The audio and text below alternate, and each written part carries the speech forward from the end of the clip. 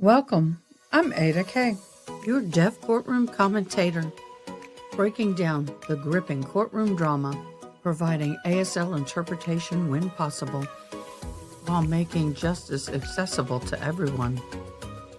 Grab your favorite cup of java and let's dive in.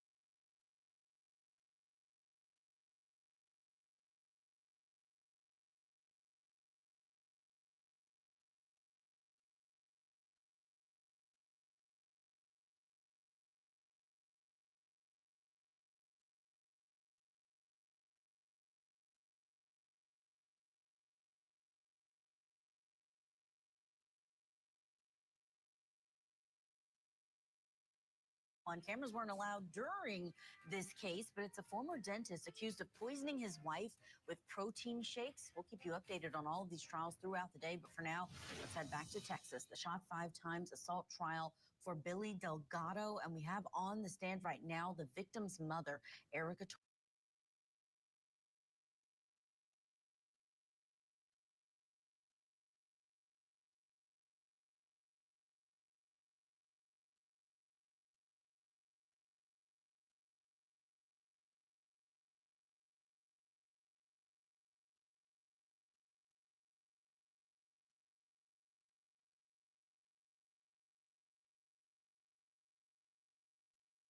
What do you mean no sound? Are you kidding me? Gee gads, this thing is pissing me off. Okay, guys, I had to sit there and bang the button. Okay, welcome. I'm AdaKay. We'll do it all again. Welcome to chat. Wonderful. Aaron E is first in chat. Tinkitude out and about with Diane. Miss June Penny. Dawn, 80s Music Man. One Sunny Day. Seba. Viva, I think. And Carrie B. All of y'all, thank you for telling me no sound. I have some interesting news about this. StreamYard was sold a while back, and they've been making a lot of good changes, but it's been glitchy as hell lately for me. And so let me turn that down just a wee bit and get that there. So anyway, what's happening is I'm able to move things and be more free in my customization of the screen, but I still don't know why my mute and unmute button is a little glitchy. When the intro happens, it automatically mutes you, and it's supposed to unmute you, and it wasn't red. So I had to bang on the button a couple of times. My bad. So much for protein. Hello, London from UK. Hello.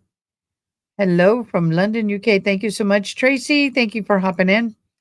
Frankie Leroy is in the house, y'all. So anyway, what I was saying about this is that while we are in a verdict watch, let me get this back into real live time. I'll mute it. They are going to be popping in and out of different trials. This is a Texas trial. The mother of the victim is testifying where he shot 6 times the victim and they lived. I know, it's crazy, isn't it? So thank you so much for sharing. Thank you so much for liking, doing the thumbs up and all that wonderful stuff and the subs. I want to give a big shout out to my mods for the day, June and Ronnie. And yes, it's kind of weird. I alphabetize everything, including my welcomings. I apologize. It's no, I got it. Live communication, no sound. Thank you so much. Thank you, thank you, thank you. Okay, so here's where we are. I'm going to do a recap of the trial and recap of the testimony, the closing arguments from yesterday. Okay. So I couldn't sleep last night, y'all. Before I go there, I'll go here. I couldn't sleep at all last night. Not at all. It was after 4:35 in the morning before I even was able to get enough to go to bed. And look what I did. That's how much I did yesterday. But then again, that's an inch an hour. So we're looking at about 1, 2, 3, 4, 5, 6, 7, 10, 11, 12 hours total on this yesterday to do that. But what do y'all think? This is for me. This is the one I'm doing for me.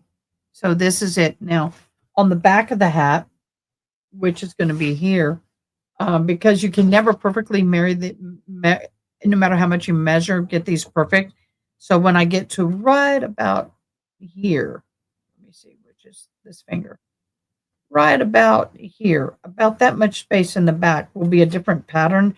And I'm going to bead my name on it, put my name on it. This is a George Strait Stetson. So yeah, what do you think? Yep. So people always ask about my hats and where I'm at in my beading, so I thought I'd share. DNA, leave your DNA. Oh, really? That's interesting. Okay, so now let's get into the recaps. Okay, so in this case, it's kind of straightforward. The Ali is formerly a Washington versus Ihsan and Zahraa Ali has been a high-profile attempted red room case involving allegations of attempted honor red rooming of their teenage daughter Fatima Ali. Here is a comprehensive breakdown that I have worked out for y'all. So, the defendants, of course, we know is Ihsan and Ali and Zahraa Ali. He is 44. She is 40. The victim is Fatima Ali, or Fatima, however they're saying it, 18-year-old daughter located in Lacey, Washington. This incident did happen on October 18th of 2024. The charges are attempted red room assault and other related charges. We kind of gone through those. We'll go through those again a little bit more. I know, isn't it? I normally don't do repeated patterns, but I'm liking this. And it is going a little faster with a repeated pattern. So Fatima had reportedly refused an arranged marriage to a man about the age of 61 in Iraq. She was dating an American boy of color. And I'm not trying to be politically incorrect. I'm just trying to be politically correct. And if it doesn't work, oh well. The parents were very disapproval of. On the day of the attack, Fatima had left home early with a small bag at $100, planning to go to a youth shelter after school. She was running away. Her parents allegedly planned to send her to Iraq on a one-way ticket that morning. Now, interesting enough, though, the attack or the assault occurred outside of the Timberline High School. Ihsan Ali caught on video choking Fatima in a violent confrontation. The bystanders, including her boyfriend, Isaiah, and classmates, intervened by punching and kicking Ihsan, sorry, that felt good, to free her. Witnesses testified that Zahraa Ali also attempted to strangle her daughter while Ihsan was being subdued. Now, here's some of the trial highlights. By the way, I wanted to touch on something. We talked about it yesterday. Just before her father, Mr. Ali, cold-cocked punched the boyfriend and almost knocking him out. Oh, sorry. I haven't had coffee yet. Almost knocking him out. The young man put his hand on his daughter's shoulders. That instant right there is cause for a honor red rimming. That in and of itself would cause a red rimming, an honor red rimming, because that dishonored his daughter and his family. Some people argued me. I disagree. I did some research. I actually spoke to somebody of that culture who lives here, who no longer is of that culture or religious beliefs, and they said I'm correct. The moment he put a hand on her, she's defiled.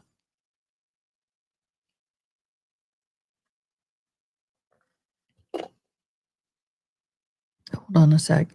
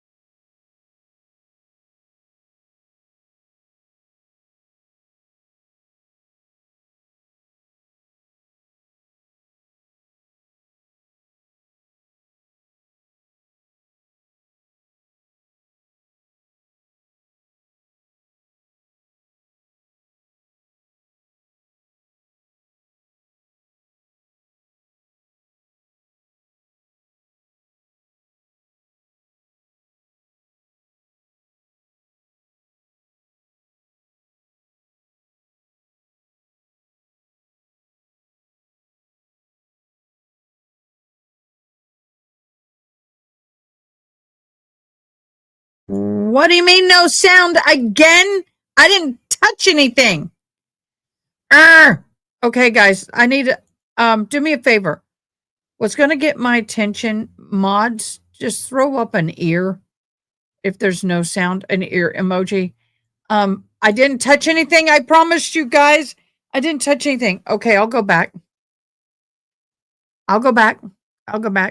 Fatima's testimony. She described losing consciousness multiple times. She said she felt heartbroken and terrified during the attack at all the same time. I didn't touch anything. It just did it. It's in the program. I'm gonna, now that I know it's doing it, I'm gonna keep a super strong eye on this. Okay, and then she felt herself kind of blacking out. She said she felt as the type got stronger and stronger, she felt some tingling. She felt things going numb, and then she passed out. Bystanders did witness the convulsing and then the going limp. Okay, thank you, you guys. If it happens again, just throw up ears. I'll see those versus straight comments. I'll give you permission to blast me with the ear emoji. I've got a call into StreamYard letting them know I'm having that problem.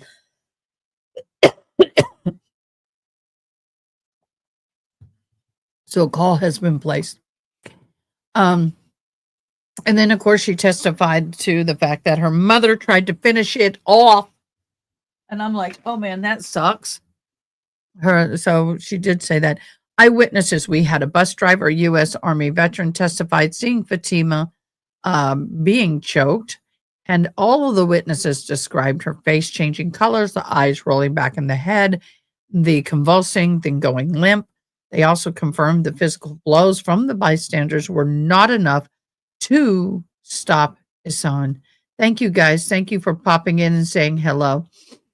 The video surveillance by the bystanders showed the entire violent struggle, and the body cam footage was capturing the parents after the arrest. One of the things that was very notable was the mother and the wife was not concerned for her daughter. It was all about the husband. All they cared about was the husband and getting the vehicle. And the sister herself were protecting the parents. No concern for the daughter in any way, shape, or form. The defense attempted to limit the discussion of the arranged marriage prior to the abuse. The judge ruled that some background details, including the trip to Iraq, could not be fully explored in court. Hello, Christy. Welcome. Welcome, everybody. So the prosecutors were framing the attack as an attempt as an honor killing, term used to describe the violence committed and preservation and perception of the family honor. You are amazing. Hey, bud, one last favor. Please don't get mad. I need water in this and in here. We don't have any more water. It has to be from the sink. We have no more jugs? They're out. Go ahead. I don't have a choice here. I need it. We don't even have the hands. So you can get one of them like at the end. Okay. Well, I can't get up. Okay. So the defense also said that commentators questioned whether the framing was appropriately or culturally reduced. So people like me and other commentators have been talking about this case, and we are all kind of concerned that the charges were brought and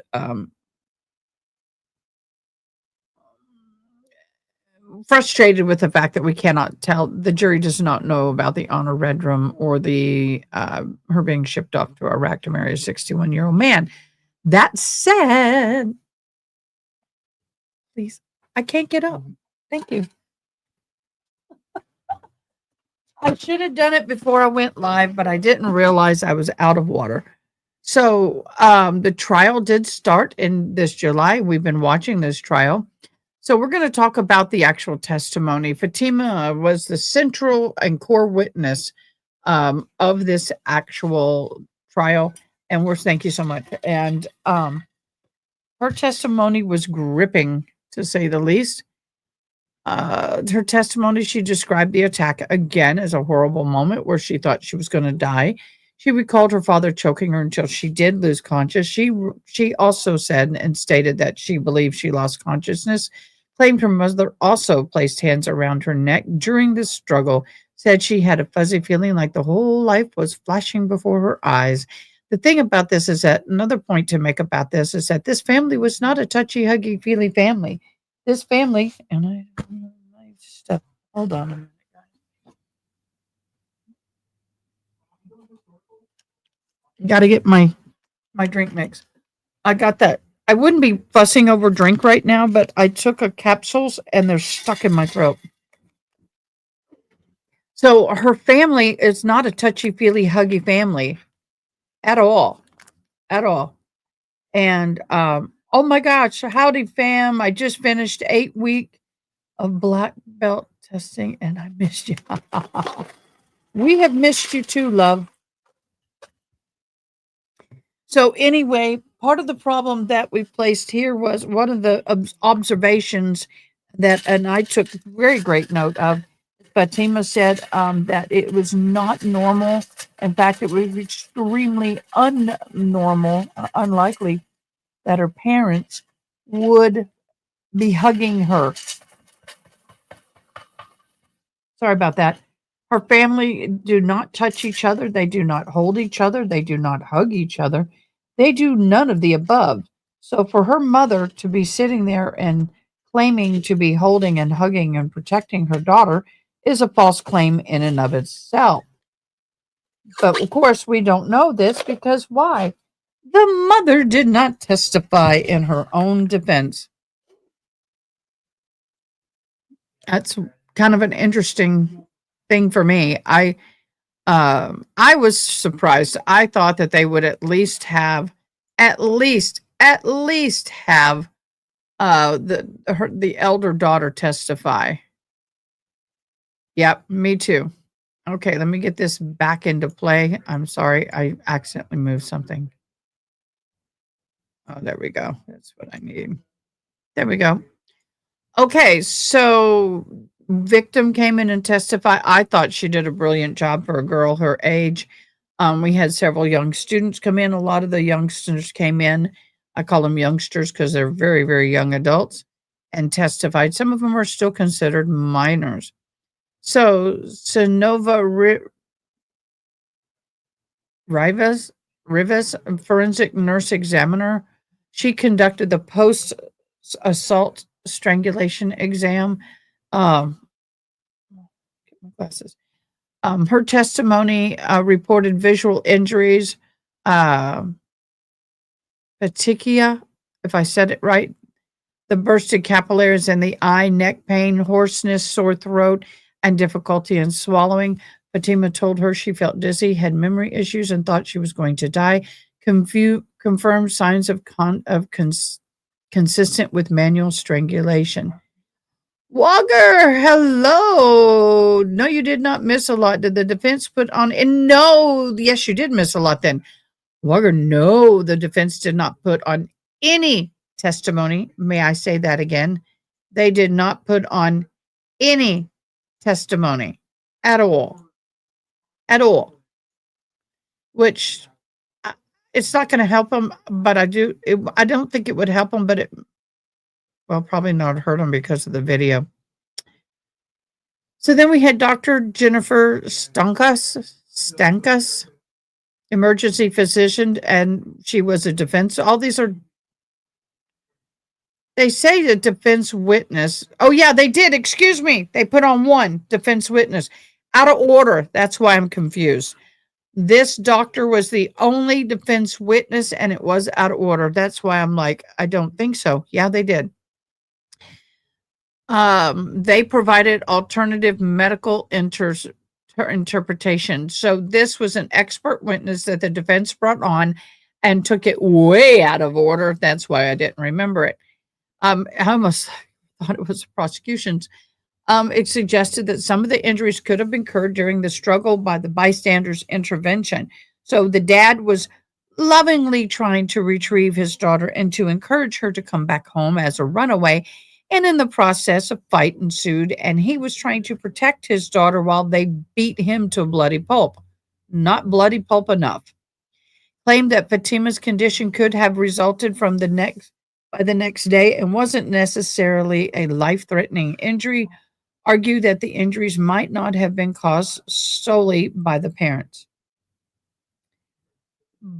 Bullcrap. The student eyewitnesses' roles present during the attack outside of the Timberline High School. So, multiple student witnesses, they all said that they saw Ihsan Ali choking Fatima to the point of her lips turning colors and eyes rolling in the back of the head. Several students attempted to intervene physically. One student described the scene as chaotic and horrifying. I'm not sure if Fatima talks to her sister or if her sister still supports her parents. I believe that they still support the parents, that she still supports the parents, but she's also taking care of, I think, a 13-ish-year-old, a 5 or 6-year-old, a 2-year-old. So the older daughter has kind of stepped in as the parent to the children. Fatima is safe. She is living in Canada. It is reported with family, but that's not been confirmed. The bus driver and civilian bystanders. So you had a bus driver, and then you had a husband and wife that tried to intervene. The adult witnesses who were interviewed helped pull Ihsan Ali off of Fatima and restrained him until the police arrived. Confirmed that Zahraa Ali did attempt to choke Fatima after Ihsan Ihsan was subdued, described the victim as being limp and unresponsive at one point. Oh yeah, and culturally that's something that she would do. Oh yeah, the father looked like this was just a thorn in his side to sit through all this, that he's innocent and he doesn't have to worry about all this. Um, I'm just at this point, I'm like, dude, really? Um, so then they had the school counselor come in. They helped Fatima arrange a to stay at a crisis youth center after school. That is where she and the boyfriend were heading, and were at the bus stop when this all transpired. The expert testimony proved that on context that FEMA fear was being FEMA had a fear of being sent to Iraq, and confirmed prior treatments or concerns for FEMA's express that she had expressed before the attack. So here's some of the key elements that were the court arguments. The prosecution alleges that Ihsan and Zahraa Ali were attempting to red room their daughter Fatima, and the act was premeditated violence rooted in a cultural notions of honor. So the intent to unalive. The prosecutors emphasized that both parents acted within the intent to unalive, not just to discipline. That was something that I actually was holding my tongue a lot when I was listening to that testimony, because culture versus punishment, and they can go hand in hand.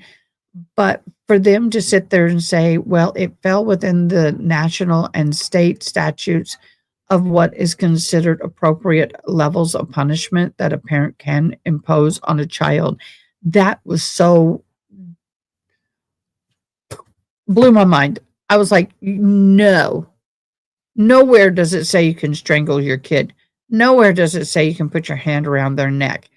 I've even seen parents put their hand around their neck and plaster their kid against the wall and, screaming at them. That you cannot do. Yes, also the fact that both attorneys and judges, oh yeah, we'll talk about the female aspect. Both of these parents realized that they did illegal acts in the U.S. and they deserve to be found guilty, says Susanna. Let me pop up some of your stuff right now while I can. The system is designed to protect the children exactly in this type of situation. Yes, it is. It is. And I don't care for what culture it is in the U.S. You can't unalive people for not listening to you. Really? Dang it. Dang. In Texas, you can. You can open hand swat your kid in public. Yes, you can in some states. Well, Aaron, I hear you say that, but it's illegal there.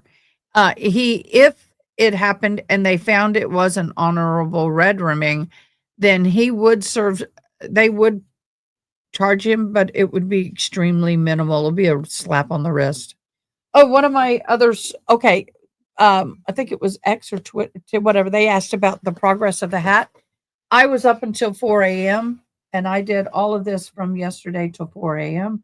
This is the progress of the beadwork on the hat. That's a stunning looking hat, I think. Yep. And I'm going to put my name on it so I can't sell it. Yes, in most Middle Eastern countries on the book, it is illegal, but the penalties are often not enforced. That is true. I like some of the last words of the prosecution. Even if she was the worst of all teenagers, their actions were not justifiable. Intent means they left the house to unalive. I'm not too sure on the intent. I think if anything is going to hang this up, it'll be the intent. And let me explain that. We cannot prove that he left the house to red room her. Did he leave the house to seek her out? Yes.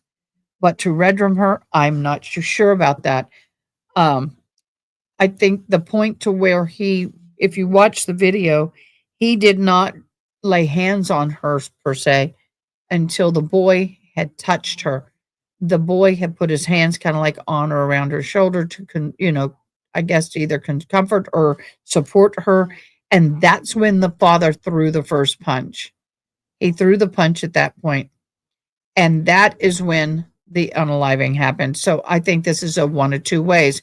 One, you're going to believe that he left the house with the intent of kidnapping his daughter and unaliving her and or sending her to Iraq, or two, that it happened in a heated moment because the boy laid his hands on the daughter. When the boy touched the daughter, that was defilement. That is unaliving right then and there. He also would have lost, and he did lose all the money that he was going to get for his daughter from the engaged husband. Yep, that's where I see it. Hold on.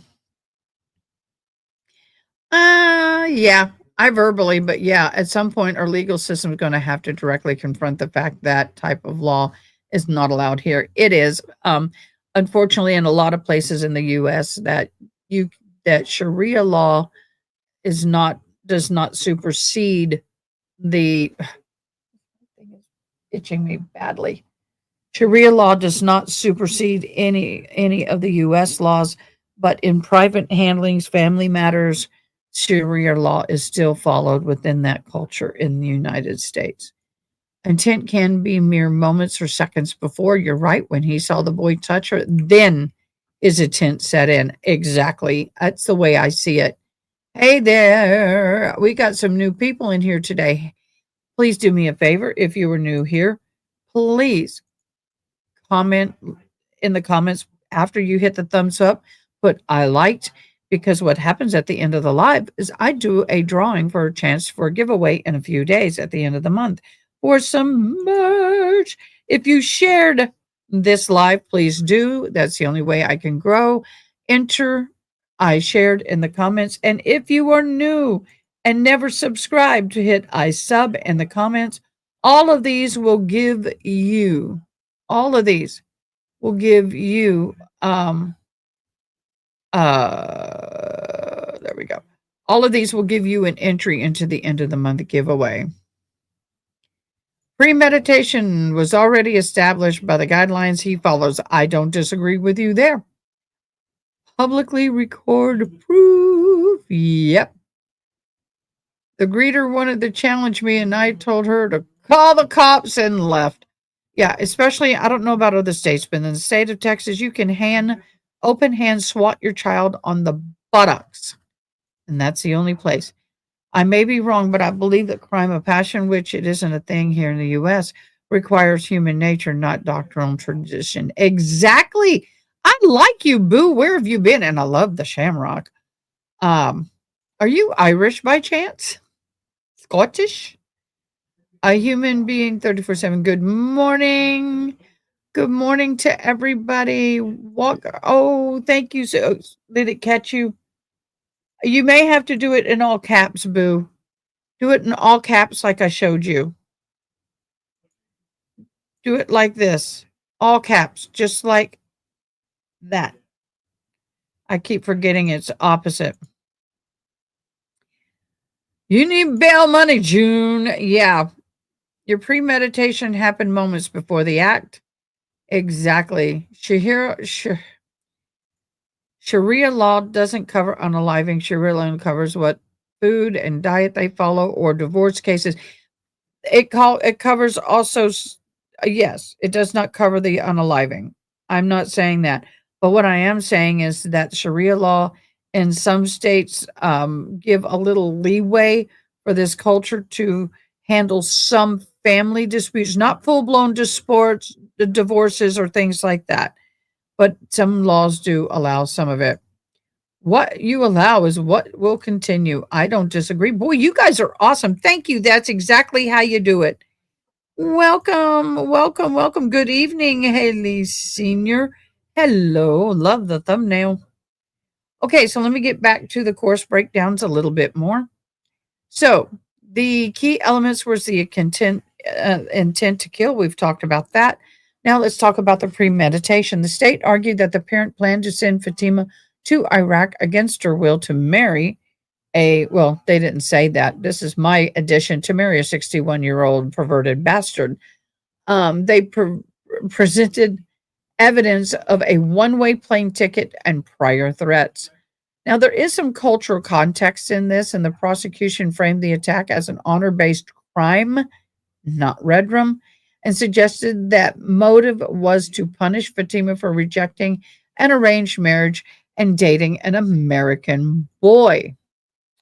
That there was a huge part of this. Hello, your grandma lives in Lacey. Aww. Makes you wonder how young mom was when she was married. Yeah. Of course, the medical evidence, we talked a little bit about it, but the forensic nurse testified that Fatima's injuries were consistent with manual strangulation and a near-death experience. I really enjoyed it. Well, I'm going to mention it, but I'll talk more about it when the attorney took a 45-second timeout. That's a long time when you're sitting there trying to, and I had tried to hold my breath. No verdict. What hello, Chadwick. No, we are 46 minutes, 52 seconds into the verdict clock.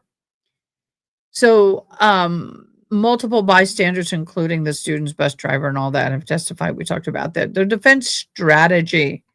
This is where I kind of had fun with this. She-Wolf, hello, happy Tuesday. Oh my gosh, everybody, thank you so much for joining. We have 65 on YouTube joining us live. Welcome, welcome, welcome. I blame the father for enforcing a tradition he knows is illegal in this country. This mother is desperately trying to fulfill the role she was groomed to have. That woman is a victim herself. She is. She's a victim. The defense contends that the incident was a family dispute that escalated, not an attempt of redrum. They argue that the prosecution is overreacting and mischaracterizing the parents' actions.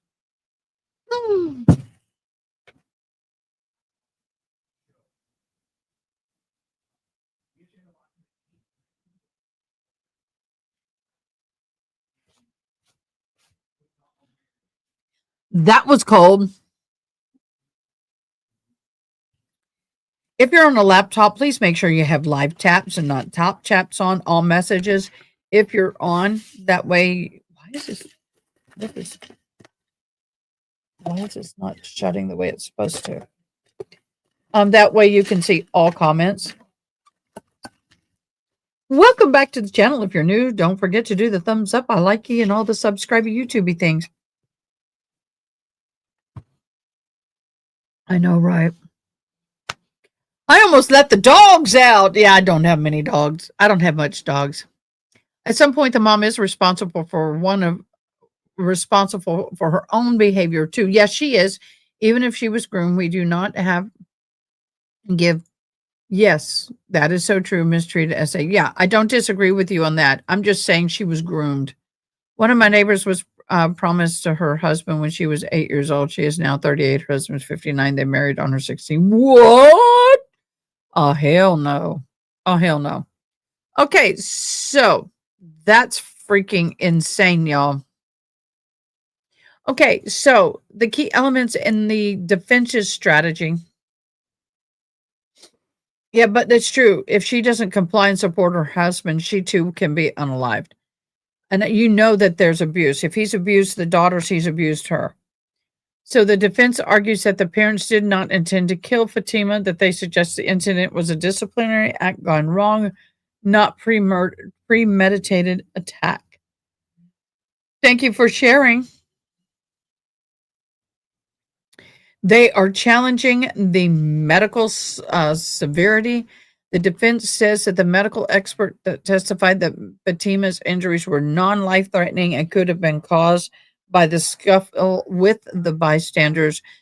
In other words, the bystanders attacking the father aggravated and exacerbated the strangulation of Fatima, and that it was not his fault that the injuries occurred. The defense pushed back against the honor redrum narrative, calling it culturally biased and inflammatory. They argue that the prosecution was using a stereotype to sway the jury. Defender Faith, hello.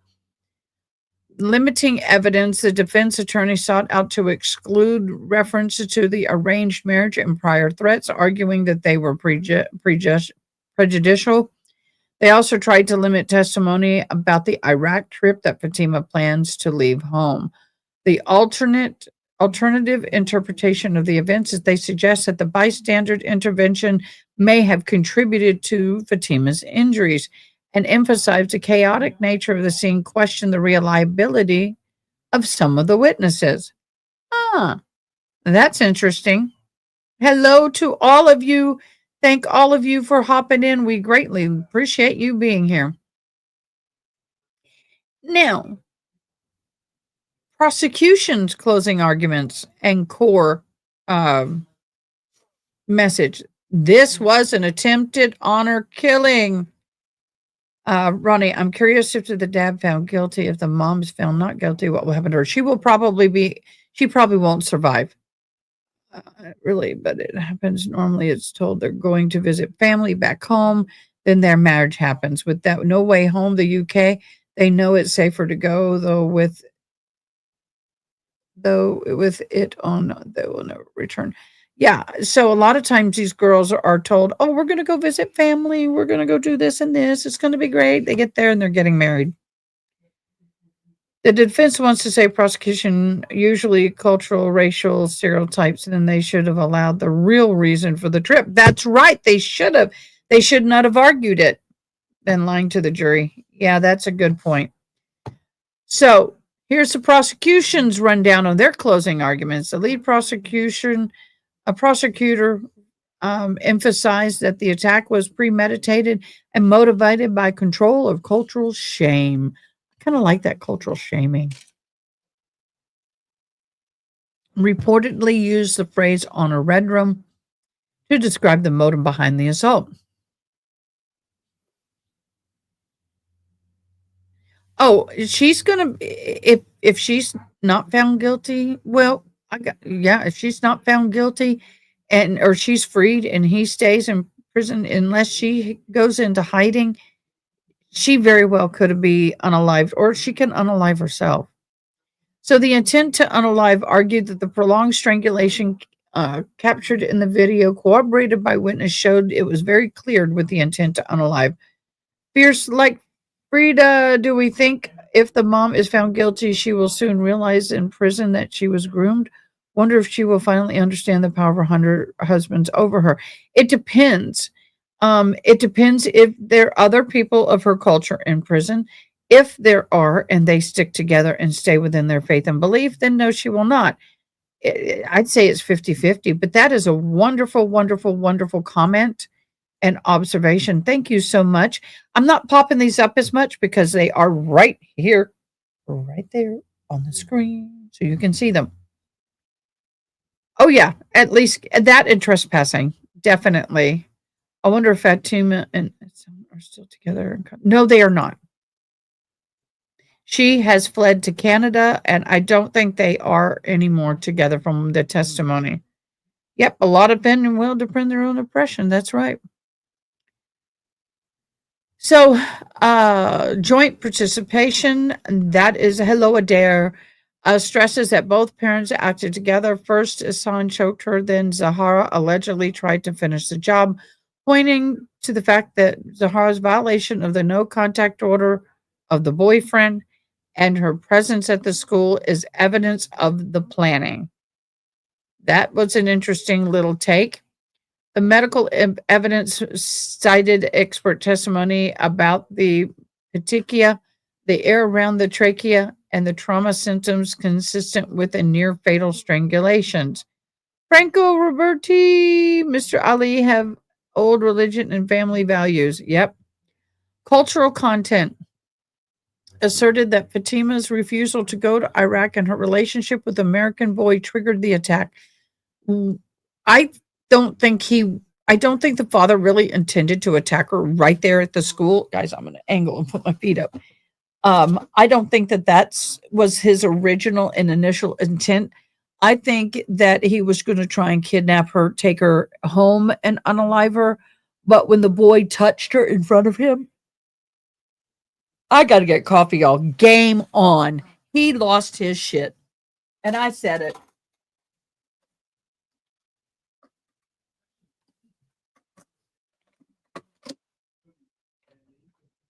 I said it. He lost it. I got new things for my badges. I'm getting a new badge soon. I know I'm going to have 2 badges.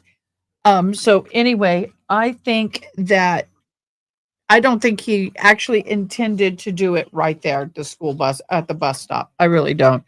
But I do believe he was going to try to force her to get on that plane and go to Iraq.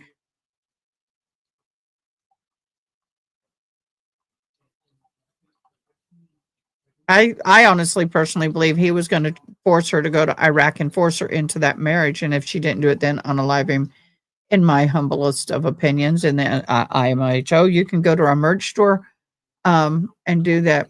Honor unalivings happen in the UK and other European countries. They actually happen worldwide, but they happen more so in your neck of the woods.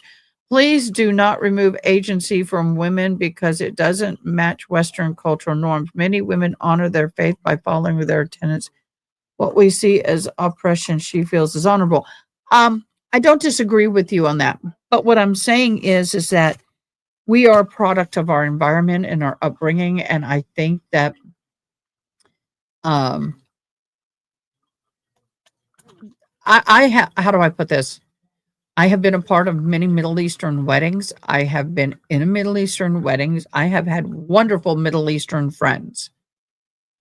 Some that came from Iraq, some that were born here in the US and continued their culture and religious beliefs.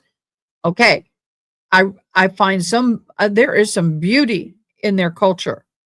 But what I'm referring to is the part of their culture that puts them in a position that they have no free will. They have no choice. And I'm not saying everybody in that culture and belief are as the same as this couple. I'm referring to people who were of her making. But I get what you're saying, and I'm not going to argue that at all. I agree. And it's sad. I have to say, I confess it's sad. A lot of religions have tenets oppressing religion, not Islam, is including Christianity, has nothing to do. Um, I don't want to get in a huge debate about all this, and I am not an expert. I know a little bit more than some people, average Joe Blow, but I understand religion and culture are 2 separate things. I get the separation. I understand that 100%. And but the unaliving situation for me is just a little bit much.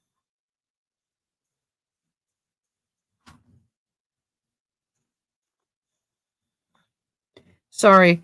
My doctor said I'm not getting enough protein. So I have started adding protein powder to my coffee. Um, but Aaron, I respect it. Yes, definitely respect you so much. Thank you so much. A lot of religions have tenets of oppressing.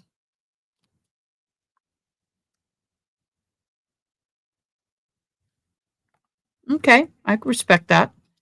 But honor rendering in and of itself is even illegal in their country, but it's tolerated. And I just struggle with that 100%. I really, really do. Um, I don't care what religion you are. If your faith and religion believes in honor, I don't think a red ring, I'm going to be against it.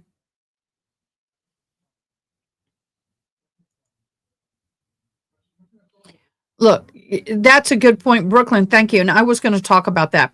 It's one thing to follow your religious beliefs, and if a woman believes that they are to be subservient to a man, and the man is the head of the household, which Christian people believe, a lot of them, not all of them, and that the man is the boss and they're to obey him no matter what, or whatever. That's your choice.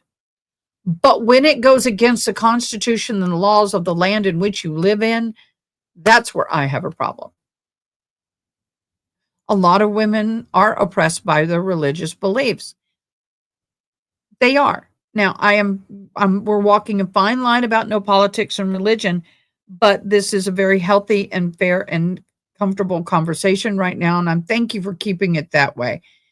But you're right. A lot of faiths and religions, people live their lives and govern their lives based on those beliefs. But when you are try to take someone's life because of your culture and your religious beliefs, I have a problem with that. And I understand in this world, his world, it is not a religious belief to unalive, it's a cultural one.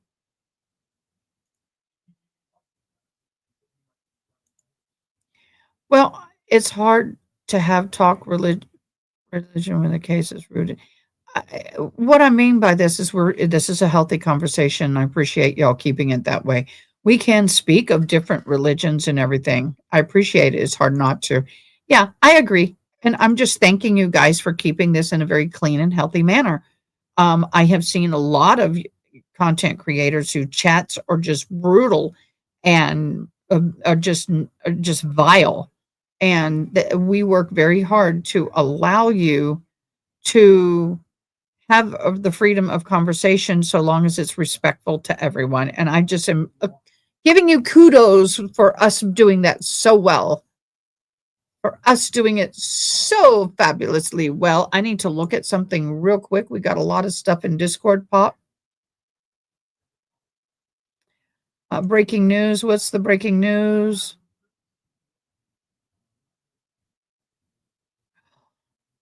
New York City Mayor Eric Adams says that a gunman who unalived 4 people in the Manhattan office building was trying to target the headquarters of the National Football League, but took the wrong elevator. We'll look at that in a little bit. Oh my God. That's horrible. Horrible. By the way, those of you who are dropping stuff off in Discord, we have a place called Member Info Drop. That means it's court cases and information you want me to look at that you can drop off, and we will look at it.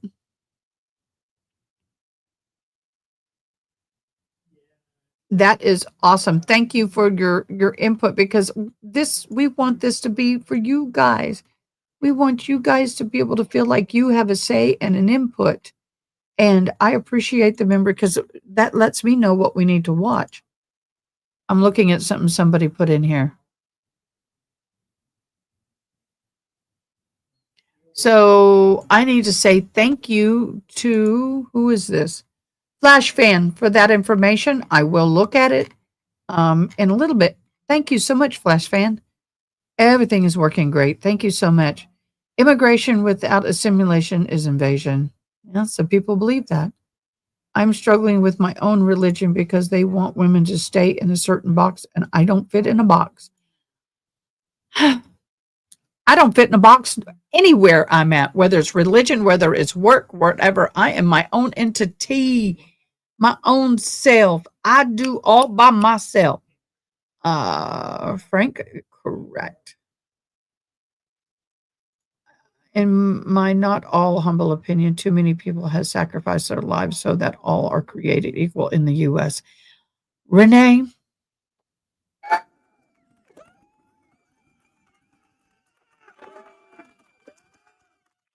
thank you, Renee, for that. Amen. Can't say it any better than that. Okay, now I'm going to go back over here. We are 1 hour, 4 minutes, and 34 seconds into the deliberations. So back to the defense closing arguments. We talked about the arguing the prosecution exaggerated. Was that the defense? No, we want the prosecution's argument. Sorry, I smushed down.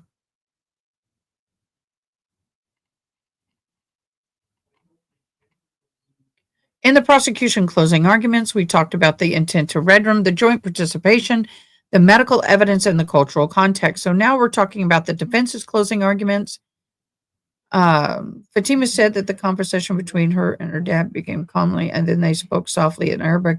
She admitted talking back to him. The conversation got louder, and her father looked frustrated before the assault. Yeah, and that's when the boyfriend, when that happened, he saw that frustration and the escalation, put his hands on the daughter, and all hell broke loose. It did. The defense attorney, Eric. It's so hard with these glasses and try and get everything where I can see in the lights. Eric, catering for Ihsan Ali. By the way, Ihsan Ali has an attorney that he privately paid for. The mother had to take a public defender. Yep. Argued that the prosecution exaggerated the incident and misrepresented the father's intent. Claimed that Ihsan always trying to discipline, not unalive the daughter. The defense attorney, Tim Leary, Zahraa Ali's attorney, emphasizes Zahara's role was unclear and misinterpreted, suggested she was trying to break up the fight, not participate in it. Oh, bull crap. The key points are the lacking of premeditation, argued there was no plan to unalive Fatima, no weapon, no concealment, no escape plan, claimed the parents were reacting emotionally and not rationally. The medical disputes cited, oh, I got to have them on. I have bifocals and I'm having a hard time fighting the bifocal with the light. There we go. The medical disputes cited that the medical experts who said Fatima injuries were non-life threatening and could have resulted from a scuffle by a bystander.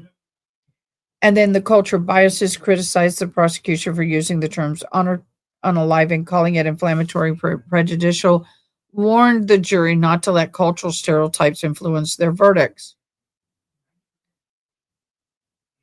It is not easy to leave a religion. I know that one. That's all the support and family come from by breaking the law and consequences. That's right. Ihsan doesn't even care about his wife enough to pay for her attorney. What great guy he is. What a catch. Yeah. No, he's like, it's all about me, all about I'm the man. I get the money. I have to respect Fatima speaking out. It took a lot of guts. All the kids, all of them testifying, took a ton of guts for them to testify. It was, to me, it was very impressive for those children to do what they did. I'm very proud of them. Ironically, she had the better attorney, which is not saying much. I know. I said in the trial that it looks like she has the better of the two attorneys. The free one was better.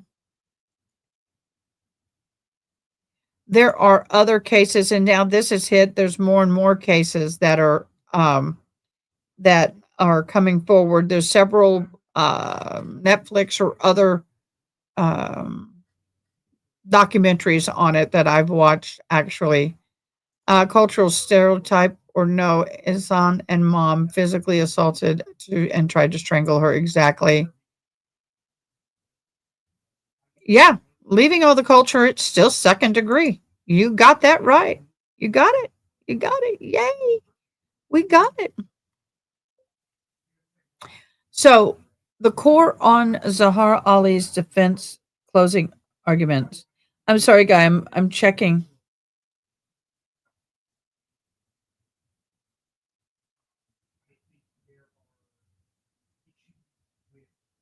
Okay, so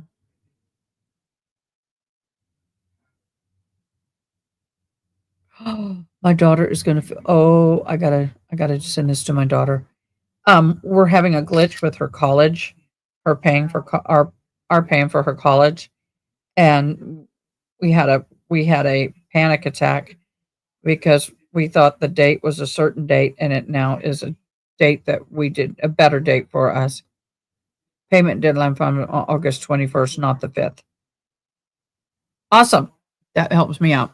So the key challenges for Zahraa Ali's defense arguments are the honor redrum narrative. Larry strongly objected to the prosecution's framing of the case, of course, as an honor redrum. Both of them did. That's no new news. He argued that the label was culturally inflammatory, prejudicial, and designed to provoke the jury rather than to reflect Zahara's actual intent and actions. Provoke the jury. Yeah, good one. They minimalized Zahara's role, and this really kind of infuriated me. The defense emphasized that Zahara did not initiate or escalate the violence. She just merely stood there and watched. Larry argued that Zahara arrived after the physical altercation had begun and was reacting emotionally to seeing her daughter and husband in a struggle. He claims Zahara's actions were misrepresented and that she may have been trying to separate the two to protect her daughter and not to harm. Okay, we need to talk about that. I heard that Fatima testified that mom was trying to help her. If that's true, that could help Zahara's elude conviction. Here's the thing about that. It was said that she could not and did not want to believe her mom would do that. Okay, and that is very true. Very, very, very true. But at some point, she did concede that later, after the fact, she believed her mom may have been trying to harm her. No daughter wants to believe, after her father tried to unalive her, that her mother would hop in and try to finish it. And you got one parent that you know is trying to unalive you, and your mother, what child would want to think that their mother was trying to harm them? That's kind of where I take it. But yeah, this is Washington.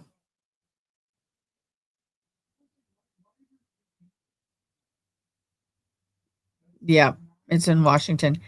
So later she kind of alluded to the fact that she comes to understand that looking back, that may not have been the case. So the defense was emphasizing Zahar did not initiate and escalate. We read that. Larry pointed out that Zahar had no weapon, no threats, no plan as a part of that encounter. He argued that the presence at the school, while was a violation of the no contact order, was not proof of intent to unalive. I kind of agree with that. But at the same time, she still committed a crime. Fatima was in and out of the consciousness. She couldn't tell what was going on, at least not until she was, yeah.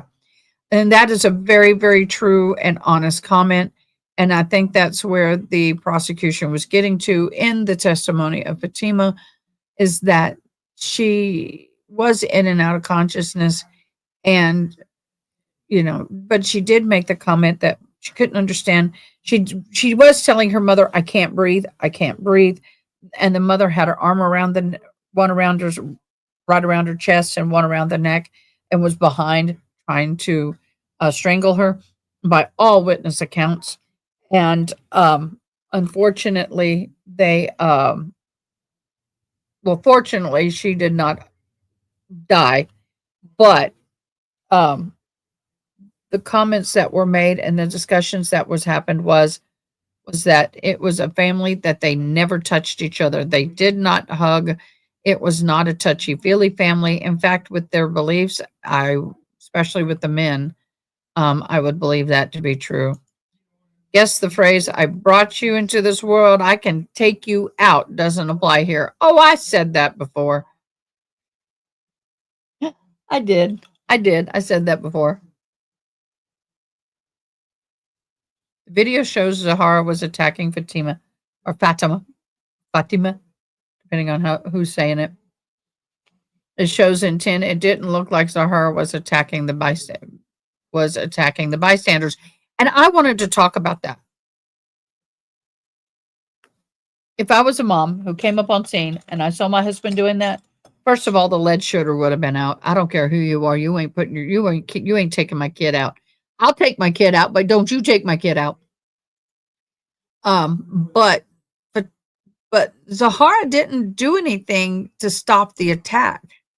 Now, once again, they were all men, so she couldn't touch them. Both parents need to go to prison for a long time, disgusting mother and father, because the arranged marriage means that they were accepting payment for their daughter and would have to return. Exactly. And I wanted to know how much money he received in advance for the daughter. And I find it that the elderly daughter is still not married. In Fatima's own words, the defense highlighted that Fatima herself testified that she didn't believe her mother was trying to hurt her. This was used to cast doubt on the prosecution claimed that Zahraa was a co-conspirator and attempted red rum. Mods, can you pop up the donation information for the rest of the month, please? I wanted to let y'all know that any and all super chats all the way through August, from July 4th to August 4th, will be donated to the Kerrville 4th of July flood. For those of you new to the channel, I live in Kerrville. I was here. My backyard is damaged, but the house is fine. I'm an emergency services chaplain. I've been working closely with some of the families that lost their children in this horrible disaster. So any and all donations is 100% will be given into the disaster relief in two different areas. One, a volunteer fire department was out on their trucks doing rescues early that morning, only to come back to the department to find the floodwaters had taken out their entire fire department. Walls was the only thing standing. All gear and equipment was floating down the river. And then the other area is I'm working closely with some disabled victims who've lost everything in the flood. And I have purchased 3 wheelchairs, 3 more are needed, and 1 CPAP. So I am raising money to provide those for them. Organizations will step in and help provide long-term medical, but until then, I am partnered with Walmart and have been providing transport wheelchairs to act. Oh, Karate Cut Thumb, Mom, thank you so much. The transport wheelchairs will be used for those victims until their replacement custom ones that meet their need are made and delivered. Thank you so much, y'all. It is very important that it's very touching to me that y'all have helped. We have raised over $1,700. I have purchased 3 wheelchairs. I have donated over $500 to the Centerpoint Volunteer Fire Department. And I do have a photo to show me doing it. So yay! Never mind. When I first looked up, I got 15 years max, but now I looked up again. It carries a potential life sentence. Yes, we did go over that. I can go over that again if you wish. It was in yesterday's live, but I will be happy to, I would love to, and I would be happy to go through the charges again. So, the emotional appeal, Larry portrayed Zahraa as a mother overwhelmed by fear and confusion, a nonviolent criminal. He asked the jury to consider the context of a panicked parent, not just the chaotic footage or the witness assumption. The legal strategy argued reasonable doubt according to Zahraa's intent and actions, urging the jury to separate her from her husband's conduct, emphasizing that guilt by association is not justice. Now, Ihsan Ali's closing argument breakdown is the intent versus outcome. Intent versus outcome. Hold on. We have an extra one, but don't know what it would cost to ship it. Yeah, that's the problem. But if we can figure it out, that would be great. So the intent versus outcome is a lawyer for Islam, Ihsan Ali, Mr. Ali, argued that he's never intended to kill or unalive his daughter. He acknowledged that the physical altercation was serious, but framed it as a moment of parental frustration, not an attempted red rum. A father would never touch his daughter in the way he did in that culture at all, unless it was for unaliving. They're not co-defendants. They're being tried at the same time. Karate Cat Mom. That's a great question. They're being tried at the same time. You know, it was frustration. That to me pisses me off because culturally he would never do. I mean, he may hit her. The only time a man in that culture that I know of, and from my experience and from the questionings and talking to the people I've talked to that I personally know. And then once again, this is not law. My humble opinion and my experience and my own research have told me that no way, no how would a man ever touch his daughter in any way unless it was for punishment or red rooming. Yep. Um, emphasize intent. Okay. He acknowledged that the physical altercation was serious, but framed it as a moment of parental frustration, not red rum. Attempt emphasizes that the intent is the legal threshold and that the prosecution failed to prove it beyond a reasonable doubt. Okay. The challenging for the honor redrum narrative is the defense criticized the prosecution for using the term honor redrum, calling it emotionally charged and cruelty based. He also warned the jury not to let the culture stereotypes cloud their judgment, urging them to focus on the facts of law, not sensationalism. So he also too talked about the medical testimony, and he cited the defense medical examiner that testified that the injuries were not life-threatening and could have been caused during the struggle by the bystanders. Also argued the lack of lasting physical harm undermined the prosecution's claim of attempted red room. Yeah. Nope. So he then went on to talk about the video and witnesses' interpretations, acknowledging that the video footage was disturbing, but argued it did not show the intent to unalive. Suggested that the bystanders misinterpret the situation and their emotional reactions may have been influenced by testimony. By testimony.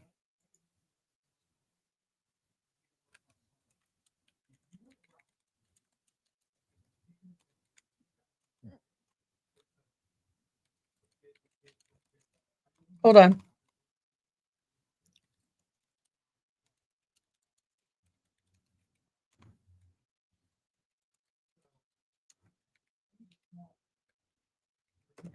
Okay. I just set a goal up there. So y'all can see it. Oh my gosh, Erin, thank you so much. Ali is full of it. You don't attempt to strangle someone if you're not trying to off them. You got that right. And thank you so much for your donation. Thank you, thank you, thank you, thank you. You both of you will get 20.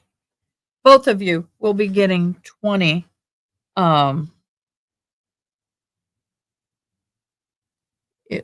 Both of you will be getting 20 entries. Thank you so much. I got your text, Renee.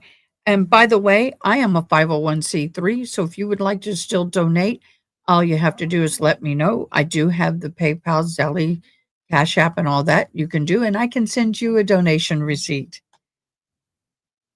Okay. So anybody who needs a donation receipt, private message me. Oh, thank you, Frank and the Roy. You're so awesome. You're so awesome. Thank you. Thank you. I appreciate it so very, very much. Oh, I'll go ahead and that's why I said all of y'all will get the 20 extra entries into the end of the month giveaway. Yeah. Yeah. But if you wish to donate locally, I can be a part of that. I have a 501c3. I have an EI number I can provide in private, of course, if you need it. The mother would have been beaten at home by himself if she defined him or tried to stop him. Oh, yeah, and he could have unalived her too. She acted on his orders to go out and find her. She was a part of the mind and body. She was.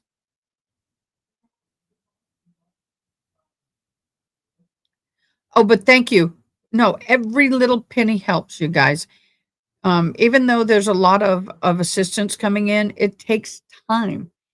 And to get a wheelchair replaced through insurance, which they will be, for example, takes 3 months minimum, unless it's one like a hospital wheelchair. Some of these had electric wheelchairs. And so I'm providing the transport wheelchair just for now until we can allocate some electric. I have a place that has an electric wheelchair they're going to donate to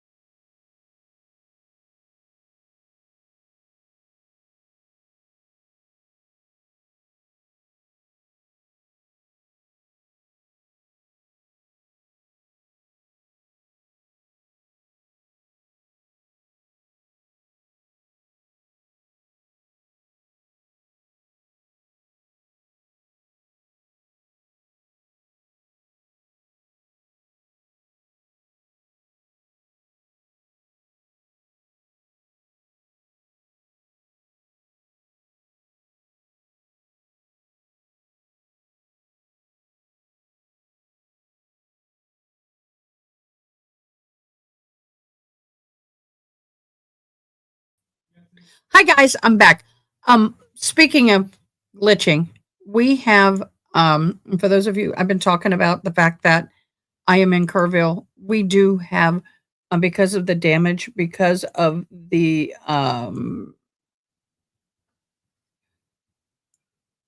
we are still recovering technology wise from the flood. And because of that, sometimes we get a little glitchy on the internet. They are having to work on a lot of lines. A lot of things were damaged, both underground and above ground. And so if you see that I am coming in and out, do not hesitate. Do not leave. I will be right back in. That is one thing I absolutely adore and love about this program is that it will stay running in the background as long as I don't shut the stream down. So if I glitch out, it's okay. That's what I want here. I need to get me back up and running. I'm sorry, I have to reallocate this. So give me a quick second. So I'll get back to that other discussion in just a second. And then that's not what I wanted. And then what we're going to do is we are going to go into a deep dive into the victim. I know I had to redo it. We have to go into a deep dive on the victim of Dan Merkel in the Donna Adelson case. We are going to start going into that and start talking about who he was and try and get that information to you in preparation for her trial. I got to get that PowerPoint up because I had it. See, there it is. So let me do this. Okay, so let me take me off of this.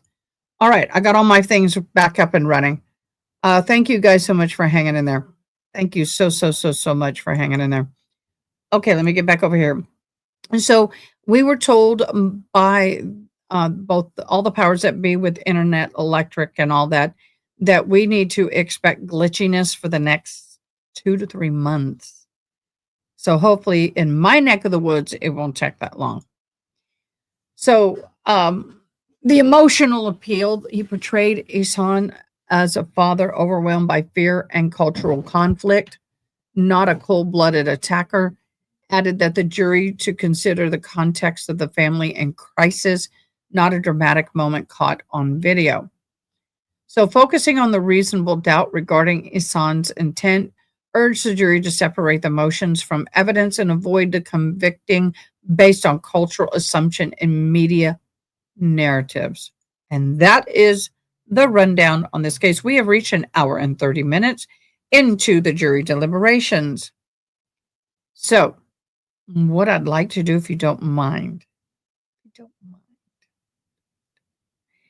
in a minute, I'm going to switch gears. And what I'm going to do, Aaron, thank you. In a minute, I'm going to take a comfort break.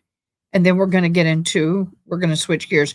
Wendy Adelson is the real mastermind behind Dan Merkel's unaliving. Her police interviews was so sus. Yes, you were so right about that.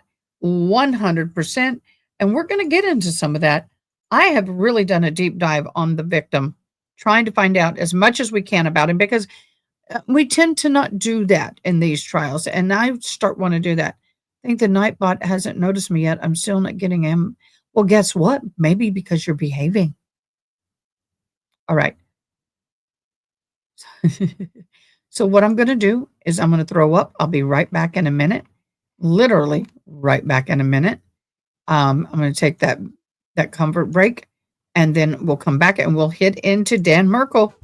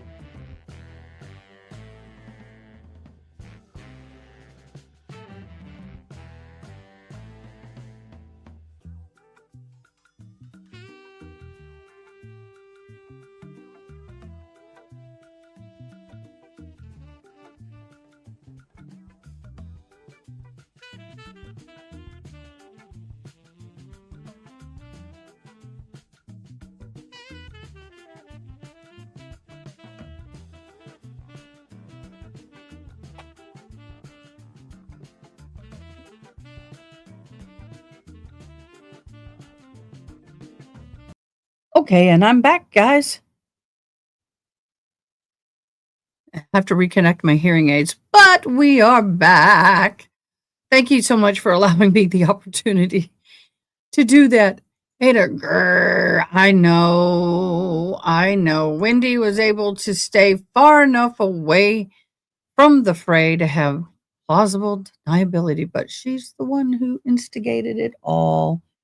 I wholeheartedly agree with that 100%. I'm going to disconnect the Bluetooth because it keeps trying to grab it. I have my hearing aids connect to everything Bluetooth, and my iPad, my computer, my soundboard, and my phone all Bluetooth connect, and they're always fighting. So I have to put that. Lucas, how are you, everyone? Greetings from Germany again. What did I miss?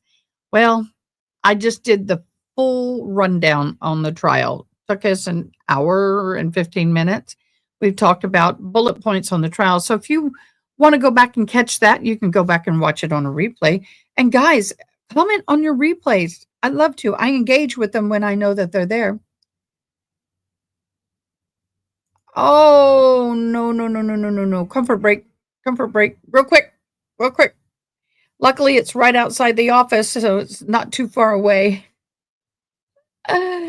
Oh, we love you, Tinkitude. Oh, we love you. All right, so I worked very hard. I couldn't sleep last night. Yes, I will do that. This here, I worked on last night. One of my mods and I were up real late. We watched a show that was about a trial we may cover, but I got to really dive into it because it's kind of a borderline trial that we can watch. So this is what I did last night. And I also did a massive PowerPoint for us last night. So we're going to use that right now. Now, I have an announcement to make. And thank you for the reminder. We are seeking mods. If you're interested, contact me in our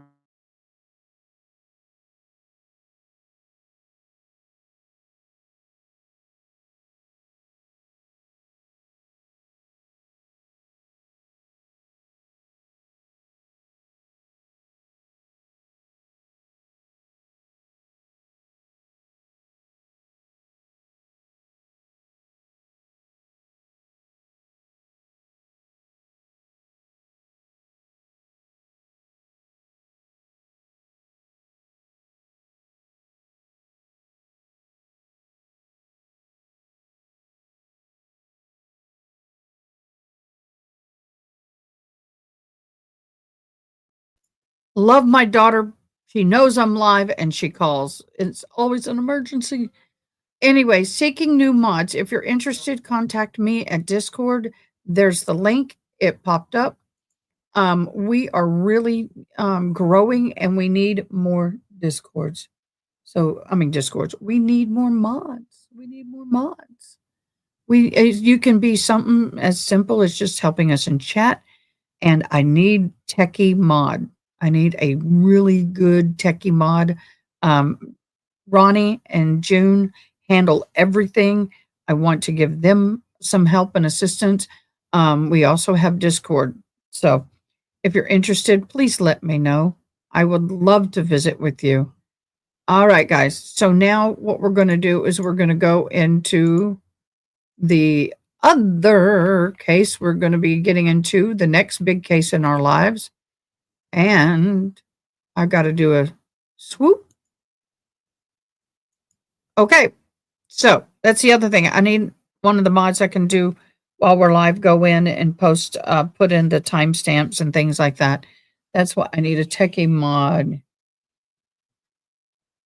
Aaron states, I'm usually always using my phone for YouTube, so I'm not sure if I'd be able to mod. You can. Mods, a lot of times it's just monitoring chat, engaging with people. So get a hold of me, Aaron, and we'll talk. You don't have to be techie. I need techie mods and non-techie mods, so we're good. All right, so now we're going to go into this. I'm going to take those off for a moment. Justice for Dan Markel. I keep saying it wrong. Dan Markel, a decade of trials, truth, and reform. So Dan Markel was a respected law professor at the Fuller State University, who on July 18th of 2014 was redrum because of the center. He was the center of a complex and very deeply troubling criminal case. He was unalived by a lead shooter to the head in his garage in Tallahassee, Florida, in what investigators later determined was a redrum for hire plot motivated by a bitter custody dispute following his divorce with Wendy Adelson. The verdict is not done. I was getting ready to announce time in a few minutes, but I'll go ahead and do it now. We are now 1 hour, 38 minutes, and 32 seconds into deliberations. Luke, get a hold of me on Discord. We do have mods that are I've had a mod that's out of country. It's okay. You don't have to be in country. And a mod doesn't have to mod every time. I'd like to have enough mods that people can rotate so it's not always the same mods. Yeah, Ronnie's on her phone 98% of the time. The only time I'm on a laptop is when I am doing research or uploading court documents. Yep. Okay, so this case is very, very complex. Very, very complex. So I'm going to give us a full overview of who this wonderful person was, and so you guys can understand the victim. This is all today. This is going to be all about the victim. For the next week or so, I am going to be doing deep dives in every major part of this case. All right. So the biographical overview, his full name was Daniel Eric Markel, born October 9th of 72, Montreal, Quebec, Canada, died July 19th of 2014, Tallahassee, Florida, age 41, married to Wendy Adelson, 2006 through 2013. I do have a copy of the marriage license, but the divorce decree has been sealed and we are not able to get a copy of that. They have 2 children. And he is of Jewish descent. She is of a Catholic descent. She did convert to Judaism in order to marry him. He is a very educated man. He became a lawyer. The education for him, you know what? I need to give me a split second so people hopping in will know what I'm doing. I'm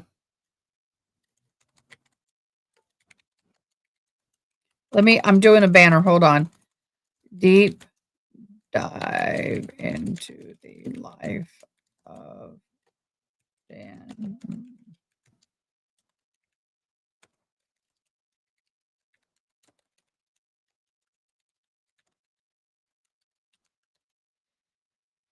Okay, we're going to do that. All right. Hopefully I spelled everything right. If I did not, let me know. I'm dyslexic as hell, so let me know. All right. So in his education, he was a Harvard University student, politics, philosophy, and he was magna cum laude. He graduated with the Dorot Fellowship in Israel, Hebrew University of Jerusalem, Emmanuel College, Cambridge, MPhil in political theory. So he is a very smart dude. He got his law degree from Harvard Law in criminal justice in 2001. He had a legal practice. He was a clerk for Michael DeLay Hawkins, a Ninth Circuit Court.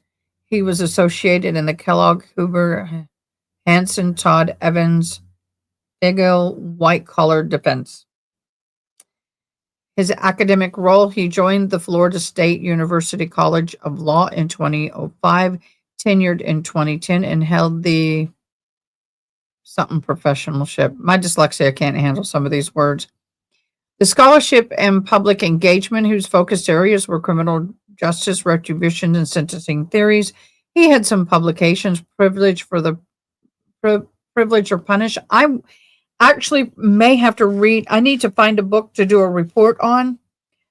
in my criminal justice. By the way, hi guys, I'm AdaKay. If you don't know me, I'm a criminal justice major graduating this fall in criminal justice degree. And so I might use this book. I've heard some good things about it, but I'm going to investigate it.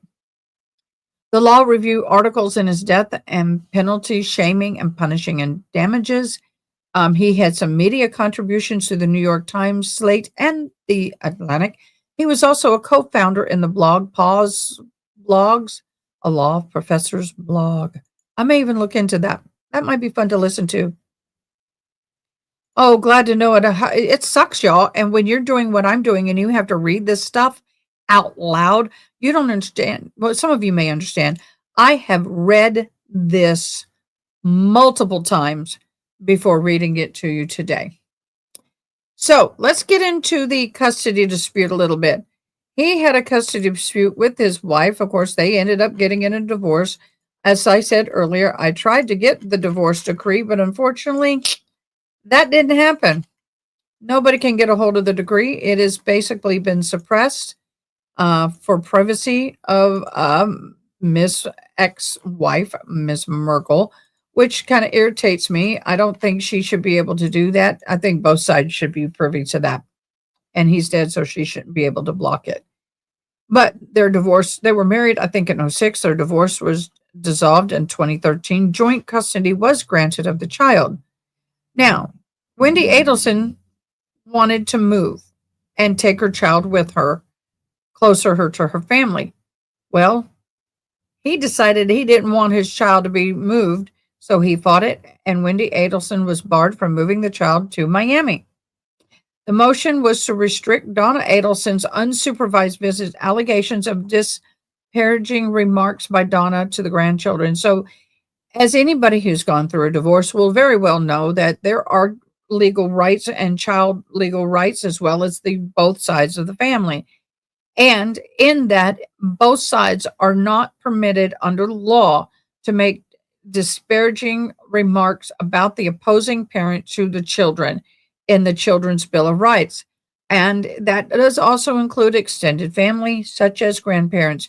Donna Adelson was very bitter, and she herself was very disparaging, and thus he fought it and won, and they could not take the kids to Miami. Wendy says that she changed the kids' surnames to Adelson because she was scared they could be attacked by whomever attacked Dan. But now the Adelson name is marred with the tinge of unaliving. You are so right. But Wendy doesn't care about the Adelson name in association with the Red Room. Yeah, that is so true. That is so true. So the key conspiracy. Oh my gosh, thank you, Weird Debbie. You rock. Oh my gosh, all the victims and the firefighters in Kerrville, thank you, as well as I do from the bottom of my heart. Thank you, thank you, thank you. Do you know what? I know I'm putting a little imposing on my mods, but is there any way we can find an interview? If there's any kind of interviews we can listen to from Wendy? If not, it's okay. But if y'all can find it, or if anybody can find it, just put the link in comments. I appreciate it. The motive was alleged desire of the Adelson family to relocate Wendy and the children. The conspirators are, well, I'm going to stop here and say it before I forget. That at one point, if my understanding is correct, Donna Adelson made $1 million offer to Dan to permit them to move the children. She tried to buy the children's way to Miami with $1 million, and he said no. So the alleged desire of the Aden family to relocate Wendy's children, okay, here are the conspirators. Now, I did not put Donna Adelson in here because that's going to be a full separate review. So yeah, I didn't put her, and I didn't have enough room on the screen. Charlie Adelson, brother-in-law, convicted of Red Room conspiracy and solicitation. And these are convicted. That's the other thing. Catherine Magbana, alleged intermediary convicted. Oh my God, thank you.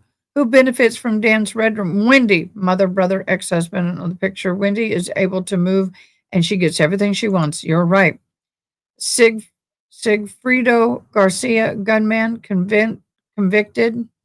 And Luis Rivera, accomplice, pled guilty.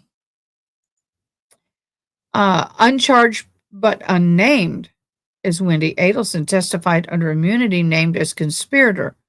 Harvey Adelson, Wendy's father, also named. Now, the Red Room investigation, of course, everything started on July 18th when he was shot and he died by the 19th. He was shot in the garage of his home. It was either in or by his vehicle.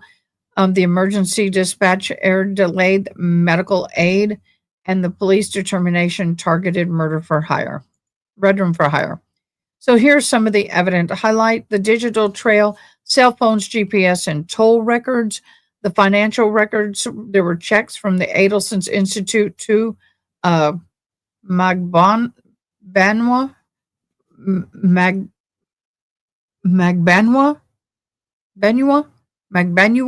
That's how I'm going to have to say it. I don't know. Dan couldn't find a tenured position in Miami. That's why he stayed in Tallahassee. Well, that's fine, but he didn't want to move. He didn't want to move. And that's his right. And that's good to know. Thank you, G14. Undercover agents approached Donna Adelson, and also they have a video recording between Dulis. I can't videotape between Charlie and Magwana. What are these names? Come on, get normal names I can pronounce. Macbaniwa. Thank you. See, I appreciate all of y'all for being understanding, and that's exactly how I need to see it. Thank you so much, G14. So, and I just got to remember that. Macbanua. The conspiracy. Oh, thank you, Frank. Oh, Frank Leroy, you were so amazing. Conspiracy motive, allegedly to allow Wendy Adelson to relocate with her children to South Florida against the court orders. The key figures that were convicted were Charles Adelson, Wendy's brother, convicted of first-degree murder, conspiracy, and solicitation. Oh my gosh, you're so awesome. Oh, I know. And I know this is a sacrifice for you guys. So thank you from the bottom of my heart. A new member. Woohoo! We have a special member live coming up on the 1st. Lord willing, if Joe Schmo and the from the Lori Daybell trial is going to be in house, we're going to do a joint live. It's so awesome. I cannot wait. So Catherine Macbanua, alleged intermediary, convicted and sentenced to life. I love coffee. I love tea. I love the job and it loves me. Sigfredo Garcia, gunman, convicted and sentenced to life. Luis Rivera, accomplice, pled guilty to second-degree Red Room, sentenced to 19 years. Donna Adelson, Wendy's mother, is charged with Red Room conspiracy and solicitation, and the trial is starting in a few weeks, hence why we're doing this. Okay, here's a bit of legal legacy and a little bit of information. Markel's death sparked a national attention and led to the legislative changes in Florida, including basically being called the Markel Act, which expanded grandparent visitation rights in case involving Red Room or felony charges against the parent. If you like, didn't mean to do that part.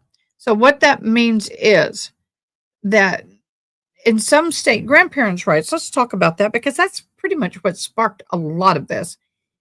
In some states, there are grandparent rights. And sometimes in those states that have it, which not a lot do, the grandparents have a right to sue into the divorce and demand visitation schedules separate from the child and on their own. I was divorced and I had a grandparent who tried to do that, but can't do it and text it, and she got screwed. But what I mean by that is this.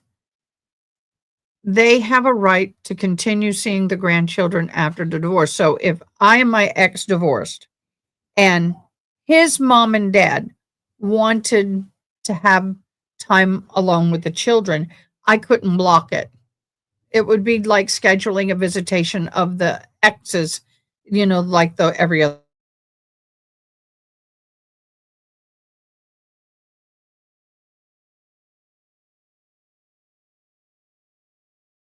court order, and it's a scheduled and whatever. Now, in a lot of states, like in Texas, there's no real grandparents' rights. Now, the only time there would be a grandparent right, only time, and imprisonment does not fall into that bracket.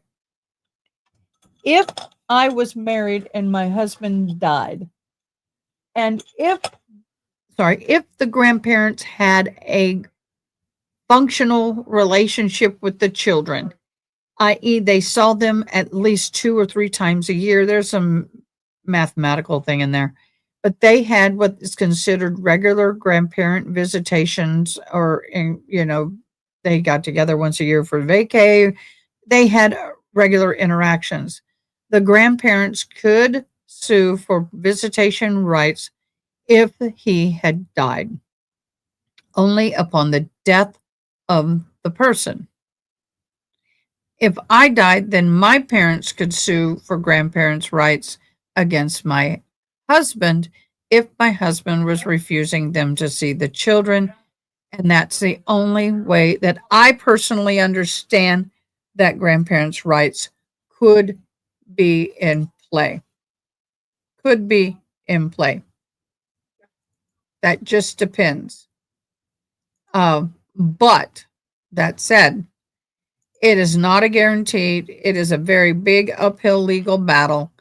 And so, yeah, sucks. Big time.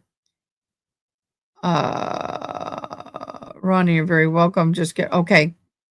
So this here is a visual of all the people in play.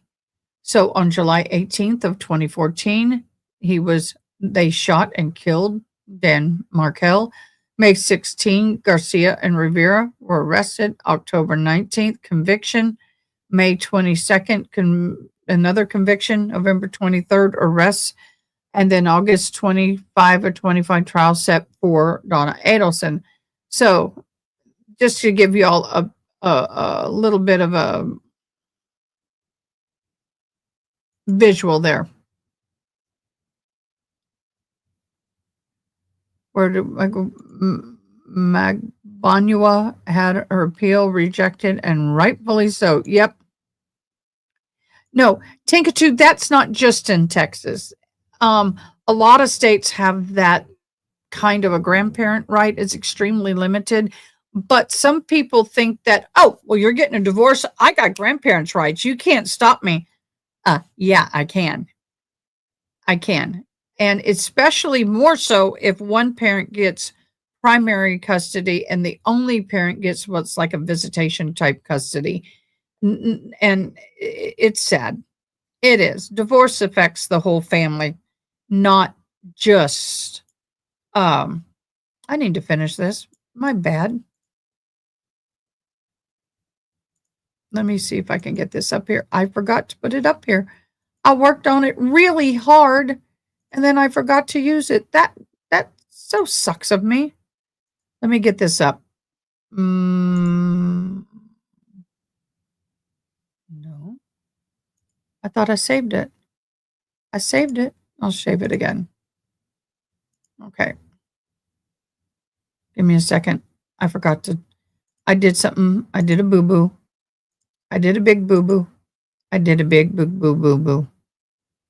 Here we go. Okay. Let's see if I can do this without messing up my slides. Okay, that works.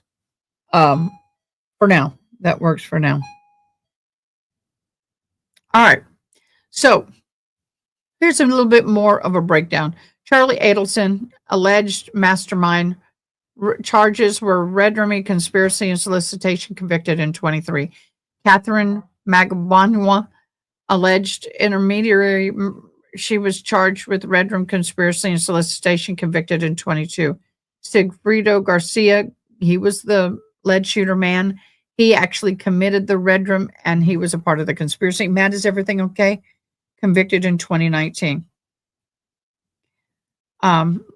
Louis Revere, accomplice getaway, second degree red room plea deal 2016. Donald Adelson, alleged co-conspirator, murder conspiracy, solicitation 2025.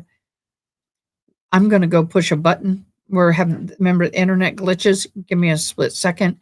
Everybody take a stretch break, coffee break. I'll be right back.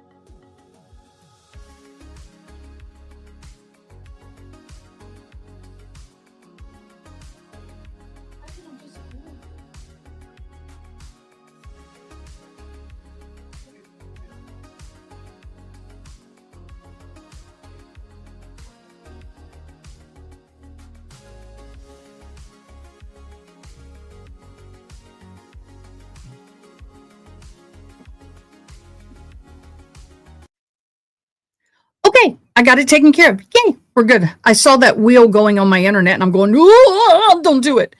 So anyway, thank you guys for sticking around. So Donna Adelson is alleged co-conspirator, red room conspiracy. So she's going into trial in a few weeks.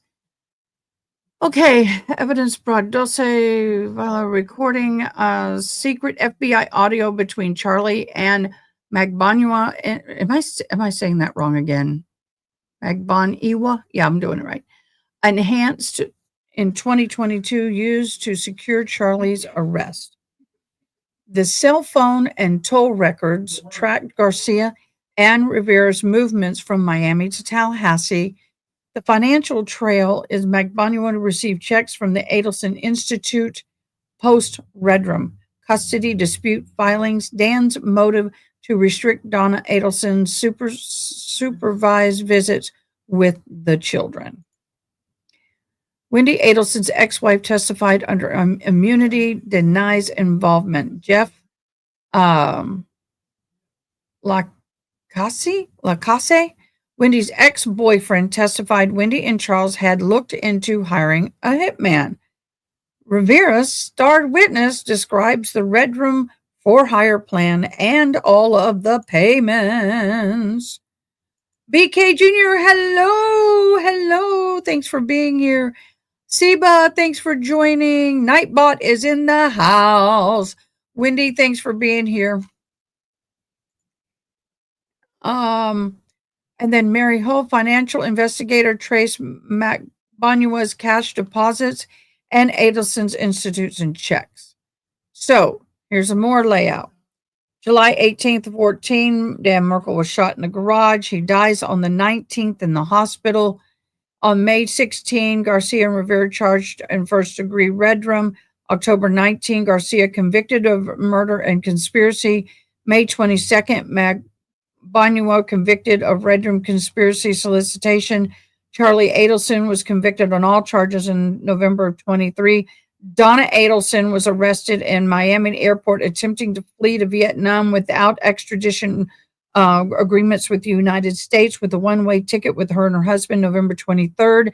And her trial is starting soon, in the next week or so. Charlie Adelson, okay, we've already seen all this. We don't need to go through that again. There were secret 19... I'm going back. I'm sorry. The recordings is secret in 2016 FBI audio between Charlie and Magbanua enhanced. We saw that. Records tracked the car from Miami to Tallahassee. Financial, Magbanua received 44 handwritten checks from the Adelson Institute post Red Rum deposit $56,000 in cash between 2014 and 2015. Received a Lexus previously used by Charlie Adelson.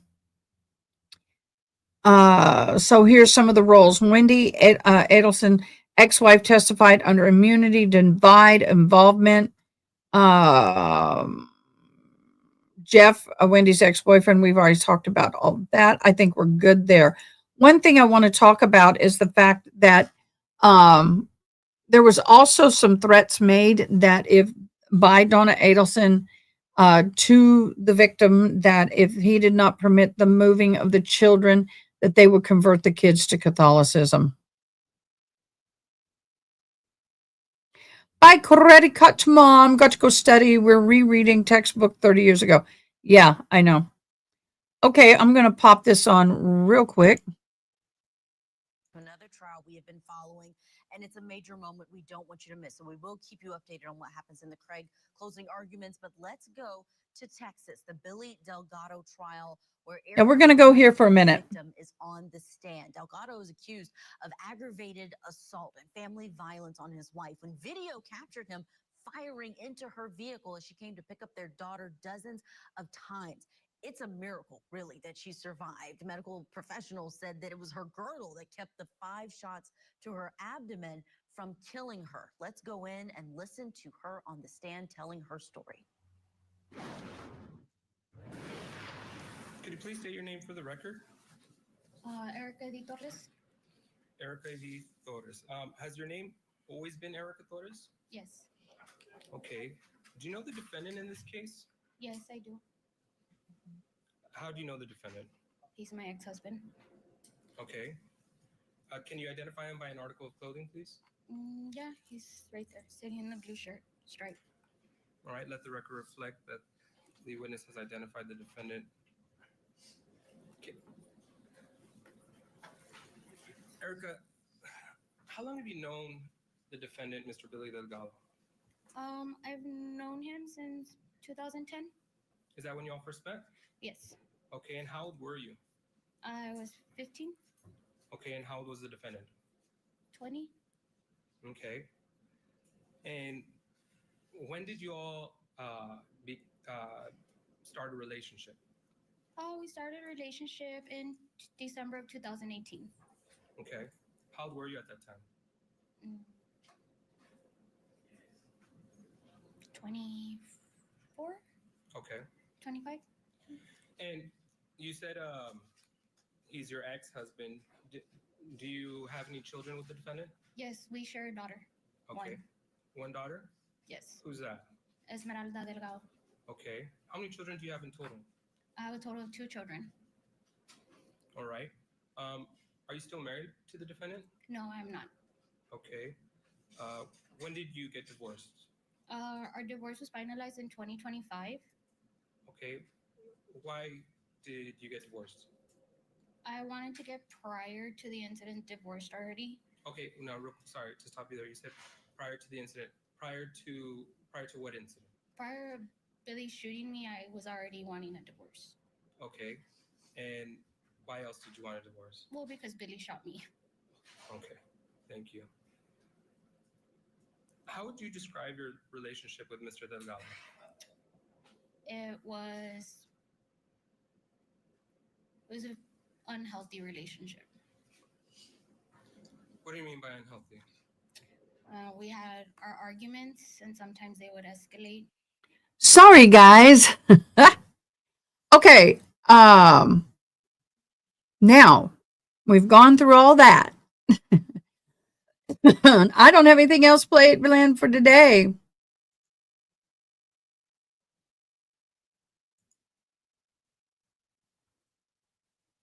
Okay, all is good. Okay.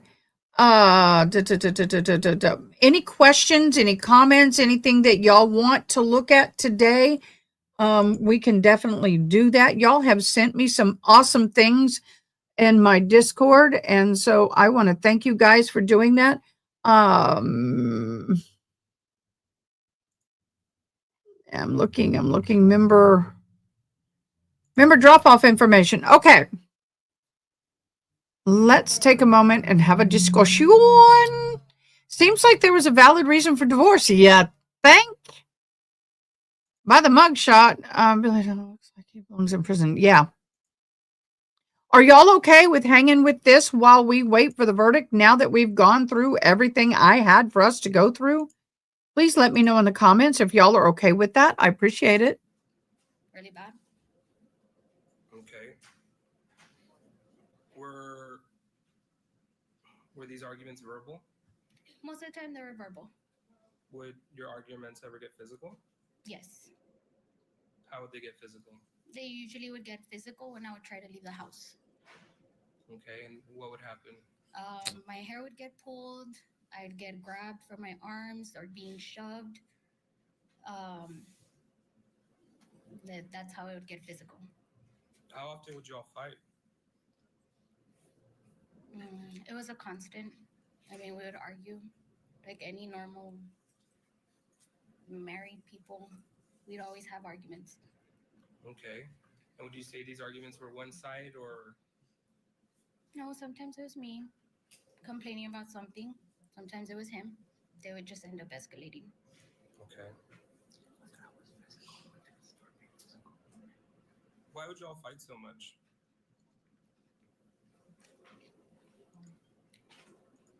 We'd argue a lot because I would complain about his drinking a lot. Ah, Were drugs and alcohol ever involved in your fights? Yes.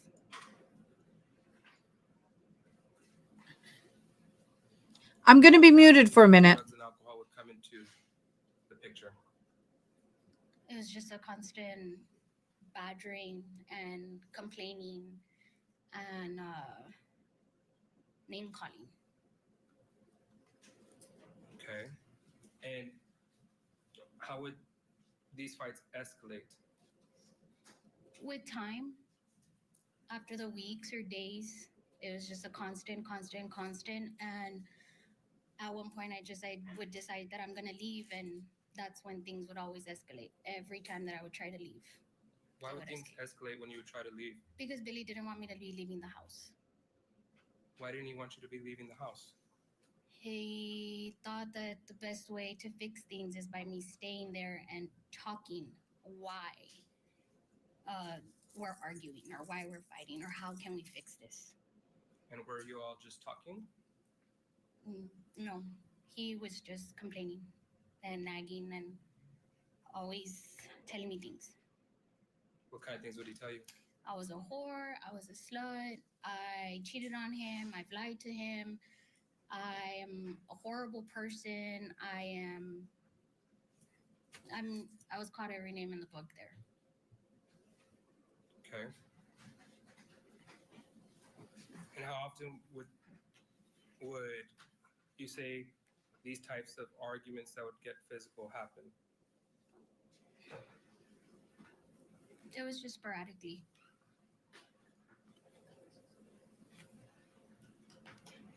Okay, and did you and Mr. Delgado always live in Laredo? No. Where else did y'all live? We've lived in Arlington, Texas, Mansfield, Texas, and San Antonio and Laredo. Okay. When you all got married, where did y'all start living? We were living in San Antonio. San Antonio?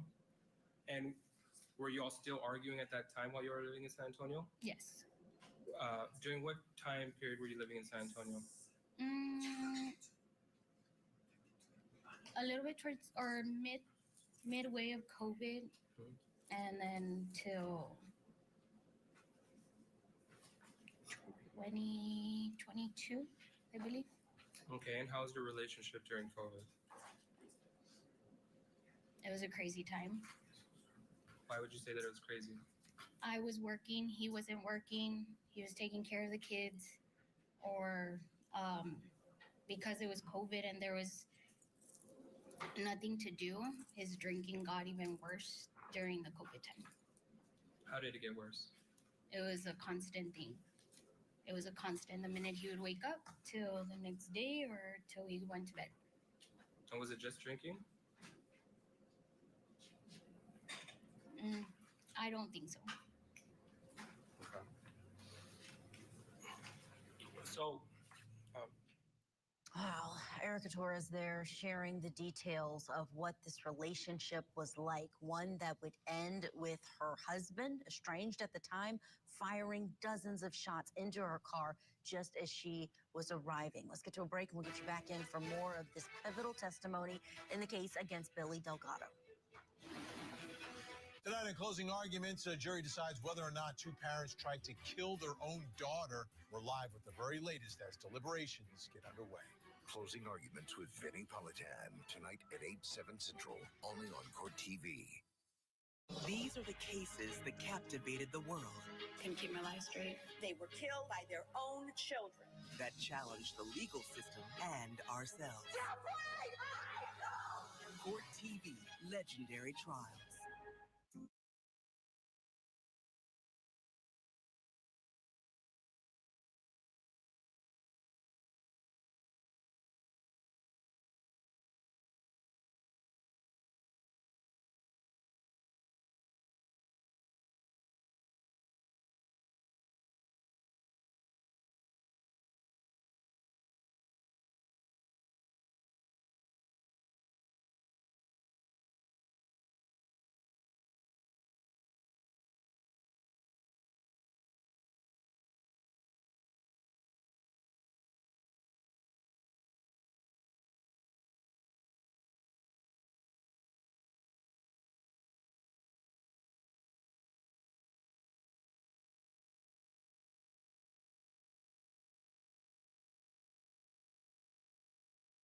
Thank you, Ada.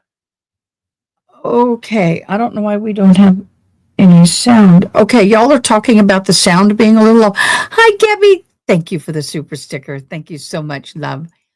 You were talking about the court sound being really loud. Can we turn it up? And Ada's really loud. Whatever she's streaming is not so much. Okay. Just put an ear emoji. I'm trying to train everybody. If you just put an ear emoji, that tells me that my sound is off balance. But I need to share with you. For some reason, my mic is as far back as it can go.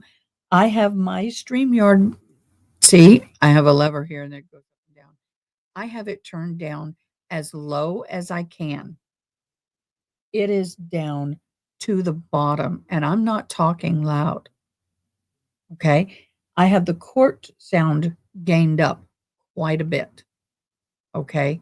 So when they come back, we'll look at this and see if that's any better. Okay. How is the sound right now? Mods, I need you guys to help with this. Aaron, sometimes it also can depend on the device that you're listening on. If you're listening on earbuds versus listening in a TV, it can change it can affect how you're hearing. G14 says my sound is perfect. Okay, everybody, I'm doing a sound check. We'll just do a sound check. I'm going to roll this back to court. And again, Angela believes Okay. This is me talking with court. in him. And that's court. Okay. So, let me know. And sometimes, I don't know why, sometimes it may be worse for one person than the other, but just throw up an ear. Anytime you're live with me and the sound is off, throw up an ear. And that tells me I need to, court volume's low. Guys, I haven't gained 100%.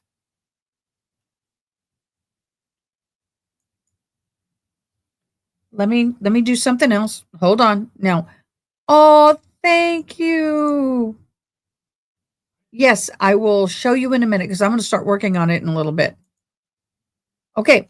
Now, I made one adjustment. So guard your ears. I don't know how it's going to be.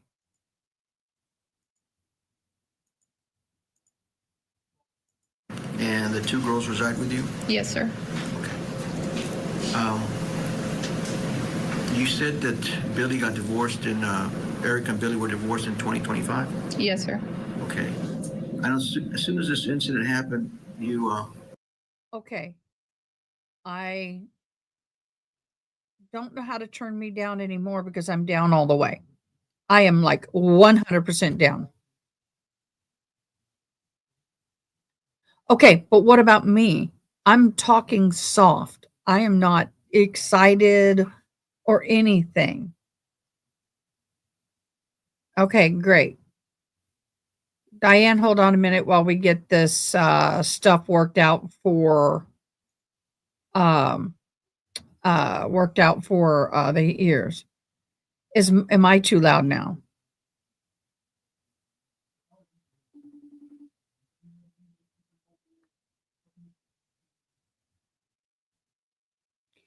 Okay. Well, all right. Now the only problem is the cord is now blowing my head off when okay, everything sounds good. Okay. Hello, Miss Diane. How's my precious doing? She's doing fine. We have had horrible storms here. That's why I've not been on. It's like, I mean, thunder that would shake my house. Well, we don't have storms here, but we've had a lot of little glitchiness. And of course, I was told that glitchiness may happen because of the flood that we had the 4th of July. Everything's up and running. Everybody has power, but sometimes they're working in certain areas to fix. They've just Band-Aids everywhere. Everything has been Band-Aided. I mean, even some of the bridges who don't even have guardrails anymore, they put up those water-filled railings they use for traffic control. And in some areas now, in Kerrville City, it doesn't look like there's much damage. But when you get on the riverside, you drive that Highway 39 along the river, it looks like some areas were bombs. It looks like it's just been exploded. I can imagine. I really, really can. I have video. I'm going to actually put a GoPro with the 360 up on my vehicle when I go take, I'm going to take Joe Schmo down the drive because I got my lights and my badge and my ID and I can get past. And we're going to do the whole ride up and the whole ride back. Wow. And then maybe I can put that video, parts of the video up. We're going to have a special live on the 1st. Joe Schmo is going to be here. For those of you who don't know, Joe Schmo is very intimately connected with the Lori Daybell trial. He's really good friends with Megan Connor, who is the cousin to Lori Daybell, who lives in San Antonio, which is about an hour from me. And he's also friends with Kay and Kay's daughter and everybody else. So anyway, so he's going to be here. We're going to have that very special live. We have just gone through all morning. We've been talking about the, I'm going to keep this running on mute while we're talking and get everybody caught up. We have just gone through the full, oh, here we go. Here's the video we want to see. Well, let me get to the video. Oh, great. They show it. But anyway, we just went through a very deep dive in the review of the trial, the Ali trial, and then we did a get to know Dan Markel, the victim in the Adelson case. So now we're just waiting for verdict. We're in verdict watch today, so we will see if. Come on, there we go. And Zahraa Ali. Remember, both of them are charged with attempted second-degree murder, and prosecutors say that they tried to choke their teenage daughter, Fatima, to death. This all happened at a bus stop near her high school. We will keep you updated on what happens there. We are also going to keep you updated throughout the day on those closing arguments in Colorado for the dentist trial for James Craig, the poison shake murder trial. But we're going to turn our attention now, continuing in Texas, the live trial we've been watching today, the shot 5 times assault trial for Billy Delgado. He's accused of shooting his estranged wife in the abdomen as she approached in her car to pick up their daughter. Erica Torres amazingly survived her injuries. Let's get you back into the courtroom now. We are listening to her on the stand on direct. Mind you, there's a video that was shown with him shooting her as she drove by. Real quick, I do want to thank you so much, Aaron, for asking about Diane's sister. For those of you who don't know, our precious Diane, sister, who they lived together. She had what's called the Widowmaker's heart attack. It's a heart attack that basically blew a hole in the heart, and usually you drop dead. You drop dead. There's no surviving it. So she is a 1 in a million, literally. I exaggerate not. And on top of all that, her blood sugar was well over 700. Basically, the machine said too high to read. And Diane, your curtain's open in the back. Okay. Oh, Tinkitude brought it up first. I'm sorry, Tinkitude. There it is. My bad, beloved. Thank you so much, both of you guys, for asking about her sister. She is in a rehab right now. Diane, you're off. Your voice. Yeah, she's in a Okay. rehab, and I talked to the doctor yesterday, and he was the one that told me it was a widowmaker, and she's got so much medicine to take for the rest of her life.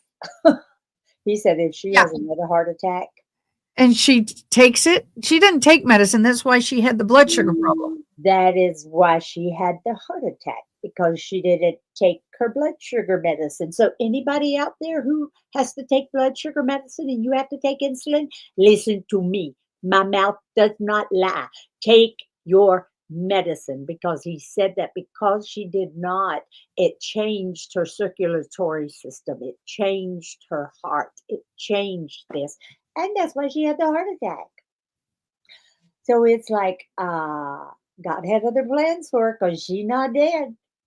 She did dead, or she did code on the table, and they brought her back. And he told her, you have to take this. You will not survive another one. So anybody, you got medicine, take it. I don't care if you don't like it. Take it. Thank you so much, June. Oh my gosh, you're so amazing. Thank you so much, June. I appreciate you as a mod, and I adore you, and thank you so much for your super chat.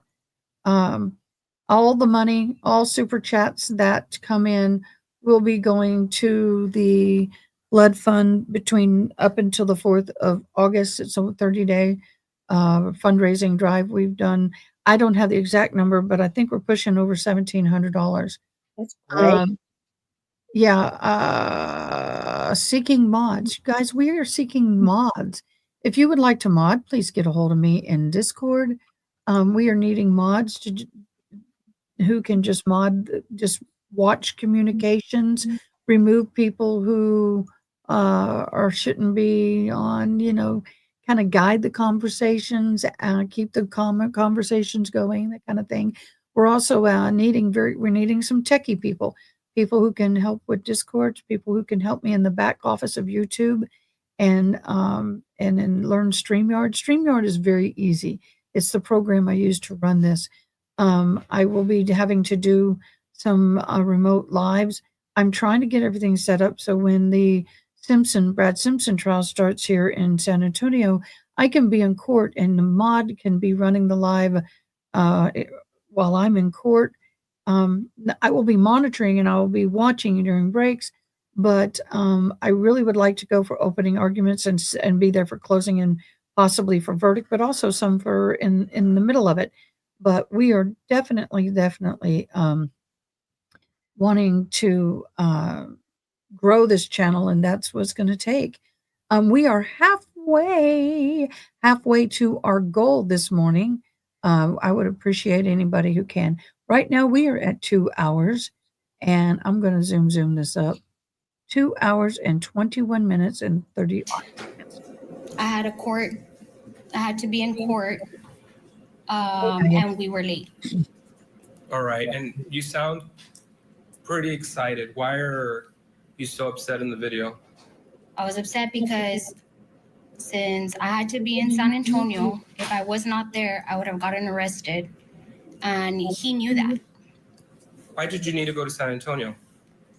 I need to appear due to my probation. Okay. And why were you on probation? I had already, it's called a judification. Deferred adjudication? Yes. Okay. The prior incident with Billy, for putting my hands on him. Okay. Now, prior to this happening, what started this argument?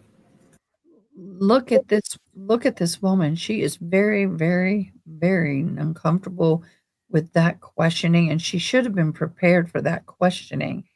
The lawyer should have made sure she knew that that was going to be asked of her. But she's sitting in a very scared. Her body is like this. She's breathing heavy. She's diverting her eyes. So, I cannot imagine being shot. What was it? 6 times and living. Yeah, she was shot at 6 times and living. I think they showed the video. Let me get back here. I'm going to skim.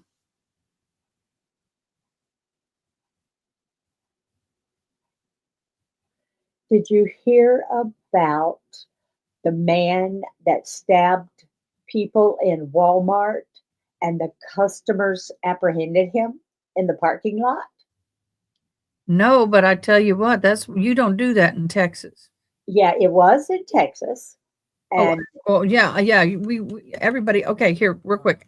We'll talk about it. Hold on, I want to play this real quick so people know where Attorney is using this There's as strategy.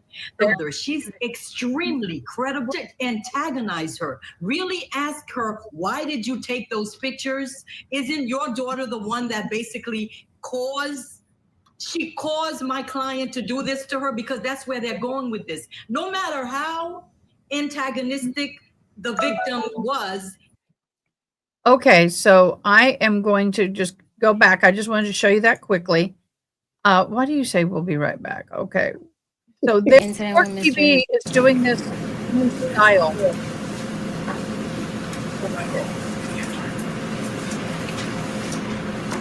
So she was shot 14 times, shot at 14 times, hit 5 times in the stomach.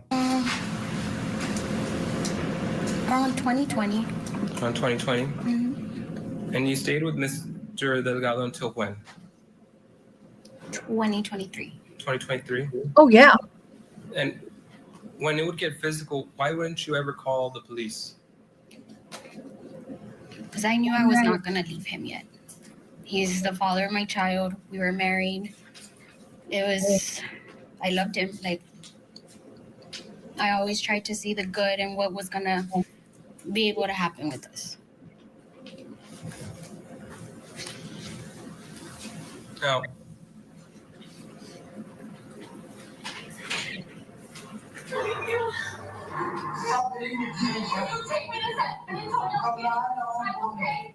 all right. Can you please explain to the ladies and gentlemen of the jury, what are we looking at in this video? We're looking at a video that Billy took on our way to San Antonio. Okay, who's in the car? Billy, myself, and my 2 daughters. Okay, and what's happening in this video? We were on our way to San Antonio. Billy decided to turn back. I'm sorry. I think this is day 2 of this trial, or day 1. It's a trial that just started. We are kind of looking at it while we're waiting for the Ali verdict. Thank you for joining. Because we were late. I had a court. Troy, hello. I had to be in court, and we were late. All right, and you sound pretty excited. Why are you so upset in the video? I was upset because since I had to be in San Antonio, if I was not there, I would have gotten arrested, and he knew that. Why did you need to go to San Antonio? I needed to appear due to my probation. Okay. And why were you on probation? I had already, it's called a judification. Deferred adjudication? Yes. Okay. With a prior incident with Billy, for putting my hands on him. Okay. Now, prior to this happening, what started this argument? This argument started since the morning because we were late. We were late and... You were late to where? To court. Okay, and where were you? Where were we? Yes. On our way to San Antonio. From where? From Laredo. Okay. And he kept saying that we were going to be late, that he was going to turn around, that he didn't see the point of like him having to take me all the way over there, that we were going to be late either way. Okay. And why were you going with Mr. Delgado that day? Because he insisted. He called into work, said that he couldn't go to work, that because he had to take me to San Antonio, that he had to take, well, exactly, I don't know what he told work, but he said that he couldn't work. And he insisted. My mom was originally supposed to take me to San Antonio, and he insisted that he would take me. And my parents, my dad gave him money as well for gas to make sure that he took me because he was insisting to be the one to take me. Okay.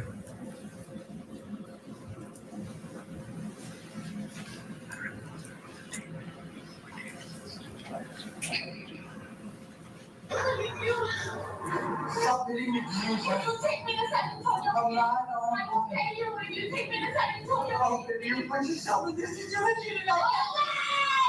Me,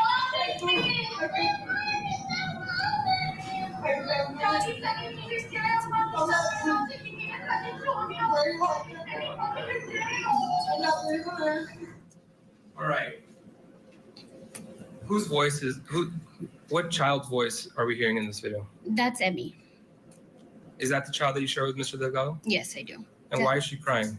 She's upset because Billy and I are arguing back and forth, and she sees her dad. Okay. What is that the only child that's in the vehicle at this time? No, my oldest daughter is as well in the. Okay. Billy, I'm asking you to fucking turn around. No, baby, you're awesome. Like, no. Call your mom. Take a job out and your mom's working. Why did you ask Billy to pull over? Because I wanted to get out of the car. I need to get to San Antonio one way or another. And if he was going to drive all the way back home, for sure, I was going to even be more late. Okay. Could you have just opened the door and gotten off? No, we were on the highway. Okay. I'm doing this to myself and your I keep telling myself that everything's going to be okay. No. Mom, Billy's not taking me to San Antonio. You're crying like a baby back bitch because we're late. Mom, I need to get to San Antonio. I need to go take information. Don't just like he doesn't want to. So, real quick, I paused it. Who are you talking to on the phone? My mom. And what are you telling her? I'm telling her that I need to get to San Antonio and that Billy doesn't want to take me. Okay. Now. Mom, Billy's not taking me to San Antonio. You're crying like a baby back bitch because we're late. Mom, I need to get to San Antonio. I need to go take information. Sorry, could you just look at the video? This is certainly new video that we are seeing inside of that courtroom. I'm sure they will be getting to that strong evidence, the shooting video that actually shows Billy Delgado firing the gun. But this is giving this jury a lot of insight into the tumultuous relationship leading up to the incident. Let's get to our break. We'll get you back in for more of the victim on the stand in the case against Billy Delgado happening there in Laredo, Texas. Laredo. Okay. Okay, Diane, I'll help you interpret in just a minute. I am catching up on things I have to do. I've got settings and things I'm having to catch up in. So I'll hop in a minute. What is Billy doing there? Looking down at the phone. Why do you think he's looking down at the phone? Because he knew I was already going to leave. He knew I was already getting ready to leave him.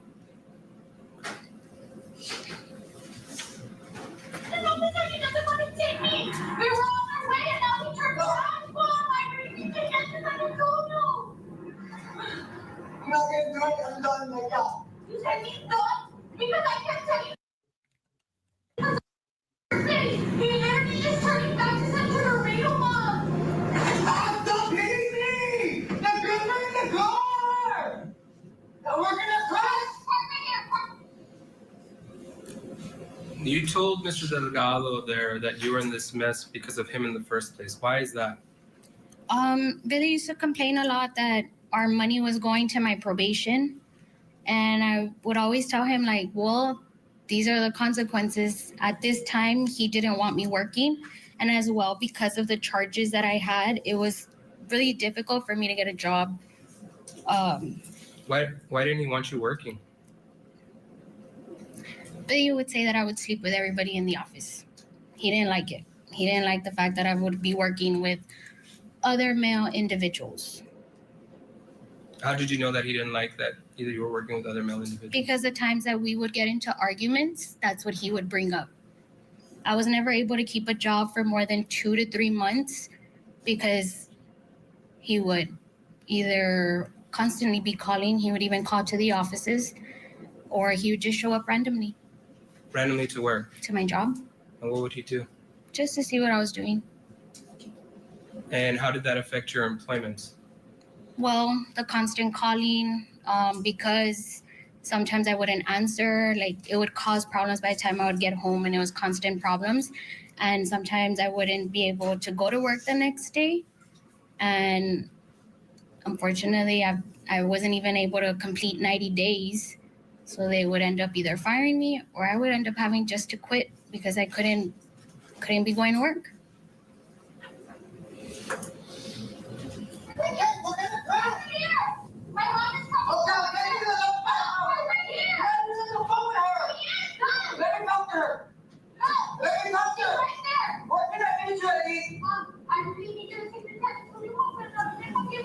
I'm not going to do it. Hold over right here. I'm going to talk over your mom's work is at.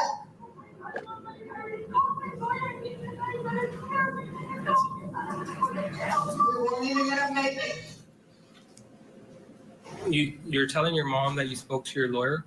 Yes, I had spoken to my public defender, and he did tell me that I had to be there. And if I was not there, they were going to issue a warrant out for my arrest, and I'd be in jail until I go see my probation would be removed, and I'd be waiting till I see the judge.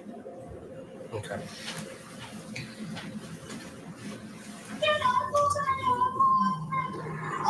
I'm not going to say nothing about what happened, but carry on whatever you want. I will. Erica, you can't find me in the street! Erica, we're gonna drive!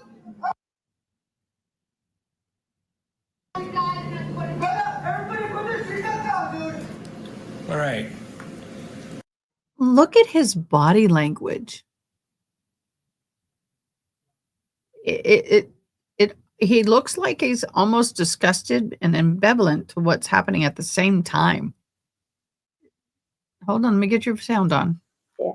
There you It's go. like he's disassociated from it. Yeah. Sounds great.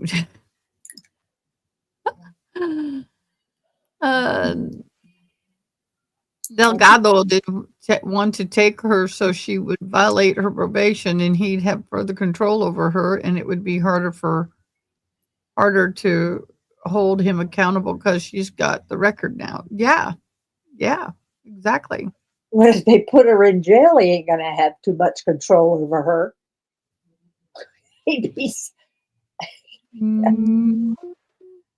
True. So true. Okay. There you said that you'd rather die than... not bad. You say that?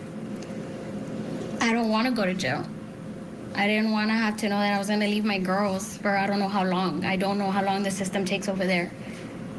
Did you really mean that you'd rather die? No, I didn't. It was just a figure of speech at the time. I was upset. I was riled up because I needed to get to San Antonio. And why couldn't you get off the vehicle? Because it was moving and he wouldn't let me out. Okay.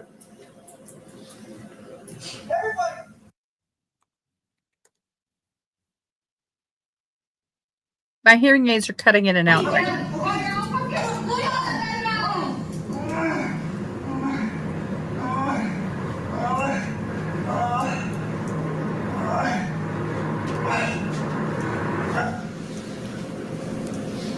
Are you putting your hands on Billy here? No.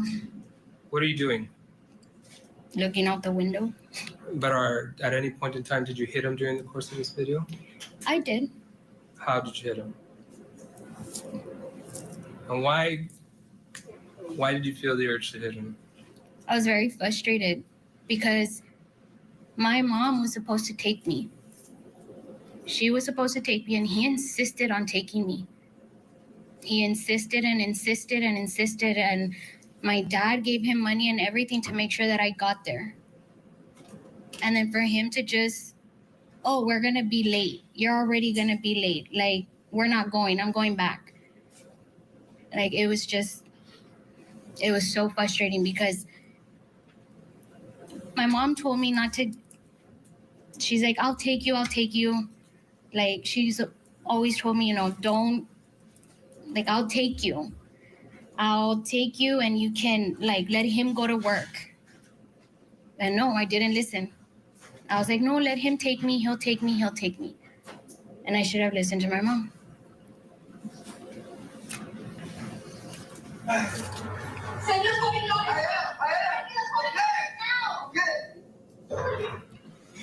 There at the end, you're asking him to send you $40. What were those $40? My dad had given him $40 to put in gas. Okay.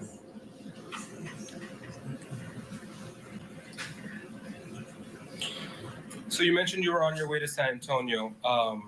And let me ask you, what was the outcome of your probation? They just extended it. They just added on to the probation. I was able to make it.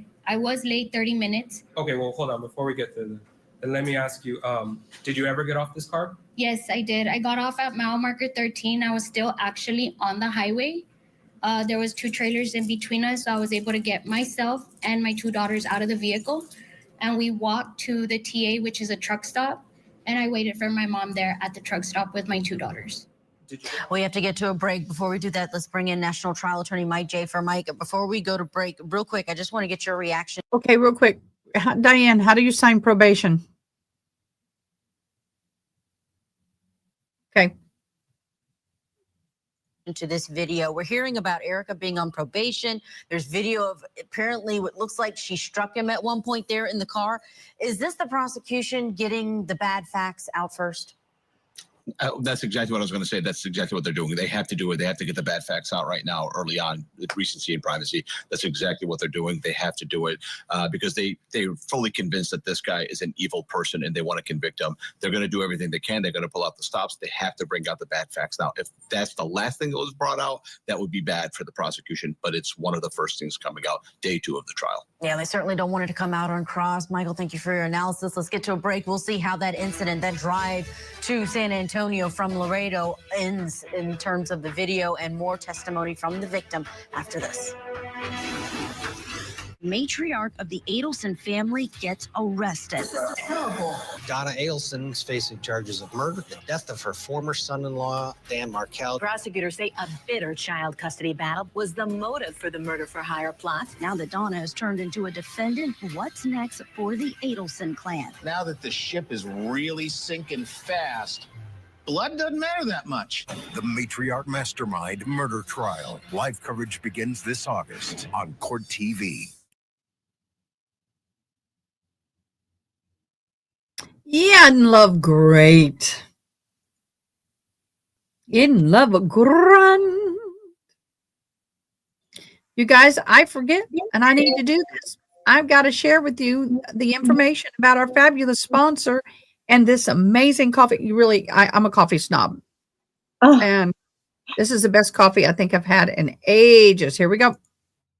Hey, y'all, please help me welcome the Hitchman Homestead Coffee. They are fabulous. They have many different blends of freshly roasted, freshly ground coffee. They have a monthly club where you get 4 bags for $40 or a Keurig option. Also, they just came out with a half and half. Oh my gosh, I absolutely love it. So do me a favor. Go down to the link below at hitchmanhomestead.com. Order you some coffee and show them some love. Hey, y'all, please help me welcome the Hitchman Homestead Coffee. They are... I forgot I had it on loop. My bad. I'm so sorry. Well, What is the one that looks like a sundae? I didn't. What? What is the coffee that looks like a sundae? What do you mean? There's a coffee that looks like a milkshake. A picture of one. Where? On the ad you just ran. It's got a straw in it. Looks like a milkshake. Hold on. Hey, y'all, please help me welcome the Hitchman Homestead coffee. It's an iced coffee. So you can take the Keurig or their coffee and you can put it with ice and make it like a mocha, a cold. Makes me want one. I know, right? I actually can make that here. My ice machine broke. Oh. Can't fix it. So I have one, the little one. I need one bad. Oh, yeah. I know. All right, let's back up her and I'll take the lawyer. Who in a 3-car crash. All right, Miss Diane. I'm her. Thank you so much for being here, beloved. By the way, our little night bots are working. Woohoo! Come on.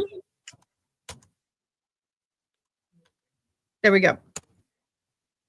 I do want to give you these new developments in another case we've been following in Texas involving WNBA star Caitlin Clark. Yesterday, 55-year-old Michael Lewis pleaded guilty to stalking and harassing Clark after he told officers he was in a, quote, imaginary relationship with her.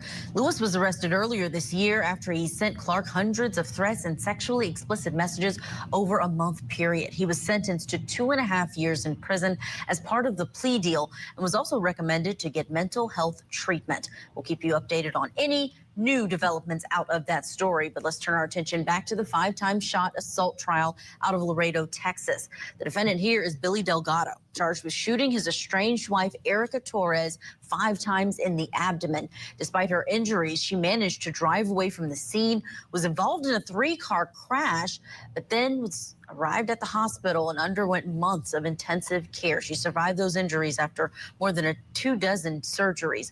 And she's testifying now. She's telling her story. And before she gets to the day in question where her estranged husband fired all of those shots at her, the jury is listening to an incident that was recorded by her husband where they were both in a vehicle. She said she'd already made the decision to leave him, and now they were having this argument on the road to San Antonio. did you get off on the highway or the access road? Were you the exit? Okay. On the exit, there was 2 trailers. We were still on the exit when I got off. And you walked? Mhm. Okay. Who ended up picking you up? My mom. Who did your mom pick up that day? My mom picked up myself and my 2 daughters at the truck stop.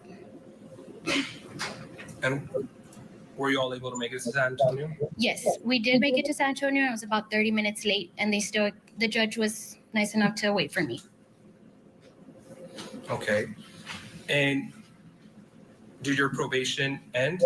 Yes, it did. It ended due to the fact that I was in the hospital and I was unable to comply with my probation due to the hospitalization. And why are you in the hospital? I was in the hospital because Billy shot me. Now, was there ever anything that alarmed you leading up to the date of June 1st, 2024? No. Well,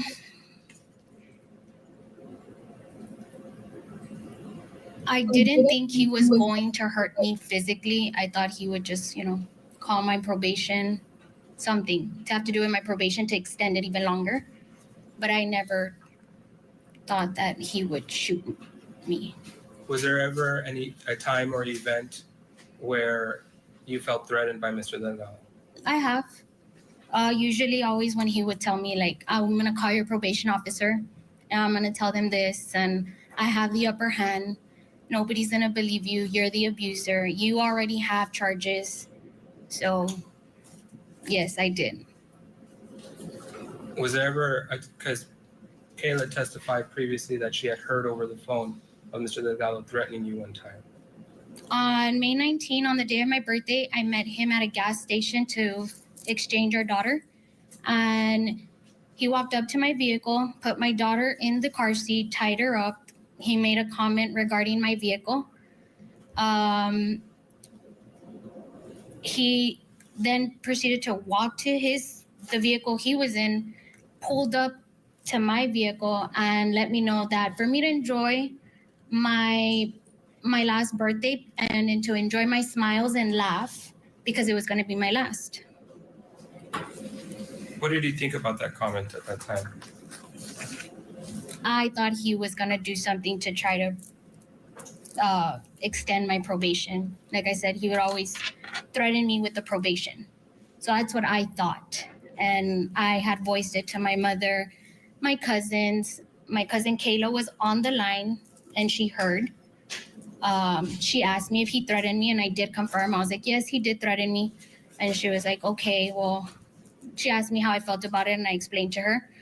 But again, I had voiced it to my mother, and I had voiced it to his mom as well, because she had called me about 2 hours after I had swapped with Billy. All right. Let's talk about the dating question, June 1st, 2024. Where were you that morning? In the morning, Yes. I had gone to go have brunch with my cousin Kayla and 2 other friends. And this was maybe around 10:30. Okay. And what happened while you were there at brunch? I got a call from Emmy from Billy's phone, and she let me know she was with her dad, asked me what I was doing. I told her I was having brunch, and I hear Billy tell Emmy, tell your mom you'll call her later. And she tells me, Mom, I'll call you later. I told her, okay, she hung up. Okay. What did you do after that? I proceeded to go to the mall. Then from there, I went home. I got dressed. A friend of mine called me. I went over to their house. While I was there at their house, I received a call from Billy.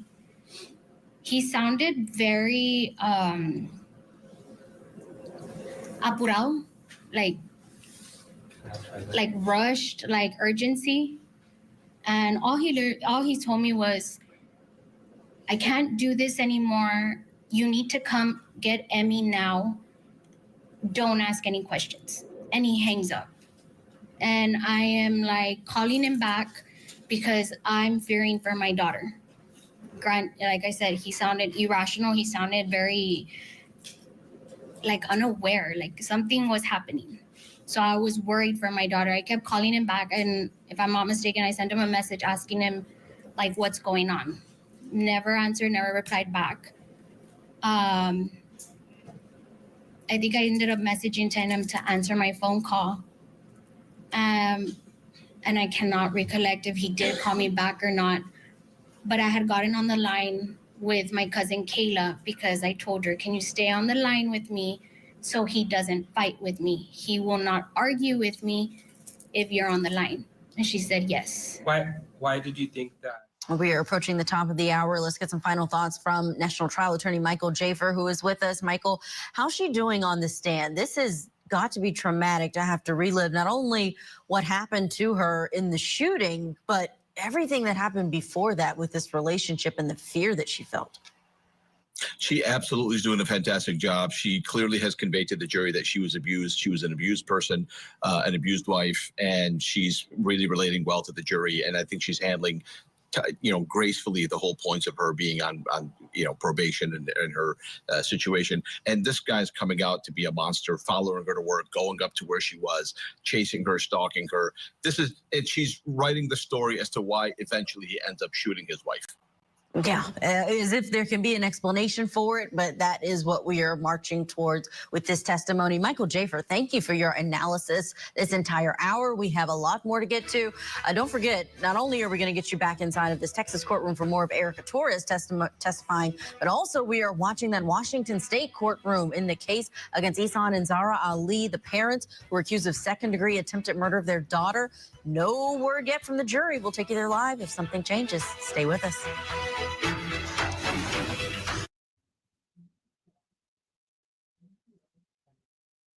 Okay. Yes, we have been watching. What, Miss Diane? Watching. I had to pick up my blankie. Okay, so we are almost at 3 hours. He is no longer doing appellate work. I forgot to share that with y'all. Sarah Boone's attorney backed out on her because he's no longer doing appellate work, and she has to have an appellate attorney. Oh, how Is this the one that happened? Is this the one that last minute she got, and he wanted everything extended so he could have time to learn about the trial? No, the trial's already happened and done. This is an appellate. And what's happening is that he was appointed in December and she really hadn't had any communication. Well, if he's not doing appellate work anymore, he ain't going to want to do anything. Absolutely. Yeah, I bet he didn't. And that's a good way to get out of it. Your Honor, I'm giving up my appellate. I don't want to do appellate. If I have to deal with her, I'm done with appellate. Yeah, I would be done. Oh, she was a piece of work. Wow. Yeah, she did. I don't have it. Oh, there's Josh. Thank you so much. I see you. Forgive me. Oh, poor Sarah. Were her kids in the car when he shot her? I don't think so. I hope not. I think he had them and she was supposed to pick up the kids. Thank you, Josh. Hey, Josh, I still would love to video chat and just kind of chat with you if you don't mind when you get back. Tinkitude 108 was Diane. This is the same. This is the same convict. Okay, let's get back into this. Oh, by the way, the techie mod, Josh, we were talking about modding in the back office. Another reason why I would love to have a mod in StreamYard is they can control StreamYard when I'm interpreting with Diane or when I have to interpret by myself. If I have a techie mod, and I'd say techie, it doesn't have to be super techie, but somebody who can learn this program, it's super easy. That way I can interpret and they can be popping up chat. They can be, popping up things like this for me and not have to drop everything because it's hard for me to interpret when I'm by myself. And I want to open this up to more interpretation. Honey, I know you have a Superman shirt somewhere or a Superwoman shirt somewhere. You'll just have to switch your I'm a hoe for a Superwoman shirt. Ain't that truth? Okay, what I'm going to do is I'm going to take a comfort break while Diane interprets, and I'll be right back. June of last year, Torres managed to get away, but was involved I'm going in to a get my other ears. accident when she tried to drive herself Are you hearing sound, to the Diane? hospital. She spent The video? months in intensive All right, I'll let you care and interpret. underwent more than 24 surgeries. Before we get you back inside the courtroom, here is Court TV anchor Julie Grant with more on the case. You never expect to get a phone call that your child has been shot. June 1st, 2024, Texas mom Erica Torres is shot multiple times after her estranged husband asked her to meet him to pick up their daughter. She was fortunate enough that she had not gotten off the car and she was able to drive away before he unloaded a 9mm with 14 rounds. Erica was shot 5 times and was involved in a 3-car accident as she fled the scene and tried to drive herself to the hospital.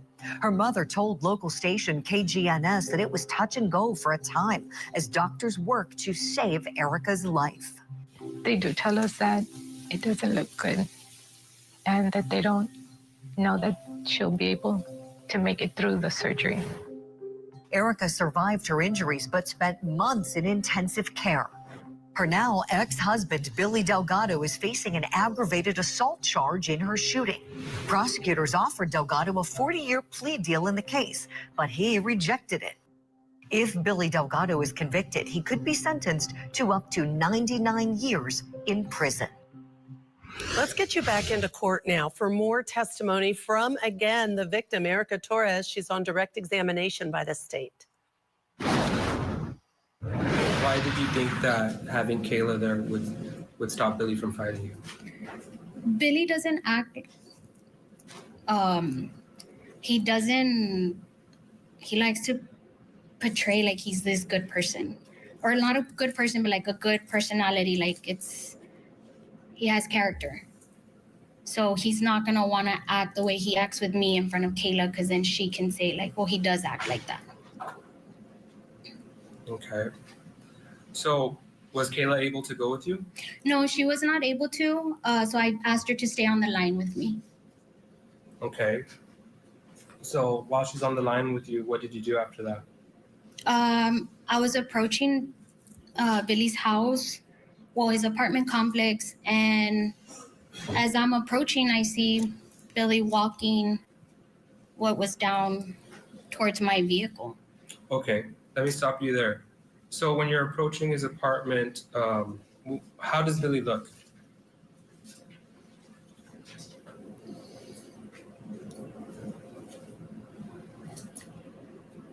I cannot say how he looked while he was walking because everything happened so fast. I heard 3 bangs on my windshield as I was going, and the only thing I remember seeing is literally his hand as I turned to the side as I was passing him, and just hearing gunshot after gunshot after gunshot.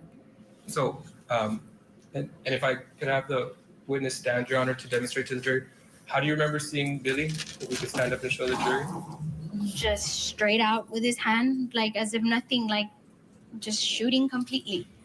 No care in the world, no facial expression. It was like, I'm gonna shoot her. And then I tried to drive away. You can take a seat. Thank you. Now, how did you come to realize that he was shooting at you? I came to a realization that I got shot because I felt like I couldn't breathe. I kept trying to gasp for air, and as I was gasping for air, I felt like something was tying around my waist so tight. And I just, if I'm not mistaken, I had dropped my phone, and I was able to pick up my phone again. And I confirmed to I told my cousin, like, I looked down to see my abdomen, and I just see red on my dress. And I'm holding my abdomen as tight as I can, and I confirmed to her. Will you reach out to me? Why can I not hear my own voice? Testing, testing, testing. Can you reach out to me, Jordy, please, and Discord, and we'll talk about it? That Billy did shoot me, and I told her I'm going to the hospital, and I drive away. Now, real quick, before you drove away, what sensation or how did your body feel at that time? My body was in so much pain. I didn't even know where pain was radiating from, but I couldn't feel, I could just feel, again, like a rope being tied around my waist and me unable to breathe. And I know for a fact that at one point I did lose consciousness. But I was in excruciating pain. Excruciating. Now, at that point in time before you drove off, did you know how many times you had gotten shot by the defendant? No. You know? How were you dressed that day? I was wearing a green dress, some sandals, my hair done, makeup. After you got shot, did you look at yourself? Yes, I stopped the vehicle to look at my body. But not to look at my body, see where I got shot, but like to see where pain was coming from, and it was coming from my abdomen. That is where I felt like, that's where I was assuming that's where all the pain was coming from, because I was radiating pain from my back to my arms, my hands. I kept passing out. I just did not want to die.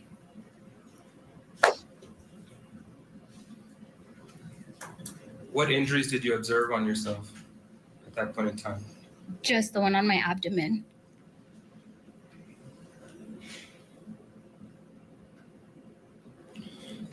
So after you were shot, what did you do? I stopped, saw, and I remember taking off to get to LMC hospital. Why did you want to get to LMC hospital? Because Billy had shot me. And I knew I needed to get to the hospital. Were you afraid of dying? Yes, I was terrified to die and to leave my girls. That is the one thing that I could not stop. And granted, I was on my way to go pick up Emmy, and the last thing that I heard from Emmy was, "You need to come and pick her up." And I was unable to do that. So I had just wondering what was going on with my daughter. Where did you drive yourself that day? Did you drive yourself to LMC? No, I crashed. I wasn't even aware that I had crashed when I woke up in the hospital. Permission to approach the witness, Your Honor? Yes.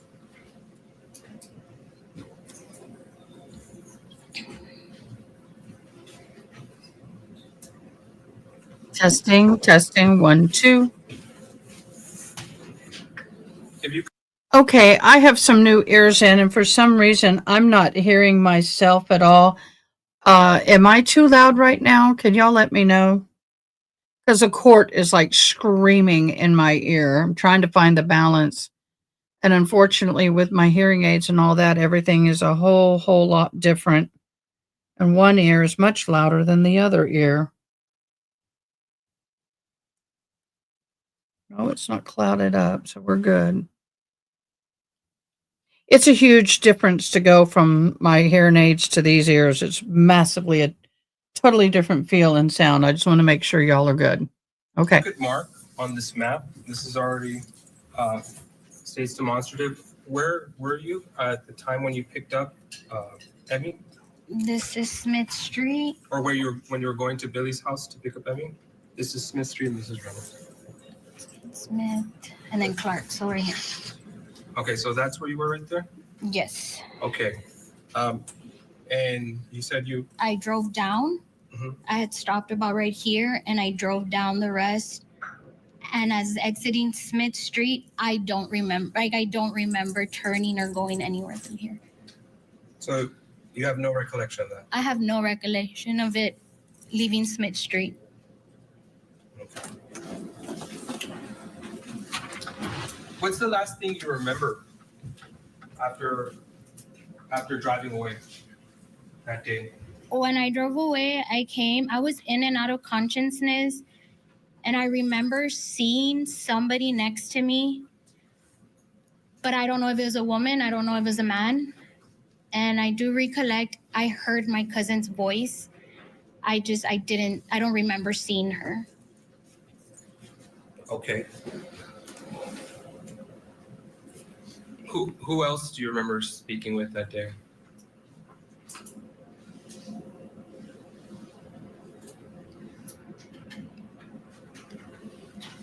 After the crash? Yeah, yes, after the crash. Or like once I crashed, But, it would be. Do you remember speaking to anyone after you had crashed?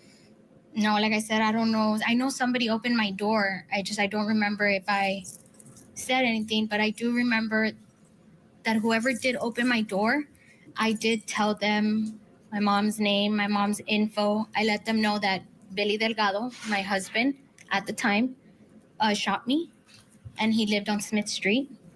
And then I told them I didn't want them to take my daughters, that for him not to take my daughters, like that was my main concern, my daughter. After the crash, what's the next thing you remember? I woke up in the hospital.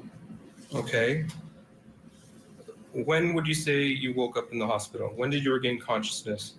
That I was aware of my surroundings and everybody around me and able to recollect the night before would probably be the last couple of weeks of July. The last week of July. The last week of July? Yeah.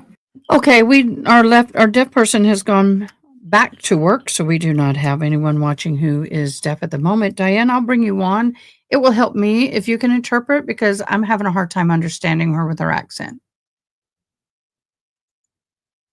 And cramps in both thighs at the same time, and I was Say that again. I I got spasms and cramps in both upper thighs, inner thighs at the same We're time. good. You're Oh, good. boy. I was standing up trying to interpret where they could It's see. okay. Don't worry about it. Don't worry about it. Oh, They just and they actually are watching through X, so yeah. not YouTube, but they'll pop back in with an ILY on that end, and I'll see it. But right now, would you mind just kind of swinging it for No me? problem. Okay, thank you, beloved.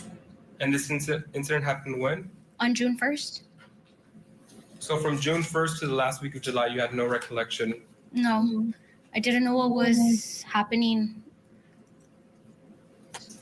Did you know how many surgeries you had on? All right, we are hearing from Erica Torres, the shooting victim in this case, describing every detail about what happened. And she says it was this defendant that shot her. Stay tuned because we'll bring you more testimony from her. Plus, deliberations have begun in the Colorado trial for James Craig.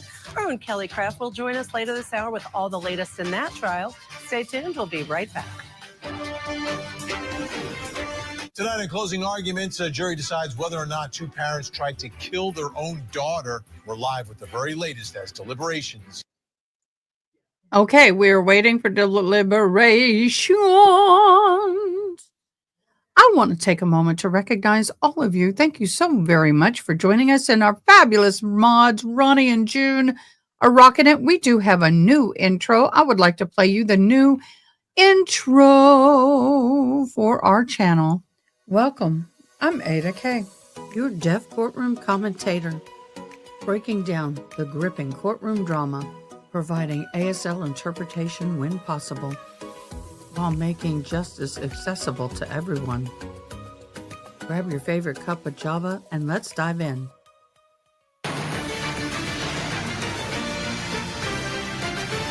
That was perfect. Like spun her around in a way because she didn't want to go with him, and he like grabbed her and put her in a headlock. She reported fuzzy feeling like her whole life was flashing before her eyes. Did you have any fear? Yes. About what? I'm dying. Okay. Are you saying anything? No. That was just some of the testimony we've been listening to over the past 2 weeks in the attempted murder trial of Ihsan Zahraa Ali. Their fate is now in the hands of the jury. They've been deliberating now for about 3 hours and 15 minutes. This is the case in which the prosecutors say Ihsan Zahraa Ali tried to choke their 17-year-old daughter, Fatima, to death. It happened at a bus stop near Fatima's former high school just last October. Fatima told police she ran away from home earlier that morning because she did not want to go on an extended trip to Iraq. Originally, she told police she feared being forced into Extended trip to Iraq, my butt. She didn't want to be married off to a 61-year-old fart. a marriage there. But the terms arranged marriage and honor killing are not being allowed to be used in this trial.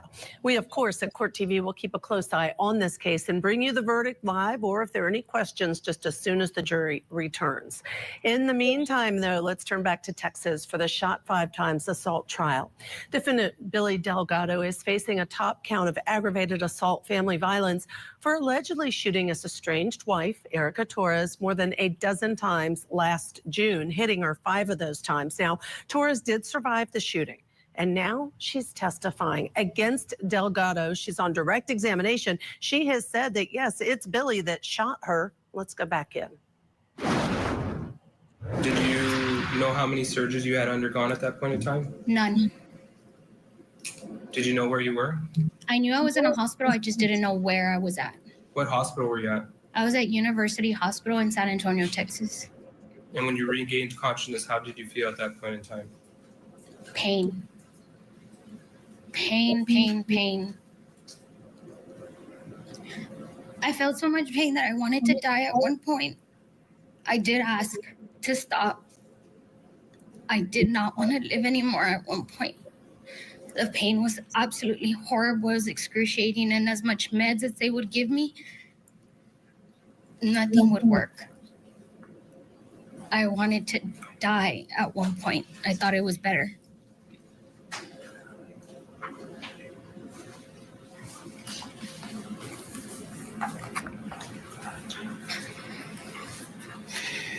Do you remember what you were thinking or what you thought at the moment you woke up? I wanted to know what happened to me. I wanted to know what happened to my girls.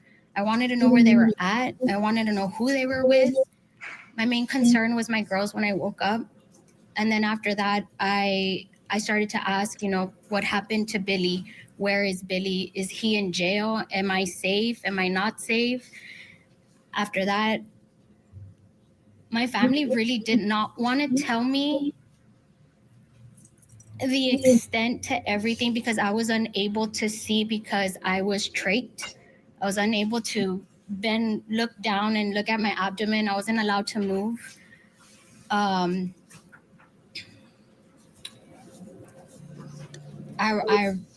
They didn't want to tell me. They didn't know how I was going to react to all the injuries that I had or to see what was going on with my abdomen.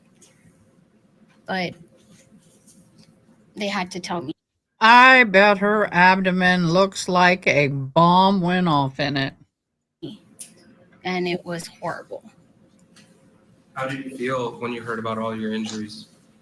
I was in shock, and to my disbelief, I cannot believe that I lived. And the only thing I could also think about was the quality of life that I was going to have after the hospital, because there was no way to know what was going to happen. And how long did you stay in the hospital for? I was there for 363 days. 2 days shy from 1 year. Did you incur any medical expenses because of this? Yes, I have medical expenses. I have traveling expenses, my daughter's expenses, my own medical expenses. What type of issues, if any, came about after the car crash? Did you have any insurance issues? Yes. Like what? My health insurance isn't the best. So some things I do have to pay out of pocket. I have a medical bill that's crazy.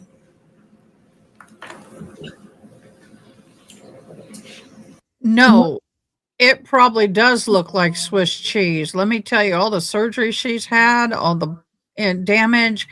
She may even have a colostomy and a colonoscopy. I mean, I'm surprised she doesn't have a feeding tube, colostomy, colonoscopy, and a feeding tube. She's lucky to be alive. I mean, it's insane. Millions. Permission to approach the witness, Your Honor? Sure. To show you what's been previously marked as State's Exhibit 49, 50, and 51. Do you recognize these photos? Yes. How do you recognize them? These were taken this past weekend, and they're my abdomen, the deformity of my abdomen, actually. After all the surgeries, yeah. Okay. And are they a true and accurate depiction of what they portray to be? Yes, they are. And actually, that's still a stitch that sticks out. Okay, thank you. I'll now tender to defense for any objection. State's Exhibit. Tens of thousands of dollars? No, boo. That's just a few days. We're looking for a whole year. You're millions. Yeah. Millions. I mean, Margie was in the hospital, 2 weeks? Yeah. And her part could be, if or whatever her insurance doesn't cover, is going to be hundreds of thousands. Mm-hmm. And she's got good insurance. It's Medicaid, but she's got the best policy. And she's got 20% if she doesn't have Medicare and Medicaid. Does she have them both? Just Medicaid? All right. Yeah. My husband's knee replacement was over 100,000. So yeah, just for a reality of my husband was a doctor. So I do have a good understanding of the billing. And let me tell you, I wouldn't want to be in her shoes. Almost a year in the hospital. Holy crap. 49 to 51.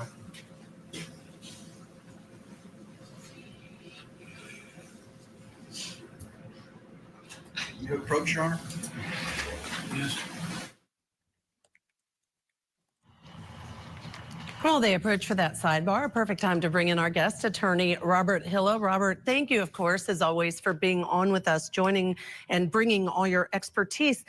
This is heart-wrenching. I find that Erica is amazingly brave, strong, and together with her demeanor, but Ada? the details of what she's described.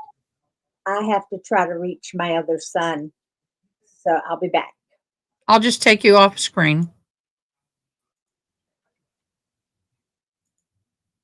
Oh, sorry. I'll just do it this way. Yep. Let me get everything back on. Add stage. This is what I need when I'm interpreting. This is what I need a mod to do. Okay. Describing, in my mind, there is no doubt that Billy did this, that she can describe every action he took, how he behaved, and now getting into 363 days in the hospital, almost 1 year in the hospital because of the gunshot wounds. What are your thoughts? Well, thanks for having me today. It's always great to be with you. Yeah, this is a defendant's worst nightmare. You very rarely have a case like this, which with such compelling and dramatic testimony from the actual victim. I mean, one of the things the jury's going to be thinking of, similar to what you're thinking of, is that, this guy did it. What can he say in his defense? It wasn't him. He didn't know the gun was loaded. He did it in self-defense because he thought she was going to drive over him with the car. The jury is going to be looking at this testimony and saying, we really have a pretty easy job in terms of deciding guilt here. Yeah. Especially with the aggravated assault charge. Why not attempted murder? We were talking about that here earlier today, Bob. I'm glad you raised that, because one of the things I can tell you is the sentence that's available for the aggravated assault is 5 to 99 years in prison. And so there is some thought that this is a first-degree felony, that it carries a larger sentence. Perhaps that's the reason why, question mark? Well, yeah, but again, if he's convicted of a couple of charges, the court has the option of making those sentences, if they hand down the sentences, consecutive and not concurrent, which means he's got to serve them all in a straight line. They don't overlap. So, yeah, I mean, at some point you have to say, well, 99 years versus, 98 years or 110 or 115 years. But in any event, I think there's enough evidence in this case to certainly support those additional charges. And how does he defend it? Is this a case where he's going to want to get up there and say, hey, she was on probation for charges against me. This was her fault. I was the victim. Anything else that he thinks might convince a jury? I mean, at this point in a case like this, where you have direct evidence from the witness, you have the prosecutor walking that victim witness through all the aggravating consequences of the conduct of the defendant. I mean, I think about the only thing they could submit would be some sort of mitigating factors where there might be some sympathy for the defendant at a time of sentencing. But again, some of that would be brought up in the sentencing phase if there's a conviction. But some of it you could bring in as an explanation for the conduct in the context of a defense. But I don't know if there's much here for the defendant to work with. Yeah, I don't disagree with you. We do have to take a break, but one of the times we talk throughout the hour, I'd love to talk about why you possibly think there wasn't a plea deal in this case. In the meantime, of course, Court TV will bring you more testimony from Erica Torres in the shot 5 times assault trial out of Texas. But also coming up, our own Court TV Kelly Craft joins me here in studio with an update out of Colorado, where a jury is now deciding the fate of a former dentist accused of poisoning his wife to death. Stay with us. We'll be right back.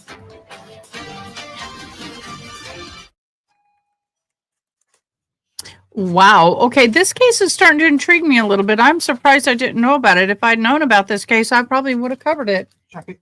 Oh, thank you, huh? Check it. My son just got me a Jimmy John's.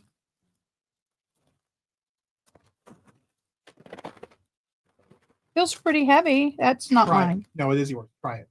Huh? Try it. What did you order me?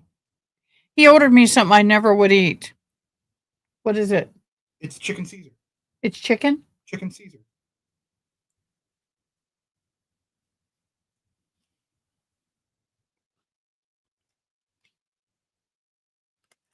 All right, it's good. Next time, no lettuce. I said no lettuce. I don't think I did. I'm sorry.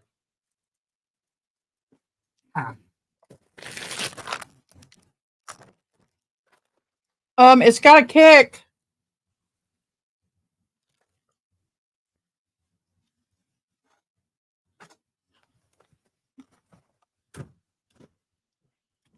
I don't do spicy very well.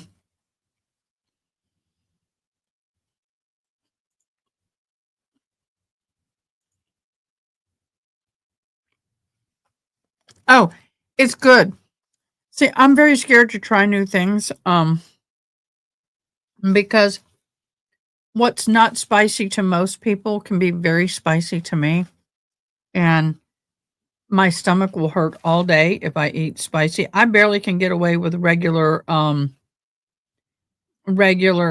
pepper. So, it's got a little kick, but it's okay.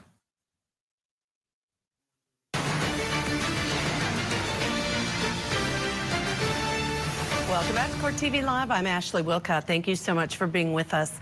Turning now to Colorado, where deliberations are underway in the poisoned shake murder trial. Former dentist James Craig is accused of poisoning his wife, Angela Craig, with protein shakes back in 2023. Joining me here in studio with all the latest is Court TV legal correspondent Kelly Craft. Kelly, always great to be on with you. Tell us, if you would, please, about closing arguments. I understand the prosecution focused on internet searches by the defendant, Craig. Yeah, Judge Ashley, the prosecutor, when he was delivering his close, he really was focusing on those searches, one of which was how to make a murder look like a heart attack.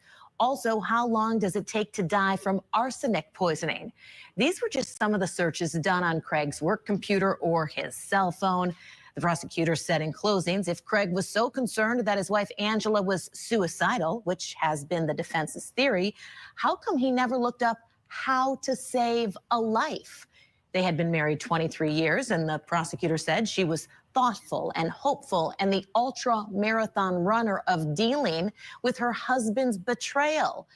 The prosecutor went on to say that the defendant here gradually poisoned his wife to get out of the marriage, and he did not want a divorce because he did not want to ruin his image and also wanted to protect his money. Let's go ahead and listen to a bit of the closings today from the state.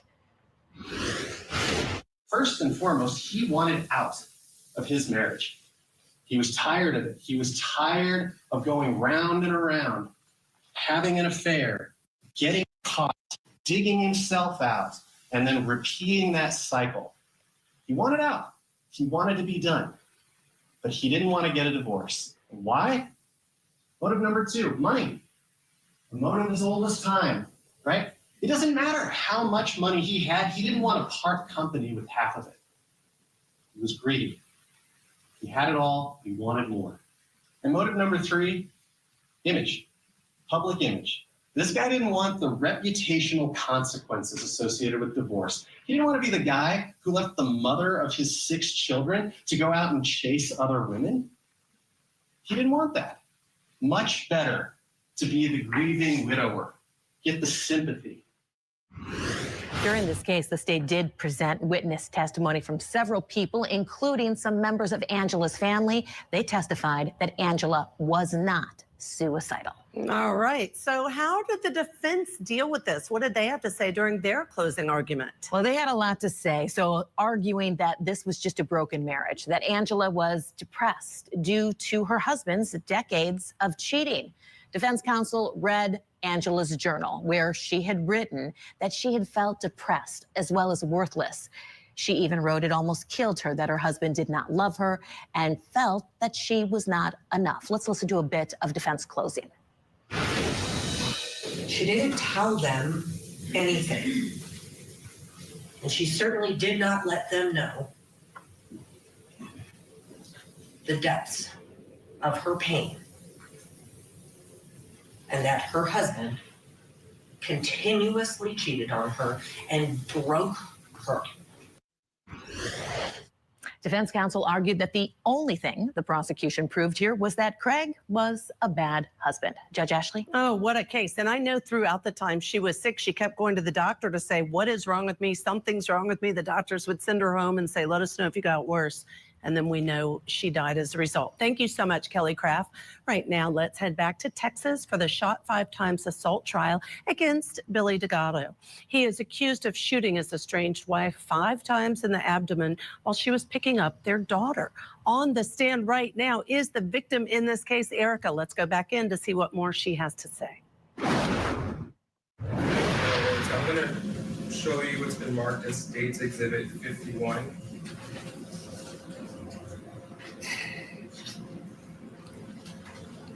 What are we looking at here in State's Exhibit 51? That is my abdomen. Okay, and where is this photo taken from? It was taken on Sunday. Okay, so you would agree that this is your current state? Yes, it is my current state. And on the very top, there's a small little loop.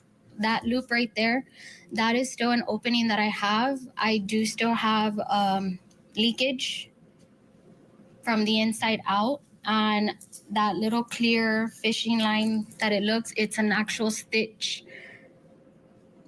Okay. I'm going to show you what's been previously marked as State's Exhibit 50. He's not looking. He didn't want to have anything to do with this. Wow. What are we looking at here? That is my right side of my abdomen. I got a skin infection there and had skin grafting done. As well, the crease. It's bad enough you get shot and you have to do all that. You got a skin infection on top of it? Damn, girl. Is where I had an ileostomy done.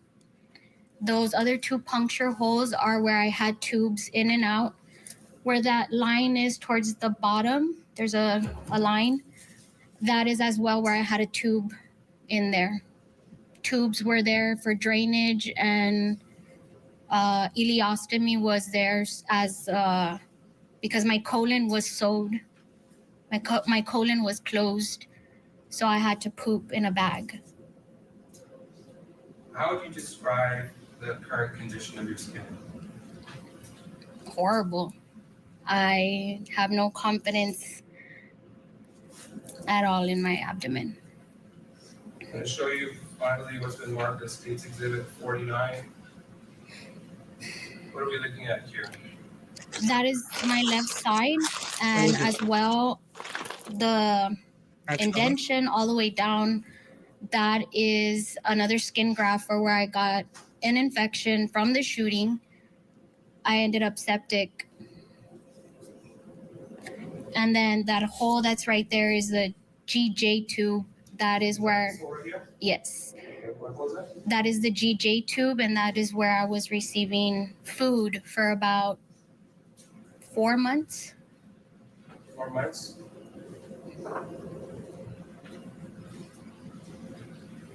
What, if anything, do you have to do now or wear because of these injuries to your core, your abdomen? I wear a full girdle. It tightens my abdomen to where I'm able to hold.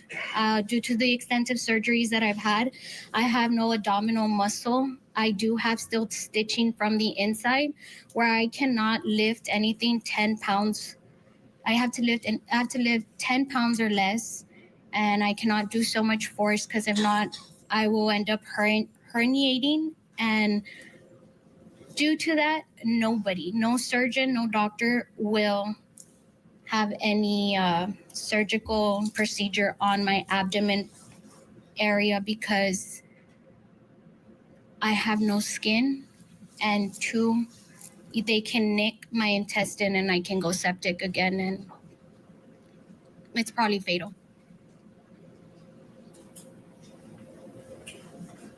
And who's responsible for all of this? Billy, when he shot me. Thank you.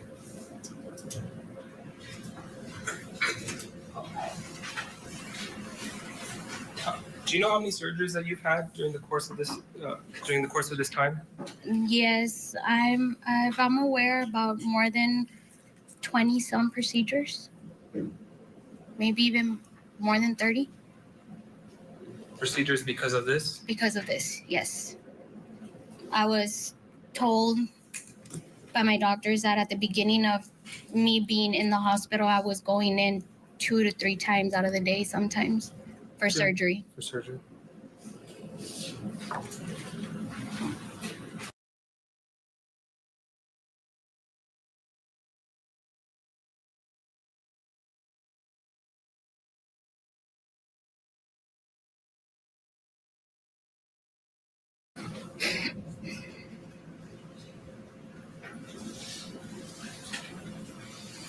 And you said that you can't have the surgery because of the skin graft. What did you mean by that? She will not be able to have kids either. She has not enough skin to sustain a pregnancy. The way the doctors explained to me is that just cutting the skin, that skin doesn't regenerate.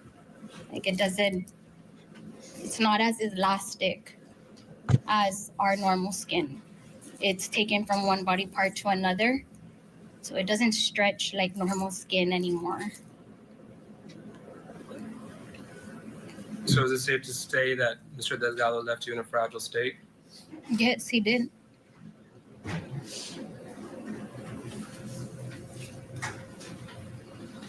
Pass the witness, Your Honor.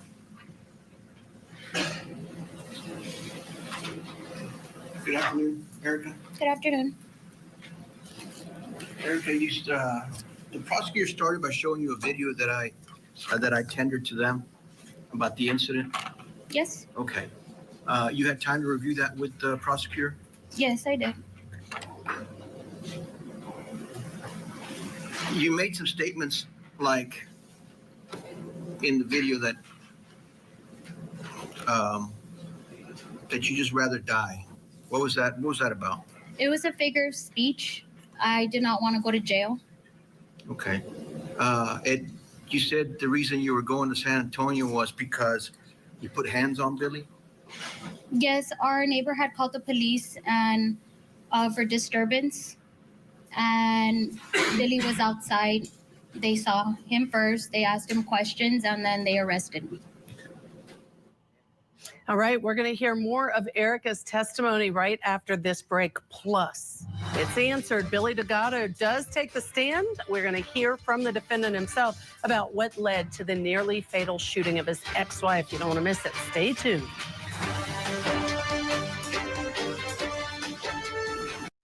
I overate. Oh my God, that was so good. And I am now in pain. The attempted honor killing trial. Live coverage today, only on Court TV. So I'm getting used to the new Court TV way of doing things, but what I'm not liking is I'm not getting an unedited raw version of the testimony. Arguments with Vinny Politan tonight at 8/7 Central, only on Court TV.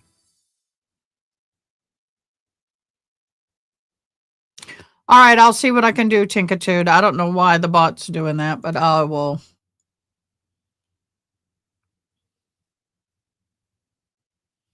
Let me see what I can do. I don't know why it's doing it, Tinkatude. What is Nightbot doing to you? Is it all the caps? I did all the caps.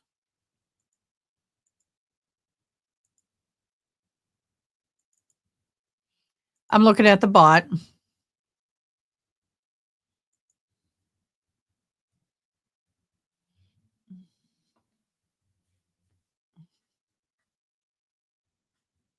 Sorry, my ears are getting stuck.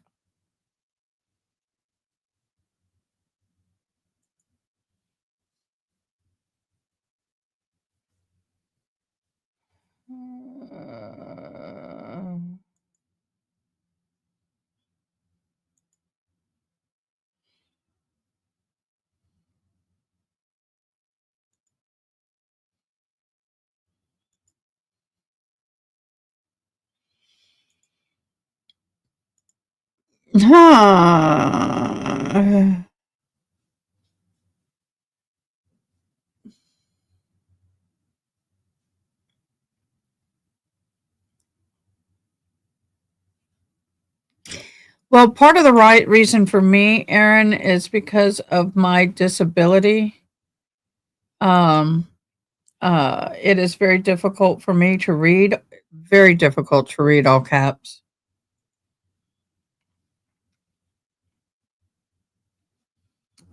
Commands, giveaways, logs, regulator, chat modder.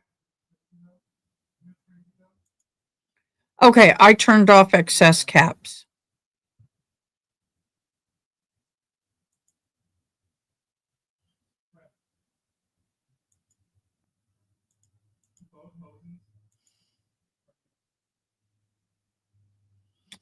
Okay, so we only have, so I've changed it. Let's see if it works. Let's see if it works, y'all. I changed it caps when I want to emphasize a word or phrase, but don't like it. Yeah, I had all caps on because there are people who use it for screaming or being jerks about things. So we're going to monitor it. Y'all don't tend to abuse all caps, so I'm not too concerned about it. But I ask, it's okay to say there is not and capitalize NOT only. I'm okay with that. Like, thank you, Ada, ADA law. But there are a lot of people who we've had people using more and more all caps. And I think your name is in caps, Tinkitude. That's why it was catching you. But I'm happy to try and work with that. But for me, it's just really, really, really, really, really difficult to read all cap words. We've got some fun hobbies and things coming in. Go to our Discord. People are posting some cool stuff.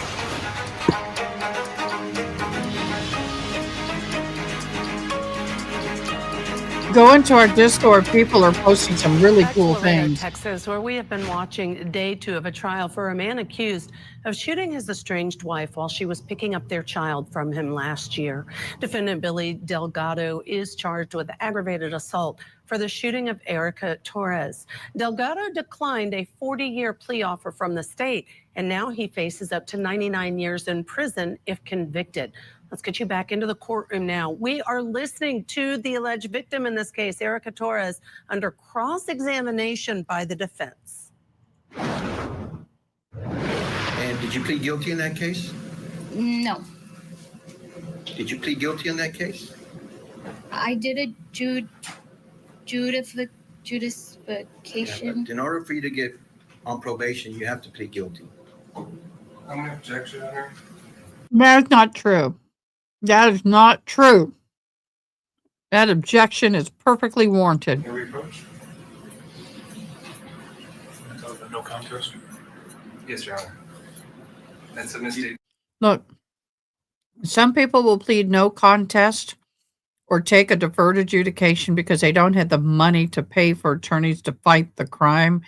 And what they're offering with the deferred adjudication is a short period of probation and a lot less financial responsibility. Just because someone takes a deferred adjudication does not mean that they are actually guilty. Or no contest. All right, ladies and gentlemen, the jury also stating the objection. There is a plea that can be taken called a no contest plea, where you do not admit guilt, but you plead no contest to the charges, or you plead guilty. Either way, the court can place you on deferred adjudication. If she knows what she did, you can ask her. Yes. Not sure if she does. Do you know what type of plea you entered?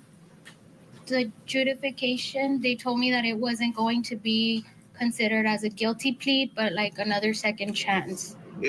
What did they tell you that basically it's the judge is not going to find you guilty after you finish your term of probation? You will not be found guilty. I do not like this line of questioning at all. I would be objecting here. Royally objecting. Correct? Correct. Okay. But when you went in front of the judge, they asked you how you plead. And what did you say? I don't recall because it was through Zoom, and I really don't recall. Okay, but you do admit on using your words, putting hands on Billy. Yes, I do. Not assaulting him, right? No. You didn't assault him, you just put hands on him. I was defending myself. Just like on the video, the prosecutor. Okay, that's a very good question. I think what's taking a long time on the Ali is the wife's charges. I don't think the verdicts are going to take a long time for the dad, but I think the wife is going to be a problem. And I said, there's even a possibility it can hang on the wife. Ask you, how were you touching him? And you said like this. You just stretched out your arm like that. No, I smacked my hand. You smacked your hand. I smacked. So I didn't place my hand out. You smacked him. Exactly. Is that putting hands on him? Yes. Is that what you call putting hands? Yes, it does. Okay. Have you done that more than 2 times? We both have. I'm asking you, have you done that to him more than 2 times? Yes. How many times? I cannot recall. You cannot recall? More than 10? I can't recall exactly a number. Okay. Have you ever had an incident with your brothers? With my brothers. I'll answer that in a minute. There was one case, yes. There was one case? There was one case, but it. I'm going to object, Your Honor, to relevance, Judge. It's under the family violence, Judge. It's a brother. Your Honor, he's changing the focus and it's shifting to a different person. We're talking about the dynamic of the dating relationship, Judge. Judge, it's my way of cross-examination. How can you be? Okay, I'll overrule the objection. You can inquire. Ooh, that was getting a little So spicy. did you also put hands on your brother? Yes. Where did the police show up? Mm-hmm. Okay. What happened to you? I got arrested. So at least twice that I know of, one with your brother and one with Billy, you've been arrested for assault, right? Mm-hmm. Okay. Ain't any other times for assault? For assault, this last time in the video. So that was 3 times? Mm-hmm. So at least 3 times you've used your hands, right? Yes. To defend yourself? Yes. That's a good point. To defend herself, yes. Okay, I'm gonna answer this question. I started, now I'm gonna unstart. Why did they go to trial together? First of all, it was notated in the opening when the judge brought up the reason why they were going to trial together. It was to mostly it's a financial burden on the state to have to try them separately, or the county. The other thing is that there are minors involved, and the victim involved is a very young adult. She I think just turned 18. She was a minor at the time. And this also helps in the fact that they don't have to testify twice. They testify once. Both mom and dad's attorneys get their shot at cross-examination, but it takes less time in the court system. You keep talking about your girls that you wanted to be with them, but I mean, have you ever taken actions inconsistent with that where you're trying to take care of them? I do take care of my daughters.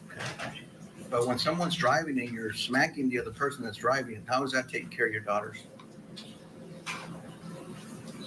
I understand my actions are not reasonable, and yes, but I did lose I was in a state of mind of where I did not want to go to jail. Okay. Have you ever done something else where your daughters were in the vehicle? It wasn't probably the proper thing to be doing? Yes. When was that? I got arrested for DU. It's a DUI. And your kids were in the car? My oldest daughter was in the car. Under 15? Yes, she was under 15. So that's a felony? I'm not aware with the law and exactly what is a felony and a misdemeanor. I'm sorry. You already have a court date for that, right?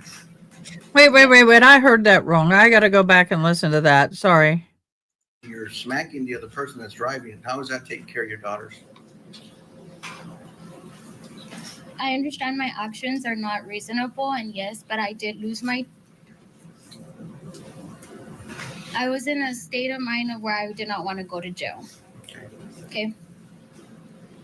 Have you ever done something else where your daughters were in the vehicle? It wasn't probably the proper thing to be doing? Yes. When was that? I got arrested for DU. It's a DUI. And your kids were in the car? My oldest daughter was in the car. Under 15? Yes, she was under 15. So that's a felony? I'm not aware with the law and exactly what is a felony and a misdemeanor. I'm sorry. Good You answer. already have Good court date for that, right? answer. Yes.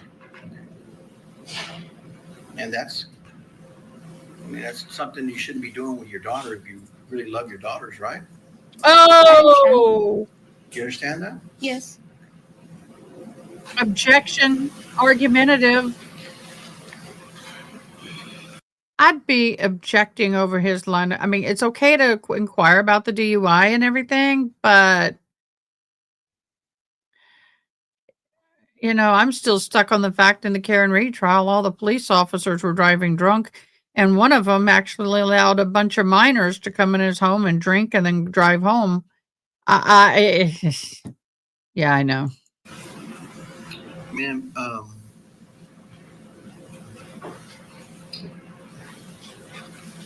you got separated back in 2023 or was it 24? 23. 23. And while you were on, you said your deferred adjudication, there was an order placed that you shouldn't make any contact with the victim. The victim himself wanted me to live with him, and he had spoken to the probation officer, and the probation officer explained to him, and he said that no, he wanted me to live there and that we were going to work things out. And you did not work it out because you separated, right? Exactly. Okay. So according to you, Billy always wanted to be with you. It came to a point in times where you just said it's done. One of you two said it's done and you separated, right? Mm-hmm. And where were you living at that time? I always had to be the one to leave. He would never leave the house. So I always had to pack myself and pack my girls' clothes. Sometimes I wasn't always allowed to leave with my girls' clothes. So I would pack my car and I would leave. Living in San Antonio, I didn't have much family in San Antonio. I had an uncle in San Antonio, and I had only his family in San Antonio. So sometimes I would go to his aunt's house or I would go to his mom's house. But usually I would always have to drive back. Didn't matter the time. I've driven before 2, 3 o'clock in the morning because I had to leave. And I'd be driving. Still with me, Robert Hill. I had to circle back to you, Bob, before we have to go to a break to say, what do you think of the fact the defendant turned down a 40-year offer as a plea deal in this case? That's insane. Well, that's When a you real can get life. head-scratcher. The only thing I could think of is that the 40-year offer was inconsistent with what other judges are doing in those Texas courts or with, some court suggested guidelines. And because, otherwise you're usually fighting over whether there's an issue of evidence that you can argue with the state on that. It could lead to an overturning of any conviction later on or some other issues of guilt or innocence or reasonable doubt. And I just don't see that here. But what's interesting is cross-examination makes clear, I think this attorney is painting her as the actual perpetrator and him as the victim. So we know he takes the stand. It's going to be really interesting, Bob, to see if that's where they come out with this. If they say he was the victim, even though, according to her, he used a gun and did shoot her 5 times. All right, Bob, thank you so much, as always, for joining us. Always appreciate you. Coming up next, more testimony from Erica Torres in the shot 5 times assault trial. And still ahead, we hear from the defendant. He takes the stand, Billy Delgado. You're watching Court TV, your front row seat to justice.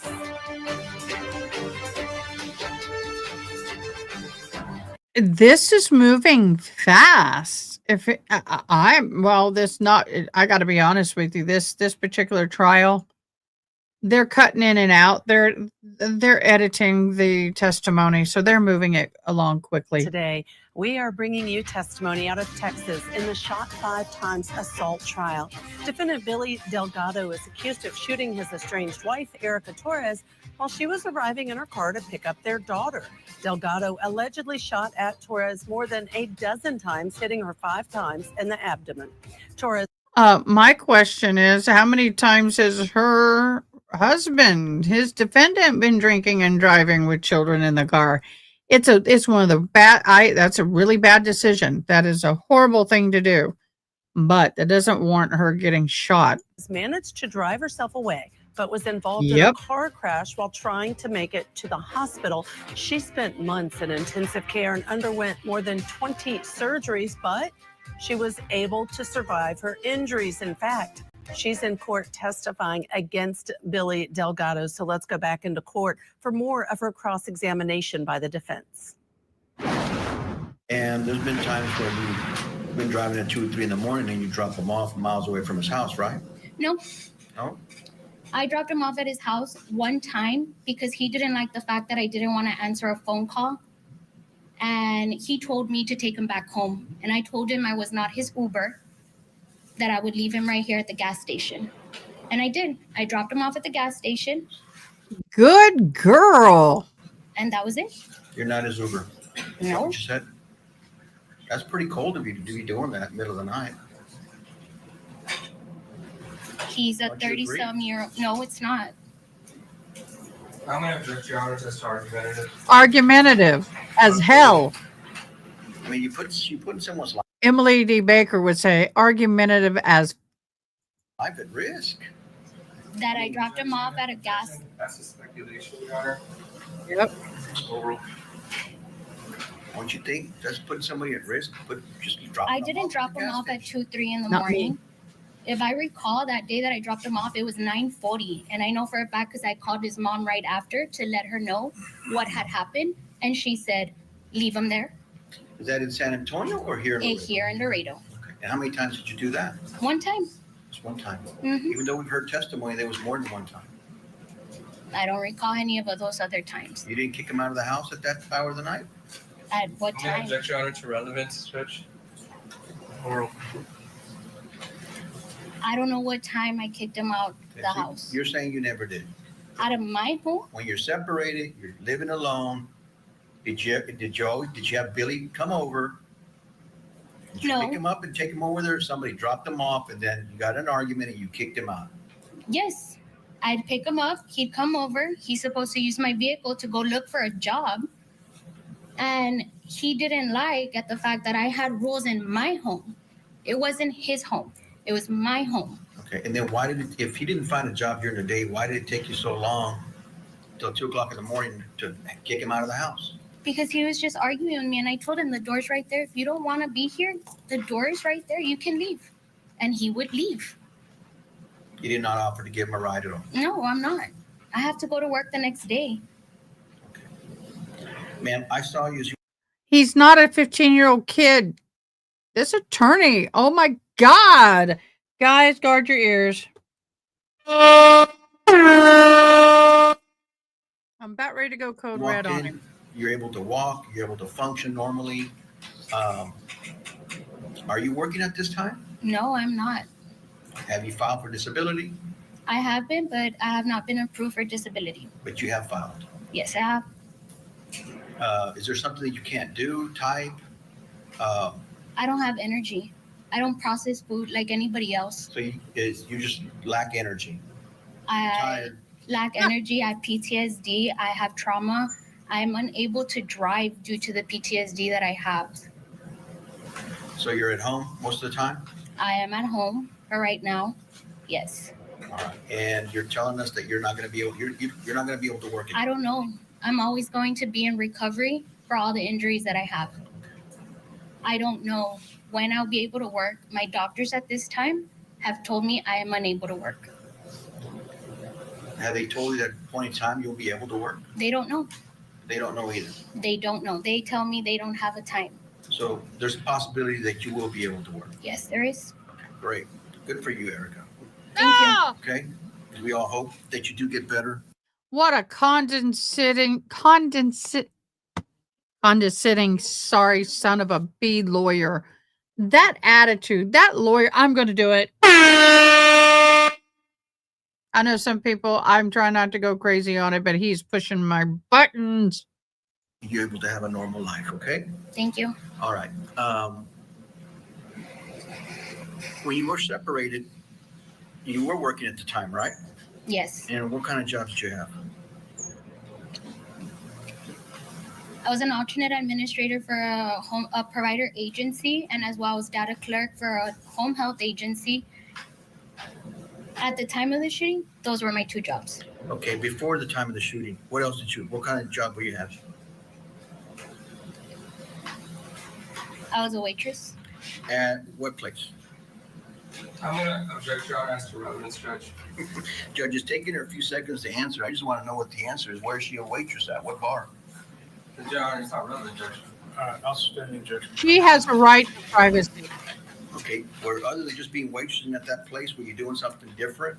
Like where you had to perform or anything? Objection as to, may we approach, Your Honor? I'll sustain the objection. I'm also going to ask the court to advise counsel to not do that because this is the second time you do that today, going against the court's orders, Judge, and asking questions against the court's orders. I asked a different question, Judge, so I don't. I didn't recall ordering anything in that regard, but yeah, let's abide by the motions in limine, if you would, Mr. Vega. Let's proceed. Okay. Erica, okay, so you had a different type of job, and then you were working as administrative assistant, right? Mm-hmm. All right.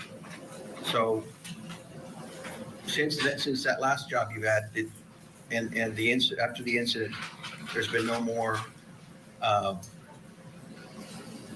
You've been out for a whole year, so you haven't really started looking for a job. You can't right now. You can't, right? No. Okay. And who's taking care of your daughter since you can't take care of them? I'm taking care of them. But that requires a lot of energy to chase them. Well, no, I have an 11-year-old and a 5-year-old, right. And they are aware of my condition. And my daughters are well-rounded, and they understand that I can cook for them. I can, be around them and watch them. Okay, so you're able to take care of your daughters. Mm-hmm. Great. While you were contemplating divorce, I mean, there was no orders in place to keep Billy away from his daughter, right? I never kept him away from his daughter. I tried to co-parent the best way that I could. All right. And, there was an order put in place so he can't see his daughter. Those were his decisions to shoot me. That was placed because of what he did. Did he do anything to his daughter? That I'm aware of, no. Okay. So why would they want to keep him away from? Guys, I'm doing it. Guard your ears in 3, 2, 1.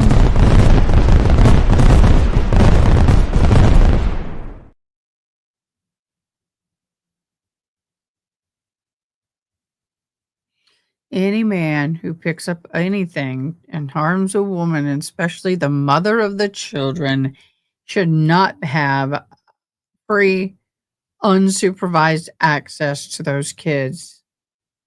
Ooh, she's handling this well, y'all. I would be, bitch, please. I would have been. From his daughter. No object as to relevance, Your Honor. Oral. And speculation as well, Judge. Hey, I couldn't work. I was on 100% bed rest with a 4-year-old in the house. If my 4-year-old knew mommy can't do certain things, my 4-year-old, who's now my 25-year-old, was a fabulous, fabulous young child, and kids get it. They want to keep him away from his daughter. I don't know. That sorry, my screaming goat died. Wouldn't be a question for me. Is that more of an action of hatred? Like try to get him back for him? Objection to ask and answered, Your Honor. She already said she doesn't know. I was unconscious when the protective order was placed. Do you agree to remove it so he could see his daughter? No. Okay, so why not? He is somebody that is willing to put his daughter in harm's. He didn't put his daughter in harm. He did. How? by shooting me while his daughter was upstairs. His daughter didn't witness any of that. She heard it, and she knows very well what her dad did. Who told her that? You? Your mom? She says it. Who? She said it. She heard the gunshots. Right. She didn't see anything happen. She was never placed in harm's way. Was she? To me, she was. To you, she was. Okay. And that was the reason that you used to basically just terminate his rights with his daughter. That was his choice. And you're saying that that's just not, just out of retaliation and hatred, isn't it? No. Objection, Your Honor. Asked and answered and also argumentative, Judge. Amen. I'll overrule the objection. You can answer, ma'am, if you know. No, I believe they were his choices that caused this. True. Judge, that's all the questions I have with this witness. Redirect. Yes, Your Honor. Brief redirect.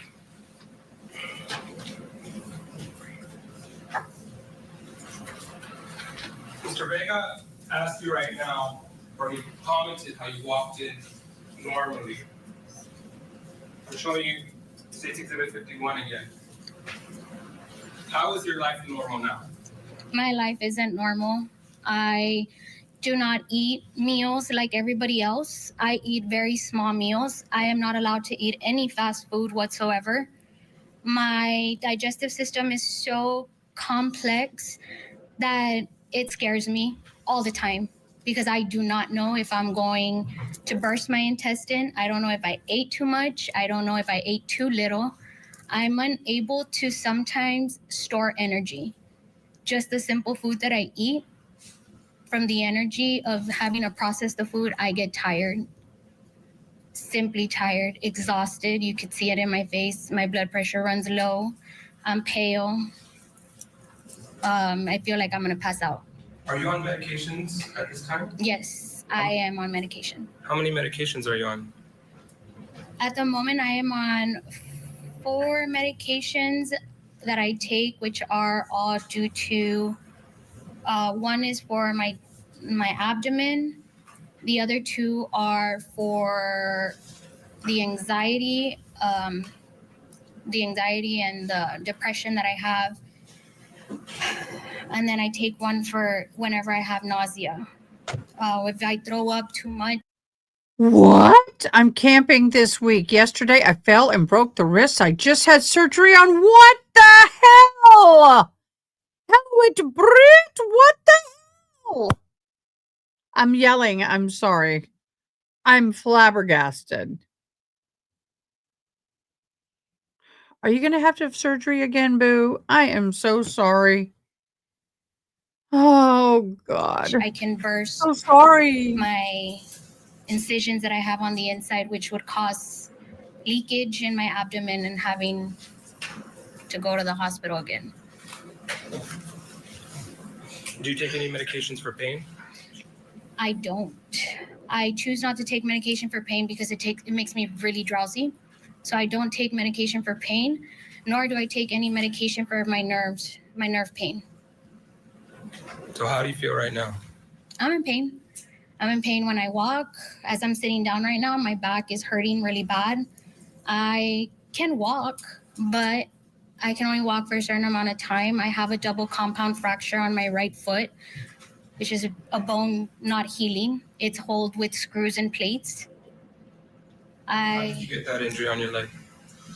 When Billy shot me and when I crashed, I came to find out that I broke my foot when I crashed. Keep us posted, okay? We will be praying for you. I am so sorry. Now, you mentioned that you can't drive due to PTSD. Why can't you drive? One, because my abdomen is still open. 2, it's all the anxiety and the PTSD that I have. I kind of sometimes lose track. Certain things, loud noises, bangs, honking, or if I see another vehicle and I feel like they're gonna hit me, I start panicking and I just freeze. I don't do anything. Did you have She dissociates. PTSD prior to the date of June 1st, 2024? No, Prior to June 1st, I lived a very freely carefree life. I really never believed anything bad would happen. Do you want to be normal? Shit, yeah. I would like to. I would not like to feel like I'm crawling on my skin all the time. The anxiety that I have is, it's not a body experience. I don't have control over myself. I don't have control on the way I can feel.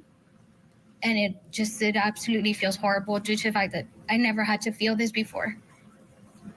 I never had to feel it. I never had to feel having to look over my shoulder all the time. I know that feeling. Why do you feel like you have to look over your shoulder all the time?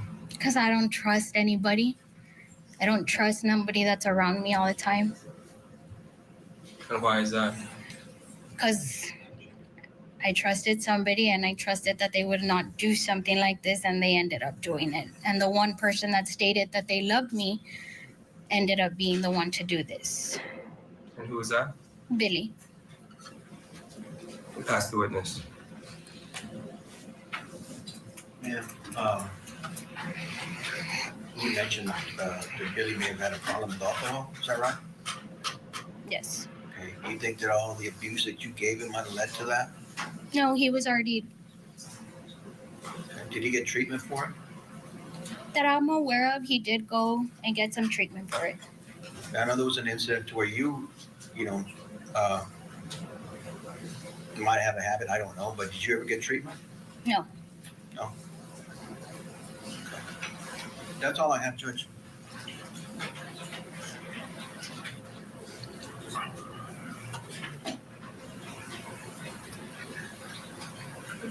Your Honor, we have nothing further. We just want to admit state's demonstrative 3, just for the record.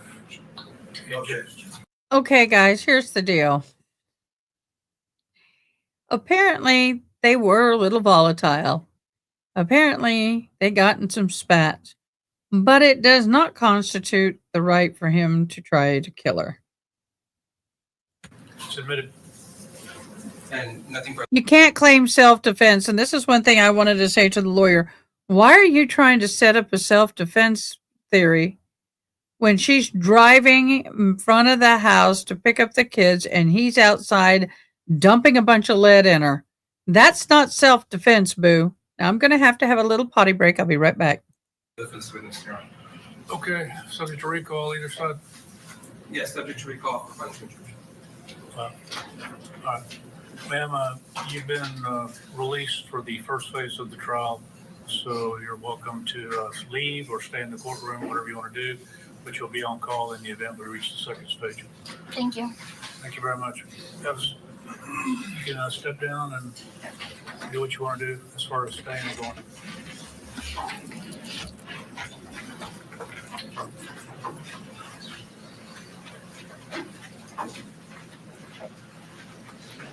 All right, State's next witness.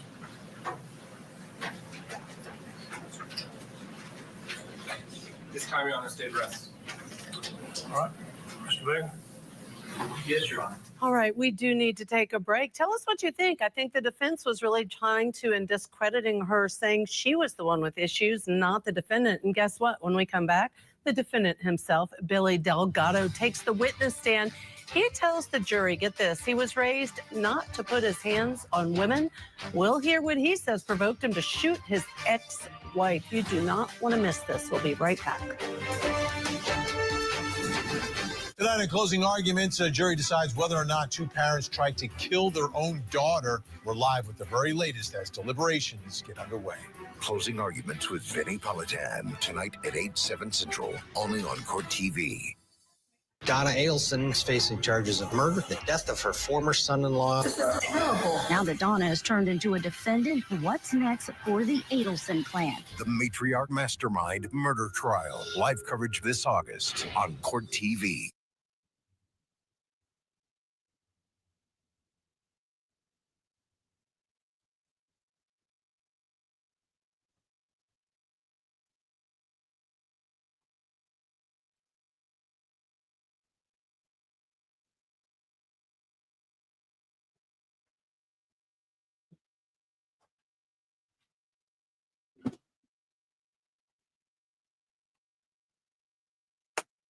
Of course, the moment I go to the ladies' room to get a comfort break, we're going to have to go to a commercial.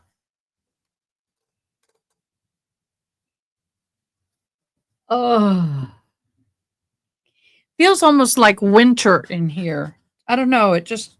I'm chilled. I can't seem to get my bones warm. This probably means I'm coming down with an RA attack. Does it matter what kind of issue she had? She's not the one that got, yeah. Yes, he is going to take the stand. That is right. Count of aggravated assault, family violence for allegedly shooting his estranged wife, Erica Torres, more than a dozen times last June, all while she was trying to pick up their daughter. We just heard testimony from the victim herself, Erica Torres. Now we want to go in court because Billy Delgado has taken the stand. He's on direct examination by the defense.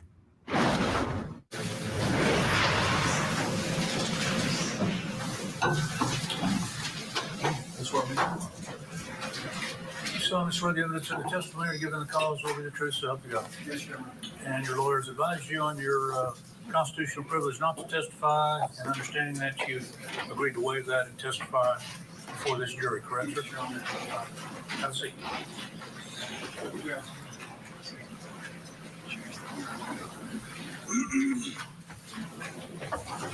All right, adjust the microphone. I try to speak up so everybody can hear you, sir. Mr. Vega, you may proceed. Yes, Your Honor. Thank you. Sir, can you please state your name for the record? Billy Delgado. Mr. Delgado, how old are you? I'm 35 years old. Okay, sir. And where are you from? I'm from Laredo, Texas. Okay, and you lived in other places? Yes, sir. Where? I lived in Arlington, Texas, and Mansfield, Texas, and Laredo, Texas, and San Antonio, Texas. Okay, you were born here in Laredo? Yes. And what's your mom's name? My mom's name is Maria Concepcion Delgado. And your dad's? Why? My dad is Luis Delgado, and my real dad is William Bloom. Why? Your biological dad is William Bloom? Yes, sir. Okay. And your mom's maiden name? And Maria Johnson. Okay.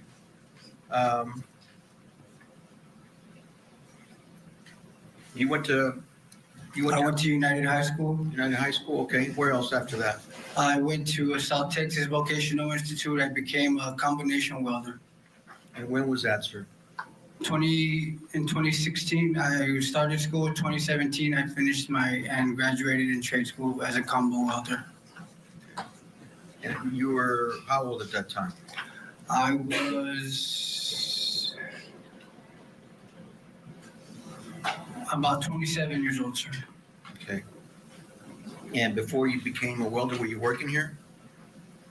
Yes, I was working in a staffing agency as a forklift driver. You have another child from another relationship, right? Yes, I do. And what's the name of that child? My son, Delgado, and he lives in Fort Worth with his mother. Okay. And you said you had lived in that Dallas area, the Fort Worth area. Is that where you met the mom?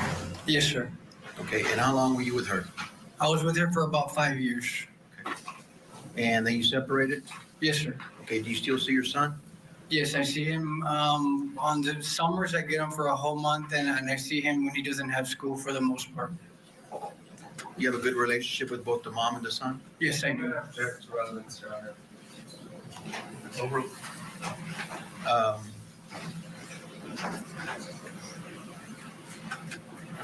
Okay, so you've done your best to try to raise your son? Yes, I have, sir. Okay.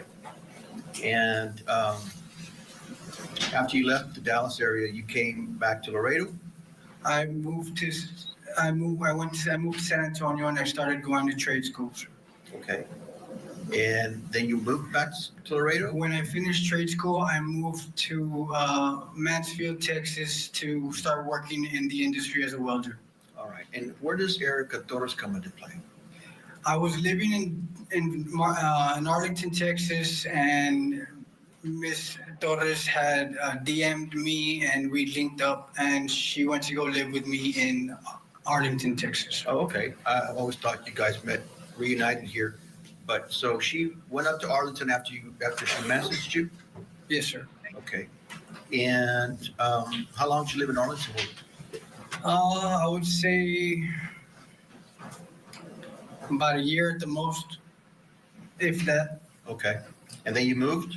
Yes, we moved to San Antonio. Did you experience any problems with her? This is a good question. Trial is in 2025. Should Erica pass away in the future due to this incident, would Billy be recharged? He wouldn't be. Would it be double jeopardy? No. Attempted homicide or redrum versus her actually passing would change it to redrum. In my humble opinion, no, it would not be considered double jeopardy. In Arlington? Yes, we did. We had our arguments here and there, but she threw a weight at me and missed one day, and that's when we decided to split up. But then we talked about it, and then we ended up moving together back down to San Antonio. Okay. So there was only one incident there where she got physical? In Dallas, yes. Okay. And then you moved back to? We lived with my family for a little bit, and then we came to Laredo for the most part during COVID. Okay. I believe those testimonies, she said that you guys were in San Antonio, right? Yes, we were in San Antonio. How long? Less than a year. Less than a year? Yes, sir. Okay. Did you live in your own apartment? Yes, we had a condo in Alamo Heights. Okay. And did you have any incidents there? Yes, that's Okay. Whoa. For those of you who don't know San Antonio very well, Alamo Heights is a very expensive, hoity-toity place, which means they were spending some cash because a condo in there is like twice as expensive as anywhere else. It's outrageous. I want to know, what did he do for a living to afford that condo? If a condo in the regular part of San Antonio is $1,000 a month, it's almost $2,000 in Alamo Heights. Just saying. Before I pressed charges for the assault on the first time she hit me, sir. I lived there for over 20 years. Oh, well, you were still in San Antonio? Well, we were still in San Antonio. And for now, she went to court, took care of that case, right? She went to court, took care of it, and we were still living together at the time, yes, sir. And what did she do in that incident? How did she hit you? We were arguing because we had a 2-story condo, and both my daughters were playing upstairs. I consider my stepdaughter my daughter. Both my daughters were playing upstairs. They were playing beauty school, and they came down, and the older one had cut the youngest one hair, and Miss Torres snapped and dragged the older one by her hair up 2 flights of stairs. And when I told her, like, maybe you could have handled that different, she said for me not to tell her how to raise her daughter. And that's how the fight started? And that's how the fight started. And she started coming towards me, and I was like, Erica, stop. And that's when she hit me a couple of times, and that's when the neighbors called the cops. Okay. You didn't call the cops? I didn't call the cops, no, sir. Okay. I know that we brought it up. If you were sitting here next to me during the voir dire, that was one of the questions, and I'm going to ask you, is this, somebody already threw a weight at your head, and somebody already assaulted. trade school, whatever that means, I don't know, Brooklyn. Trade school is something like mechanic school, basic plumbing, maybe electrician. It's not a college degree, but it's a school set for your school you go to for a specific kind of employment, welding, that kind of thing. Now, you can make good money doing that. I'm not saying, I just wonder what he did to afford such an expensive place to live at a younger age. Did you? I mean, why did you stay with her after those 2 times? I mean, for the most part, as a man, you're raised to deal with those kind of things. Oh, and no. Be a man about it. So I decided to be a man about it and be there for my family, what I had at the time. Okay. So after you said about, what was it, a year in San Antonio? Yes. You moved back to Laredo? Yes. And that was during COVID? Yes, sir. Okay, there was not much going on during that time, right? No, sir.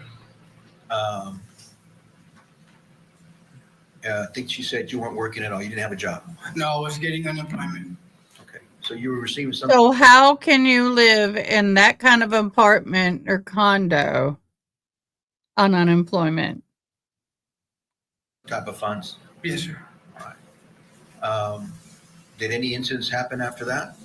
We had gotten in an argument one time at the house, and I was trying to get out of the house. And when I was trying to get away from her, a cologne bottle had fallen on the floor, and she stepped on it, cut her foot. So that gave me a chance to open the door, and I was able to get in my vehicle and skirt off. Well, before she got to open the passenger door and continue the abuse. Okay. And any other times that you recollect? The time in the vehicle. The time in the vehicle? Yes, and after the time in the vehicle, one more time. That was it. That you remember? Yes, sir. Okay. There was other incidents when the police were called, right? Yes, sir. And those aren't the times that you're mentioning right now? No. Okay, so there were other times. Yes, there were other times that the cops in San Antonio, before that, they had proof because I was bleeding from the side of the head, so they had to arrest her. Because they took, I gave them permission to take photos. Okay, I'm not sure. We're coming up on 4 hours and 30 minutes. I'm not surprised. Mr. Delgado, you said you were bleeding, right? Yes, sir. So I have some photos, but are these the photos that I have from that incident? I believe no. Those were the photos that my two aunts. I was at home. We were at home here. We had a condo in Del Mar, and she was hitting me, and all of a sudden somebody rings the doorbell, and out of the blue, two of my aunts came to visit, and they were able to. Miss Erica calmed down, and I went upstairs real quick, and I changed my shirt because it was all torn and everything because I didn't want my family to know what was going on at home. And so at that point, my aunts came in, they said hi to the babies and everything. And when they left is when I saw my opportunity to go outside and let them know and show them what was going on. And that's when they decided to take pictures of it because I had never told them that Miss Erica was like that. Okay. I mean, they knew that you argue a lot, right? Yeah, they knew that we argued, but I would never tell anybody.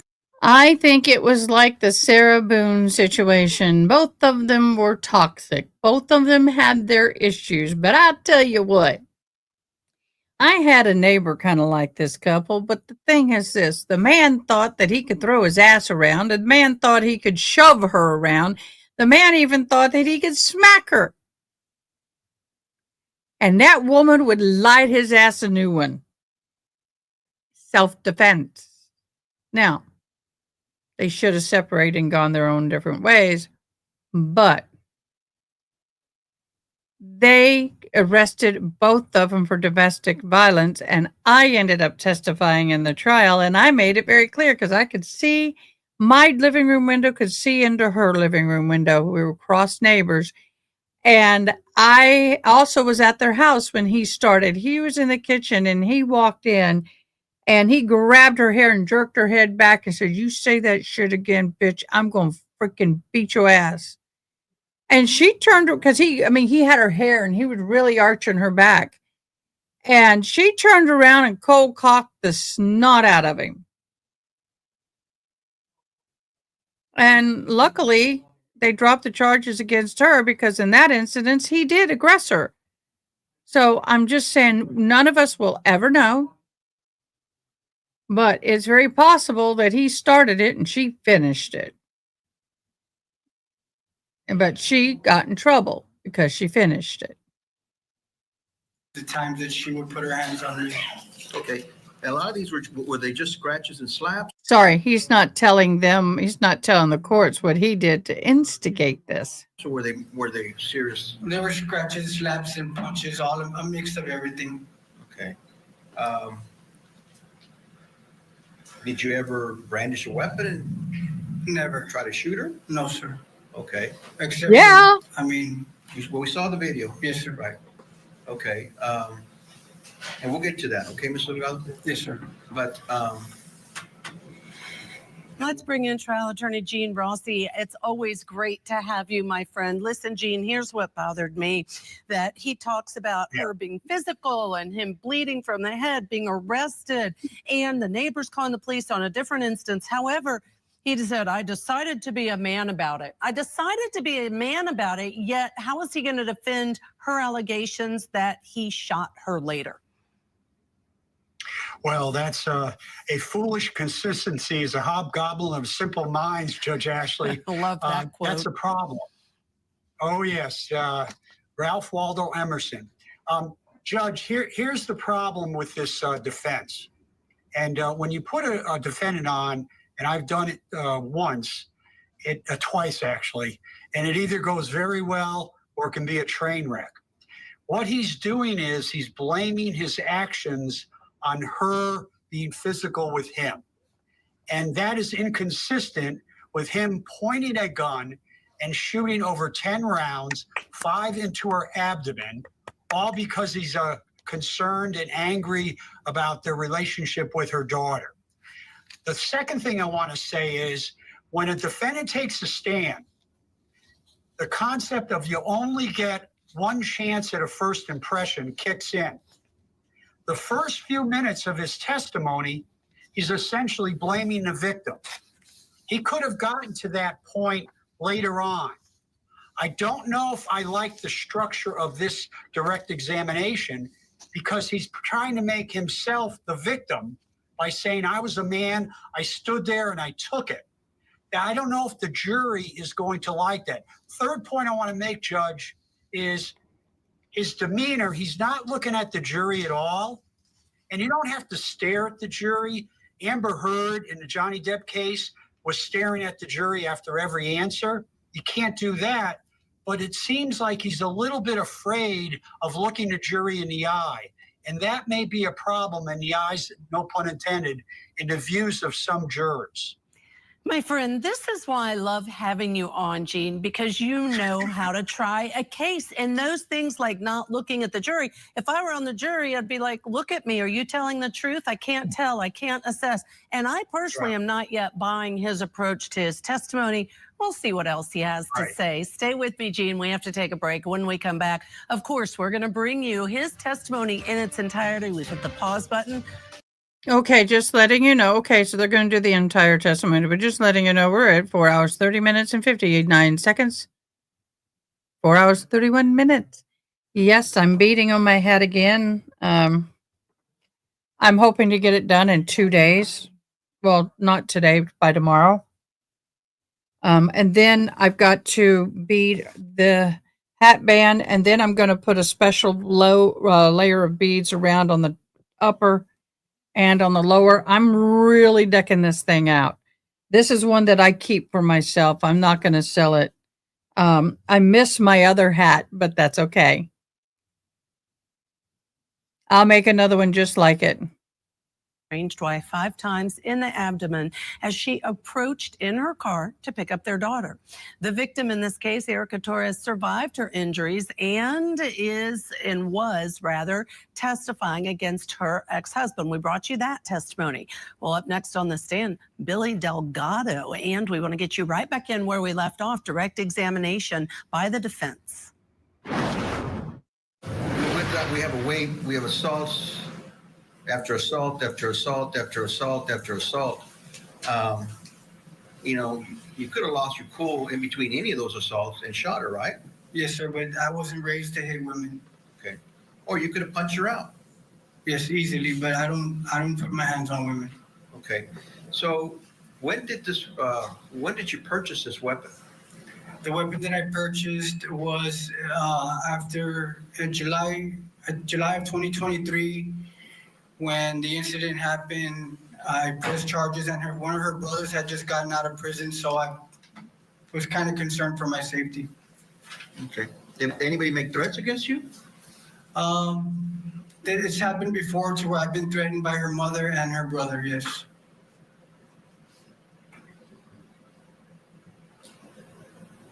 Okay. So you felt the need to purchase a weapon? Yes, sir. And when was that? That was in not too for maybe I would if I can recall, it'd be August of 2023. All right, it's around that time. You're not certain. Around the time of after I pressed charges, yes, sir. Okay. Were you ever assaulted after that day? Yes, sir. Okay. Well, you have a weapon. You're being assaulted. I mean, you could have gone crazy and shot her, right? You didn't do that. I didn't, no, sir. All right. So you've already purchased a weapon. You felt the need to have purchased it because of the threats, but you're not using the weapon, right? No, sir. Okay. And you said you have one daughter with Erica, right? Yes, I have a 5-year-old with Erica, and I have a 11-year-old with Megan Lee Bagwell. Okay. But you love your daughter? Yes, I love her. I'll do anything to protect her. Okay. And you've heard the testimony about the lifetime protective order. I mean, and the people have tried to get you to sign documents so you don't have rights to your daughter. Yes, sir. When they put the lifetime protective order, I didn't even have anybody to represent me in the courtroom. Okay. Do you want to see your daughter again? Yes, sir. Do you love her? Yes, I adore her with everything. Do you want to be able to take care of her and raise her? I would love that.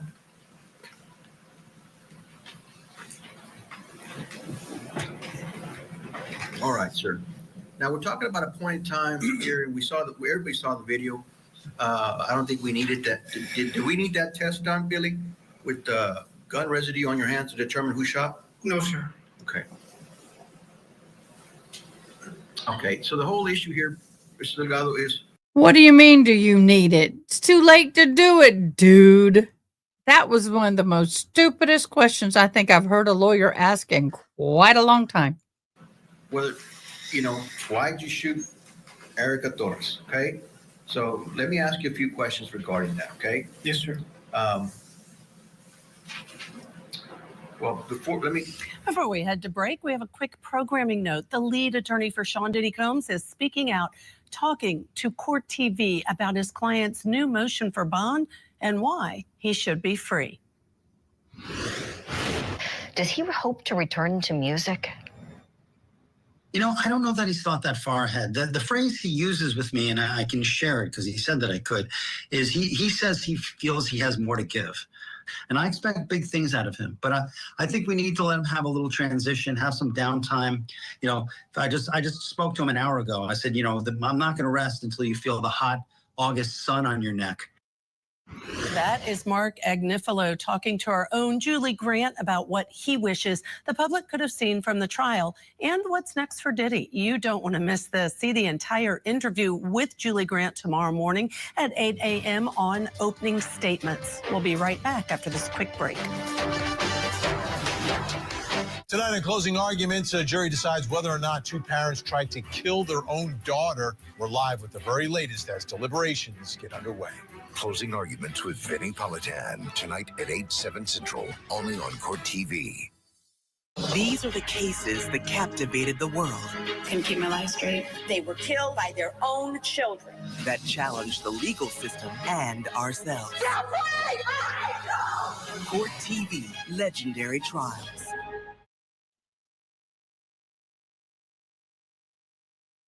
Wow. Okay, so why are they talking about this happening then in San Antonio? Or did they live in, maybe she lived in San Antonio? He lived in San Antonio, she lived in Laredo? I don't know, now I'm confused. Did he or didn't he? Oh, you're bad. From what you rate of the trial is in Laredo. Okay. My bad. I apologize. I didn't mean to give misinformation, but San Antonio, they had an apartment in Alamo Heights of San Antonio is what he said. We're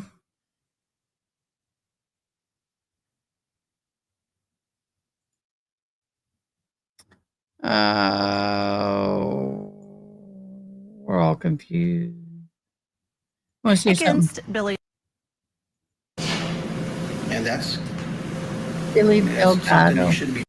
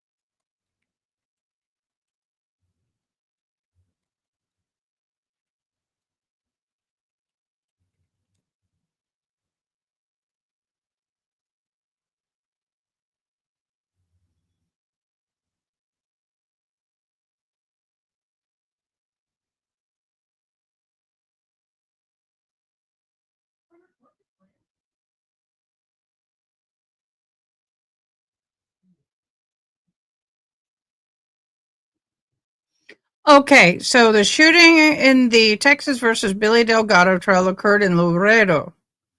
Billy Delgado accused of shooting his estranged wife, Erica Torres, multiple times. Okay, so they at one time lived in San Antonio in the Alamo Heights.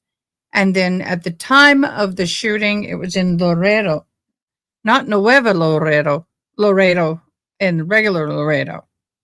Right, Ronnie? There's Nueva Laredo, that's in Mexico, right? And then Laredo is the Texas side or the American side. Am I right about that?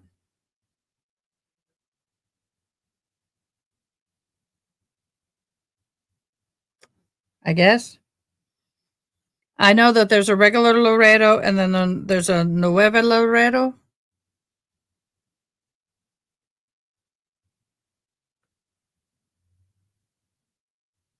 Okay.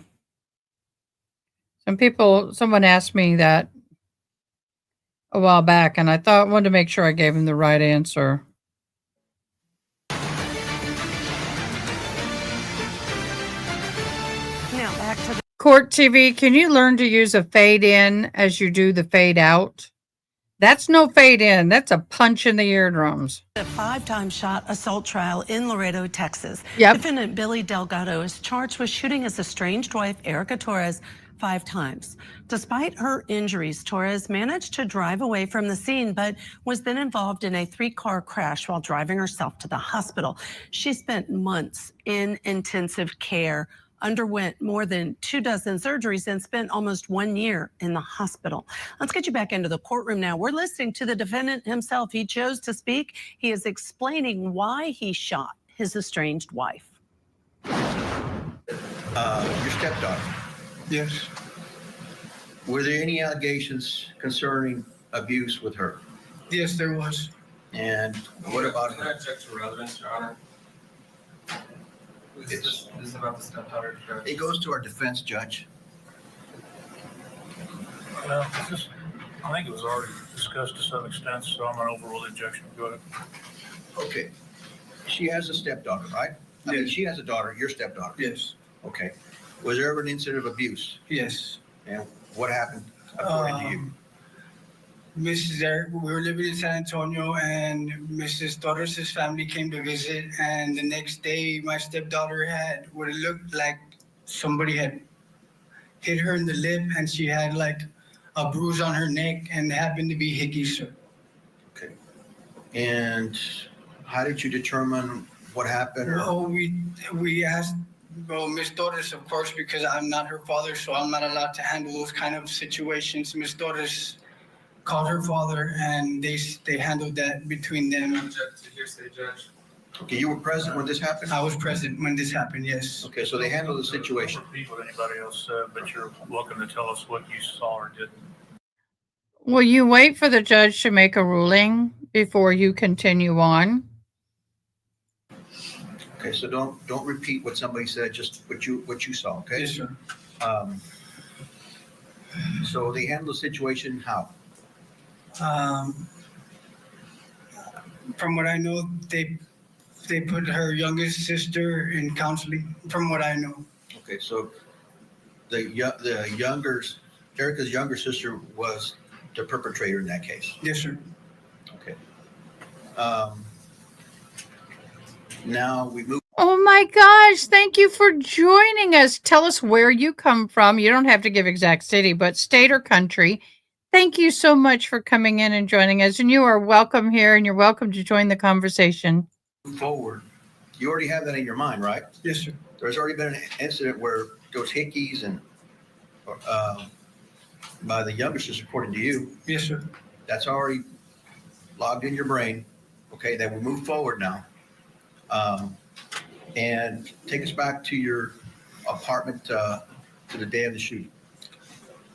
Well, the night before, my daughter was taking a shower, and I had asked my roommate Sharon to just watch her real quick while I went outside to smoke a cigarette.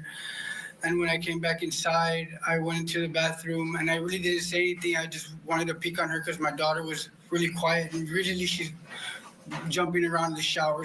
Oh, I live in Texas. I'm in Kerrville where the horrible flood happened on the 4th of July. Can you give me a low, not, you don't have to give me a town, but central, east, west, north, south. We got a lot of Texans in our channel chat. And by the way, if you're new, I need to do something. I forgot I needed to share this. If you are new and don't know, if you hit the thumbs up, comment, I liked. If you if you subscribed for the first time, put I shared in all caps. And if you share the live, put I shared in all caps, because everybody who does will be in a drawing today for an entry in the end of month giveaway for merch. We are going to give away some merch. This hat is one of my merch. So please, please, please, it doesn't cost you anything. Thank you.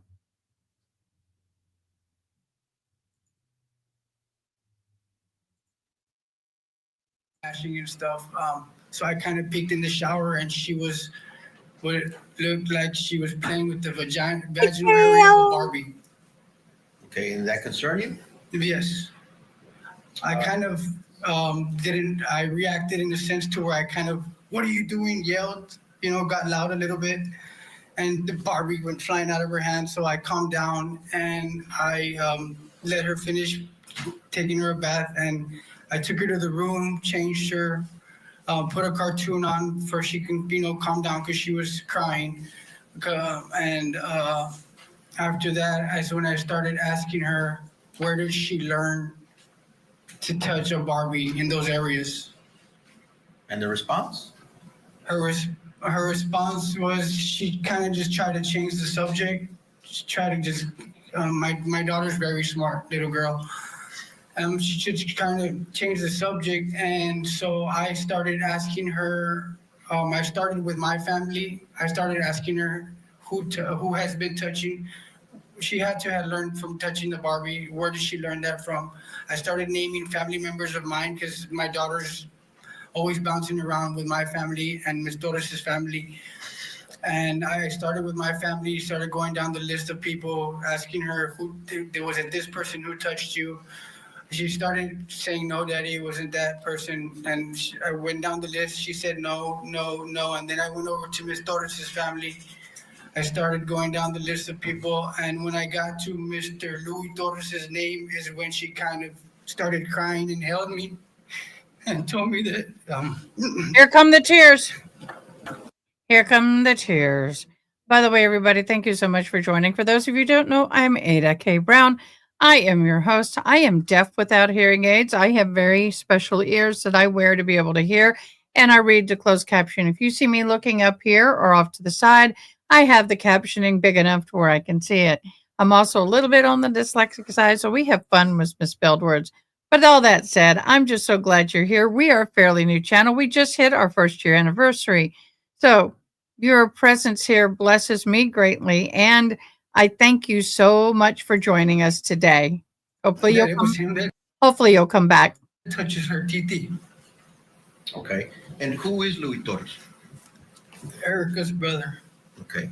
Is he the one that's been in prison? Yes. You know what for? No. Okay. So their family knows what it means to have a family member in prison. Yes, sir. What it feels like. Yes, sir. Okay, in your mind, so you already have the previous abuse stepdaughter, and now you have this of your daughter. Yes, sir. Okay, so take us, what happened the rest of the night? Well, So I have a question for y'all. So what we've heard so far, does this constitute the right for him to shoot his wife if that's happening? If he catches it happening, walks in and finds a guy doing something to a child and he unalives him, that's another story. Why is any of this important? It's a diversion. Thinking how I can approach Miss Torres, because every time I approach Miss Torres, she tells me that I'm acting like some sort of investigator or something in her terms.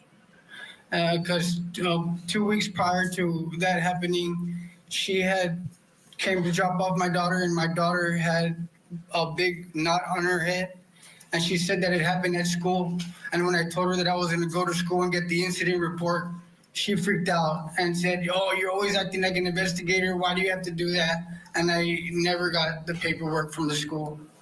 So I figured if she's been abusing me this whole time, that she was abusing my daughter as well. Okay. So now we have a family member that has access, and you have Erica was giving him access to your daughter, right? Yes, sir. Okay. And so that night, did you do anything else or just go to bed?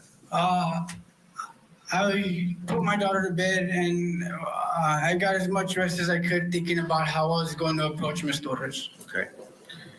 So now you're placed in a position where you're separated. She's got friends in high places, right? Yes, sir. Okay, she already told you I that got friends. you're not going to be in able to do anything to her because she has a friend here at this courthouse. No, she said it doesn't matter what I do or how I do it, that she's never going to lose because of her aunt, Becky Palomo, as a judge, and she can get away basically with anything, in other words. That's what Erica told you. Yeah. Still with us, trial attorney Gene Rossi. Gene, weigh in, because now he's leading up to his shooting of Erica, the mother of this child, who he says was being abused by the victim's brother.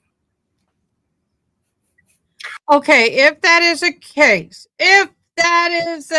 you call the police. You take the child to a safe house. You call the police. The police will come and do an interview, and they take it from there. You don't shoot the wife because of something the brother is doing, for God's sake. Well, Judge, here's the thing. He's basically saying that because she abused the stepdaughter and the brother of the victim abused his daughter, that he had a justification to try and kill her.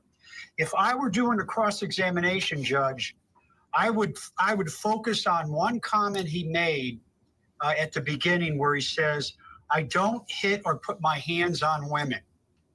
I would use that to show you're a coward. You didn't want to touch her, but you wanted to put 10 to 14 bullets inside her body and kill her. I would use that against him. This seems like justifiable. Yeah, I mean, and I may have just lost you right at the end. I'm so sorry, Gene, but those were such great comments. And justifiable homicide. I mean, I'm astounded this is his testimony. Quite frankly, if I were a juror, I wouldn't buy it, but we don't know what the jury's going to do. Gene Rossi, thank you as always for joining. Coming up next, Michael Ayala for more of the defendant Billy Delgado's testimony. You don't want to miss a minute of this. We'll be right back. Stay tuned.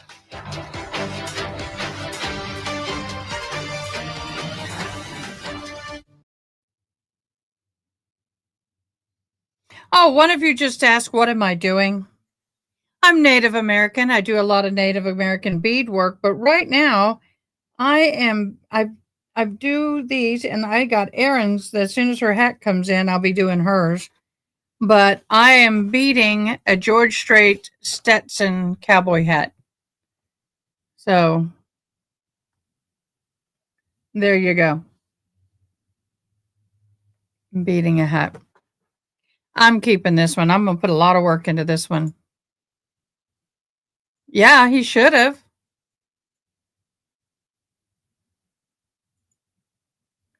He should have gone to the brother, but I feel Erica's family is probably a rough family, and he's given them no excuses to shoot 14 bullets. Yeah, he's acting like he did nothing wrong. He's Mr. Innocent. My butt. He thinks he's, in his mind, he's justified. And, you know, people who seek their own justifications are fools. I don't care what's going on. No, don't believe it.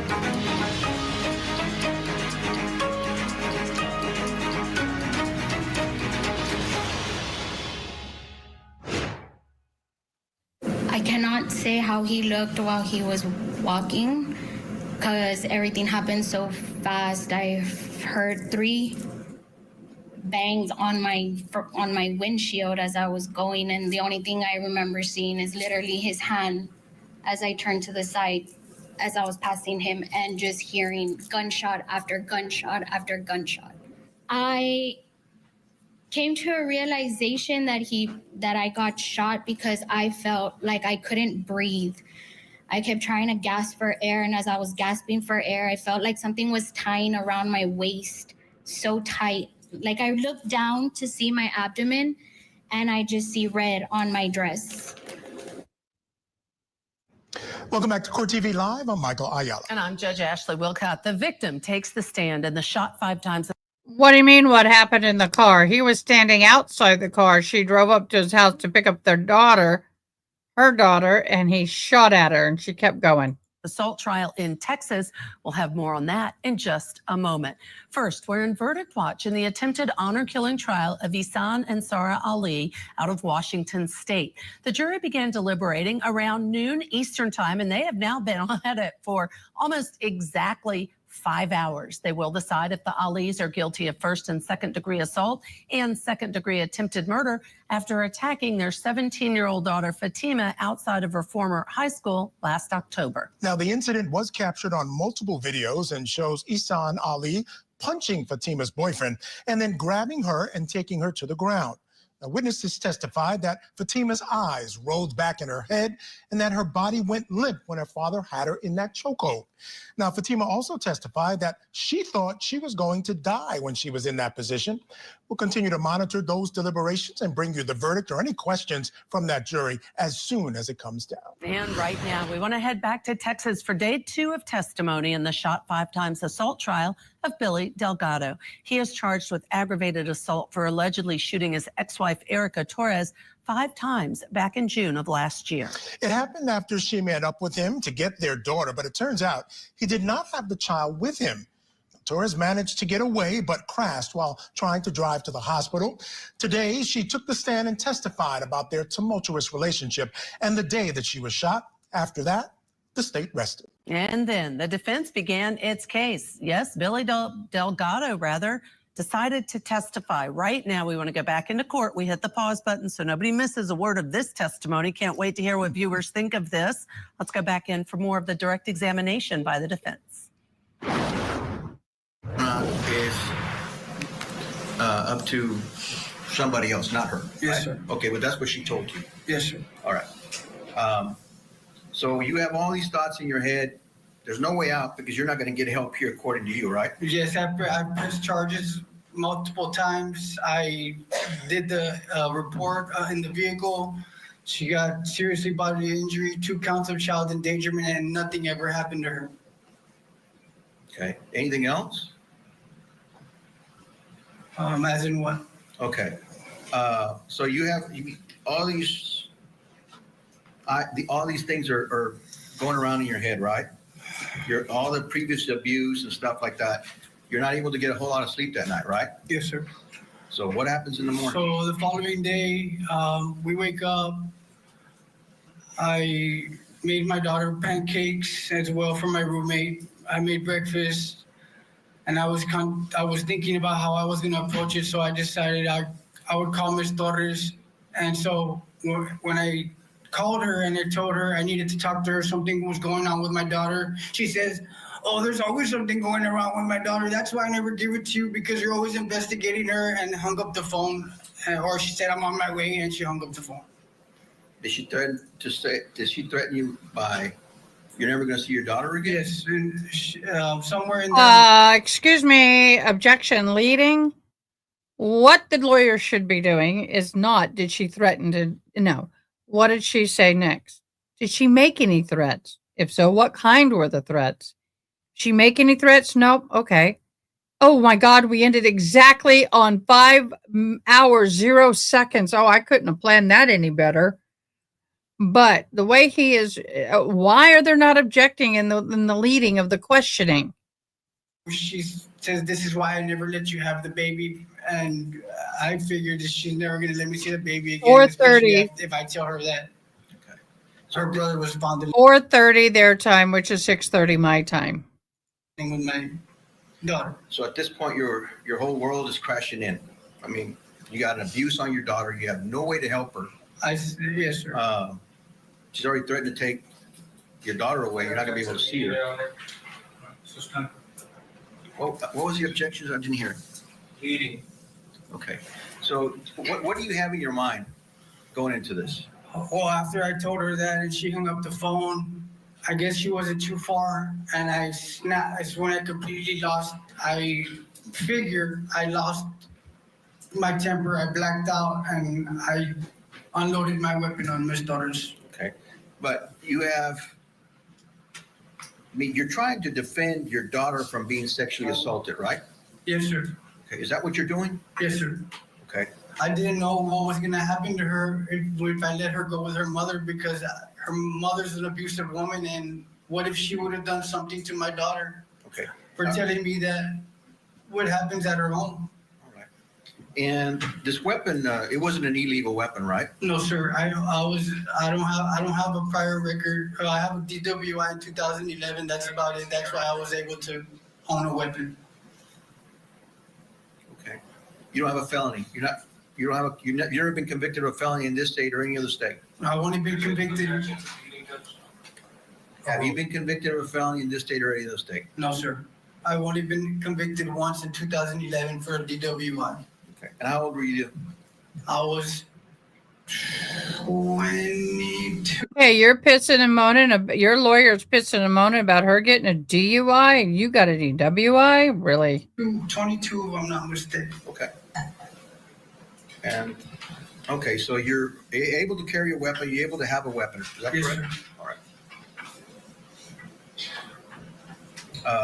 And you weren't committing any illegal act when this shooting took place, right? No, sir. And What? you already told us that you were protected. You were not committing any legal act when the shooting took place. The shooting was an illegal act. Really? Your daughter from a sexual assault, right? Yes, sir. That's what you thought you were doing. I didn't know what would happen. What else? I mean, Miss Torres has, after I pressed charges in 2023, kept me away from her. Even on her birthday, I wasn't able to speak to her that year or see her.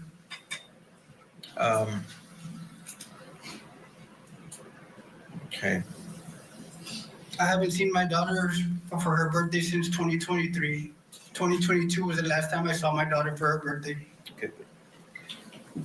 Erica's not the one sexually abusing your daughter, right? No, she's physically abuses my daughter. Right, but she's the one in control of your daughter. Yes, sir. Objection to leading, Judge. Is she the one in control of your daughter? Objection to leading. Yes, sir. Overruled. And so is she given access to anybody else? Yes, sir. Okay, and is one of those persons Louis? Yes, sir. They used to live together, if I'm not mistaken. Okay. Louis Torres, right? Yes, sir. All right. So in order to protect your daughter, I mean, you have to do something, right? To get from daughter getting to Louis. The last thing I would have ever thought is nobody deserves to be shot. Nobody deserves to be shot. Right. Trust me, I regret it every day. I wish it would never happen. But it happened. Go ahead. But it happened, sir. And I mean, I felt like I was left with no choice. Was that your way in protecting your daughter? Yes. Okay. No, this is not a typical Texas court. No, you want to see a good Texas judge? Go see Judge Boyd out of San Antonio. She's a judge and a half. And people hate her because she's tough, but she's right. So this is not indicative of the standard court proceedings or judges in Texas. No. I mean, you've been through a lot, so you thought this was reasonable, an unreasonable attempt to defend your daughter? Like, I didn't think it was reasonable to shoot anybody, but that's what happened. Well, that's the only option you had at the time, right? No. Yes, sir. Okay, so. Lawyer. So if I'm sitting on the jury and I hear a lawyer say the only option you had at the time is go outside your house, wait for your wife to drive up and shoot her is the only option you had? What the heck? Guard your ears, y'all. What the hell? No. At that time, it was reasonable. Was that correct? Yes, sir. Okay.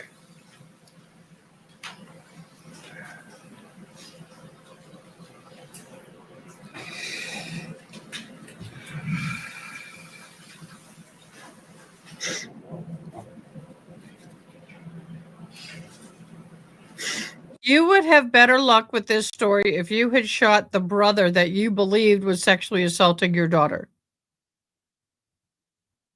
You'd have better luck with it. Not that you'd be successful, but you would have better luck with it with that. But shooting the wife who has nothing to do with that? What? They made it seem, Billy, like after the shooting took place, that the car stopped. You just kind of walked toward the car and then went up. Is there something else that you wanted to do? No, sir. I like I said, during those few seconds of that happening, I was in a complete rage and was blacked out. But I mean, you've been slapped, had weights thrown at you, kicked. I mean, you've been abused all this time, and you didn't break into a rage. I mean, I guess from everything that I've had, all those times bottled in, never doing anything at those times and moment, bottling in and bottling everything in, and then finally finding out that something's happening to my daughter, I completely lost it, sir. Okay. Crime of passion. You said when the car approached, I mean, Mr. Delgado, if you wanted to kill her, I would think you would let the car stop, maybe roll down your window, and then shoot her and kill Objection, her. Your Honor. Opposing counsel is testifying. Yep. Is that what? Sustained. Okay. Yes. Wouldn't that be, what would be an easier way if you wanted to kill her? I wouldn't want to kill her, but I guess if you were saying easier way to kill somebody would be to let them get off the vehicle. Okay. Or stop the vehicle, right? Yes, sir. Okay. So that was never your intent, right? No, sir. Okay. In your mind, I was shooting towards, I guess I was shooting towards her vehicle in her direction. Yes, sir. and you had, I think they saw a total of, did you have the gun in a box, or how did you have your gun? I always carry it's small enough to carry in my pocket. So after I bought it, since as long as it's concealed, I'm allowed to carry it anywhere and it fits in my pocket. I always carry it in my pocket. Okay. No, that's not true. I'm going to call bullshit. You are not allowed to carry a concealed gun anywhere. Okay, guys, under Texas law, you have a concealed and an open carry. You can open carry in certain public places. You can carry in concealed places, but there's a lot of places you can't carry open or concealed. Some places you carry concealed that you cannot carry open. I know. I have a license. I am a carrier. And I will tell you that there's a lot of places that have signs on the door forbidding you to enter with a lead shooter. And on top of that, you can't go anywhere where 51% of the revenue comes from the sale of liquor, like a bar. And you can't carry it into a government building. You can't carry it into the bank. You can't carry it into the courthouse. You can't carry anywhere. That tells me right there you don't know the law. This is why I don't like not having a licensing to carry. And I don't think we saw the video, but I think I saw it, where you basically disappear before the police come down. Where did you go? After the shooting, where did you go? I was I believe my mother had called me and I was on the phone with her. Okay, did you ever go upstairs? I went upstairs to put the pistol and the 2 magazines on the chair because I was the 2 magazines. Overkill much? You had a lead shooter that held 14 rounds. You emptied that thing, probably 15 if you carry in the chamber. But then you have 2 more magazines. Were you going to war? What the hell?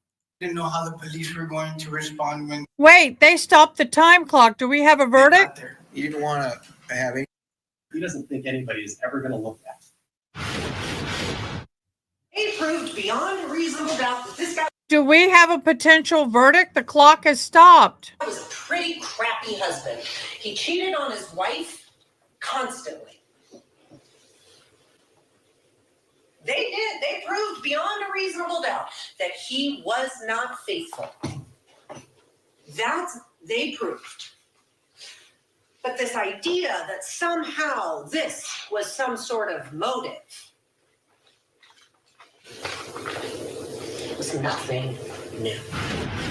And of course, we're going to let you know as soon as the jury has a question or a verdict in that case as well. Let's take that break now. When we return, we will head back to Texas for more testimony in the shot 5 times assault trial. The defendant will be on cross-examination by the state, and the prosecutor accuses him of ambushing his ex-wife. But first, here's some testimony from the victim's cousin about the call that she received from Erica Torres saying that she had been shot. Keep it here on your front row seat to justice. I hear her scream. She was in pain, screaming in pain, and she just says, ah, ah. And as she screams, the call drops. I immediately call her back and I say, are you okay? She says, no, call 911. Billy shot me. He shot me. He shot me. Matriarch of the Adelson family gets arrested. Terrible. Donna Adelson is facing charges of murder, the death of her former son-in-law, Dan Markel. Prosecutors say a bitter child custody battle was the motive for the murder-for-hire plot. Now that Donna has turned into a defendant, what's next for the Adelson clan? Now that the ship is really sinking fast, blood doesn't matter that much. The Matriarch Mastermind Murder Trial. Live coverage begins this August on Court TV. And we will be following the Adelson. I want to thank everybody for watching with us today. We have 56 people on YouTube. We have 43 on X, and we have 1 on Twitch. Thank you, thank you, thank you. So a little over 5 hours. The clock has stopped at exactly 5 hours, so we may have a verdict. I hope we do. Clan fits the bill perfectly. Yep, that is next. So this is what I may do. I have to have a day or more off to get the studio reconfigured and cleaned up for our special guest, Joe Schmo, on the 1st. I also, so we need to do that. But just so you know, our calendar of events, if I can get it in before they come back. Okay, so here's what our week looks like. I like to share what our week looks like with y'all. Okay, so this week, today or Tuesday, we are dealing with the we did the Dan Markel breakdown with the Adelsons. Adelson. You can go back and watch that in the replay. We also did a full rundown of the Ali and Ali trial. Tomorrow, we don't have anything scheduled. I am off on the 31st. Then August 1st, we have Joe Schmo, and if he's able to be here, he should be. We also have Texas versus Brad Simpson. We don't know if that's going to be live. And if he's here, when that goes live, he and I both will watch it with you together. We have Fraser Baum, and then we got Corey Richards at 4:30. Next week, Monday the 4th, we have the Kerrville flood 1 month update. We have Wendy Adelson. We're going to dive into Wendy Adelson, spend most of the day talking about her. And then we have Amy versus Matthew Farewell. Then on the 5th, we have Charlie Adelson case review. Donna on the 6th and 7th. We have Colt Gray on the 8th with the Donna Adelson pretrial. I am out the whole week of 11th through the 15th. I have got going to be out of town for training. I have to get my continuing education credit, so I'm a chaplain, volunteer emergency services. And then I'm going to be seeing taking my daughter to see her grandmother. And then on the 18th through the 21st is a Donald Adelson jury selection. And then on the 22nd, the judge has made it clear he wants to be in opening state arguments or statements on the 22nd. We have that for the rest of the month. We do have Sarah Boone as well on the 25th, Connor Bowen on the 28th, Barry Morphew on the 2nd, and then we're into September. Just kind of wanted to give y'all a heads up on what that looks like. It's 11:19 over there. Oh, vey. Hopefully we have a verdict. That would be nice. I have not had a week off since I started this a year ago.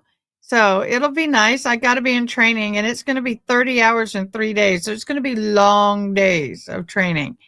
And then I got to drive to Livingston. I'm hoping to meet up with Carmen Spawn of AJ, because I've been trying to meet up with her and she lives in the same town as my mom. So hopefully I get to meet her and her bride, get to see them, maybe have dinner. I have gifts that I'll be taking them. Yesterday you were up past 1 a.m. with us, Frankie. Well, yeah. And I didn't go to bed until after 4:30. I don't think it was close to 5 o'clock before I fell asleep. My body was in so much pain. I didn't even know where pain was radiating from. I kept passing out. I just did not want to die.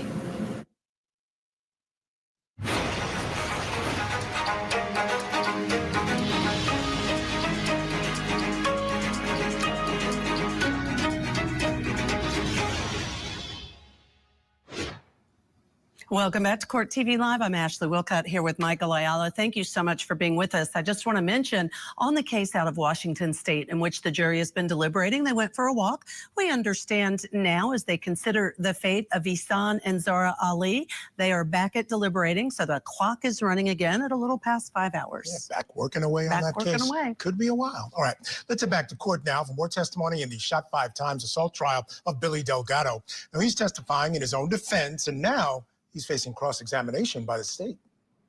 This time around, we're going to take State's Exhibit 4.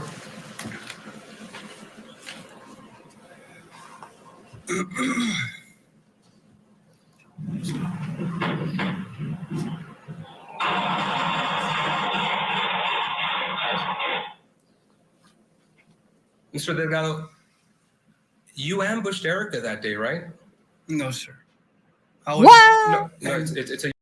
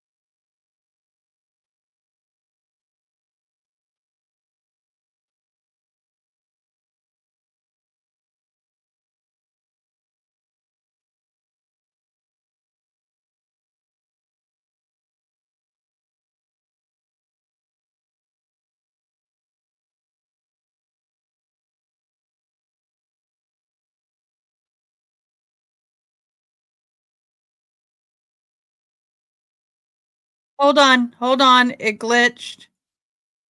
I'm trying to get it. Hold on. We glitched. I'm trying to get it. Give me a second. I don't know why it did that. Let me reset.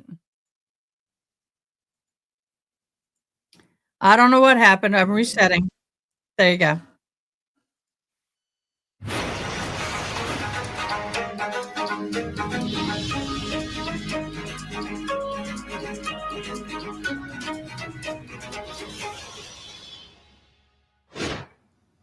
Welcome back to Court TV Live. I'm Ashley Wilcott here with Michael Ayala. Thank you so much for being with us. I just want to mention on the case out of Washington State in which the jury has been deliberating, they went for a walk. We understand now as they consider the fate of Ihsan and Zahraa Ali, they are back at deliberating. So the clock is running again at a little past 5 hours. Yeah, back working away on that case. Could be a while. All right, let's head back to court now for more testimony in the shot 5 times assault trial of Billy Delgado. Now he's testifying in his own defense, and now he's facing cross-examination by the state. This time around, we're going to take State's Exhibit 4.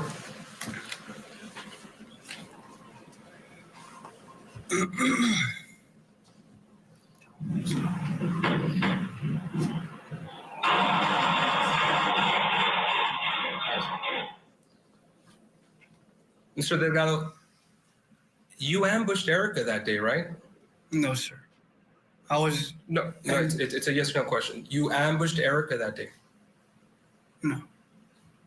Did you let her know that you were going to shoot her when she arrived? Yes or no? I didn't even know I was going to shoot her when she arrived. Okay. Yet, you didn't warn her, right? So you surprised her by shooting her 10 times that day? No, sir. It's on video, Mr. Delgado. I did shoot her 10 times that day, but I didn't shoot her planning that I was going to shoot her. Mr. Delgado, you're waiting for her. You called her to come over. I called her to come over, but when I snapped when she told me what she told me on the phone. What happened in between me hanging up the phone and after what she said to the time that I shot her, I was in rage mode. No You believe excuse. this enraged mode is some form of excuse? No, I'm not giving no excuses, sir. So then you were conscious of what you were doing? I wasn't, for those split seconds, I wasn't. So is it an excuse or not? Because you're saying you were enraged. I don't know what you consider an excuse.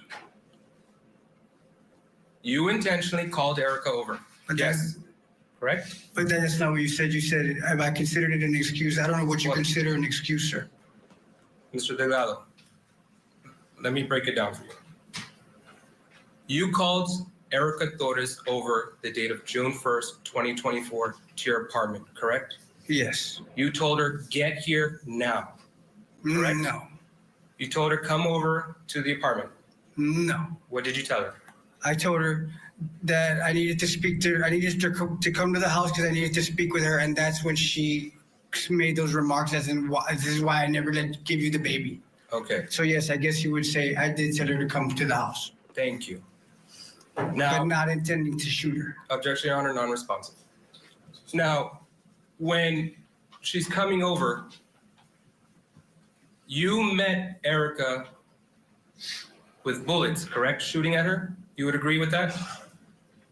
I don't understand that. I don't understand what you mean When by Erica arrived with bullets. When Erica arrived, you immediately started shooting at her, correct? As according to the video, yes. Okay.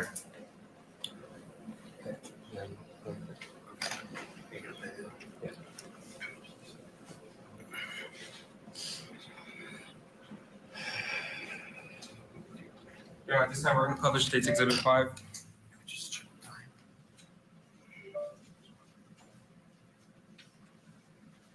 We're going to get you back inside the courtroom in just a moment. But first, let's welcome criminal defense attorney, former head prosecutor Bob Bianchi. Of course, thank you for being on with us both. Tell us what you think. I don't think Michael or I were buying his testimony on direct. Now we're on cross. Share your thoughts. Oh, my gosh, Judge, I don't even know where to begin, honestly. Me and you are on a panel sometimes where we break down cases. We may need to include this. I'm not even laughing. The lawyering is unbelievable. I'll talk about that if you want to go there. The prosecutor's dropping the ball. The defendant, listen, you got to look when you cross-examine the witness at what the law is here.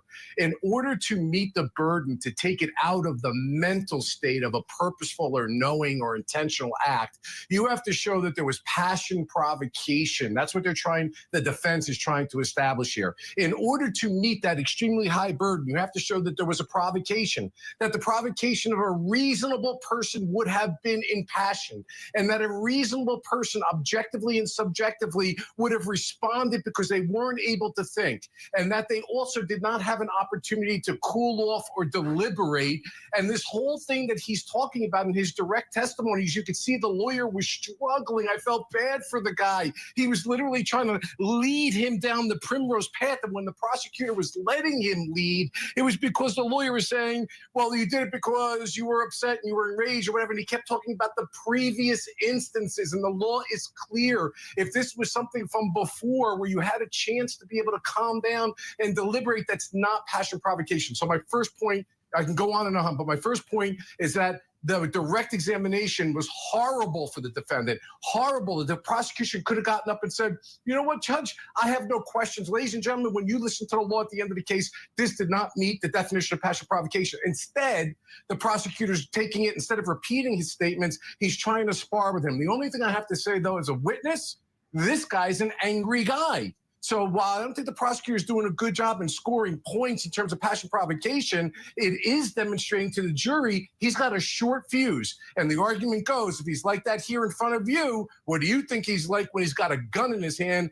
and he's angry because he's afraid, and he gave the motive, that she was never going to let him see the daughter again? That's not passion provocation. This whole thing is lunacy to me.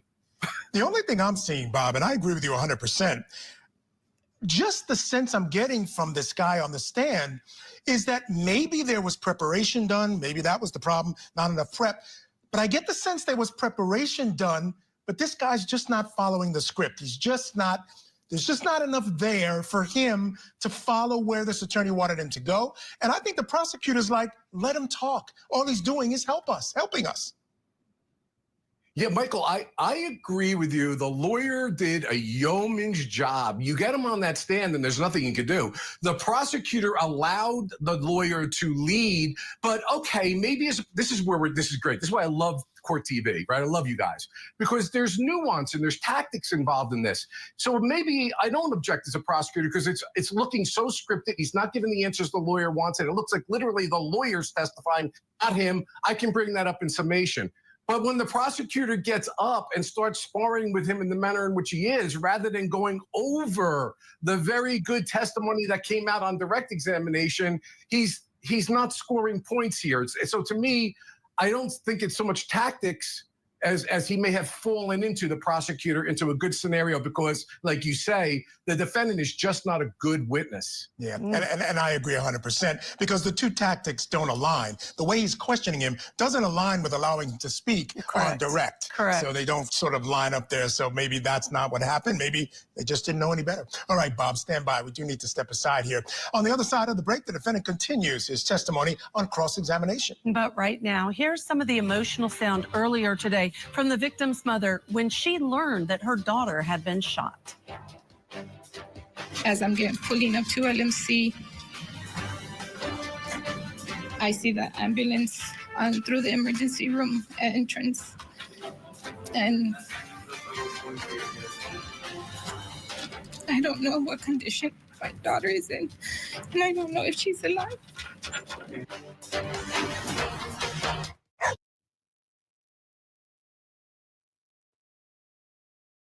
That is a horrible place. I hope I never have to be.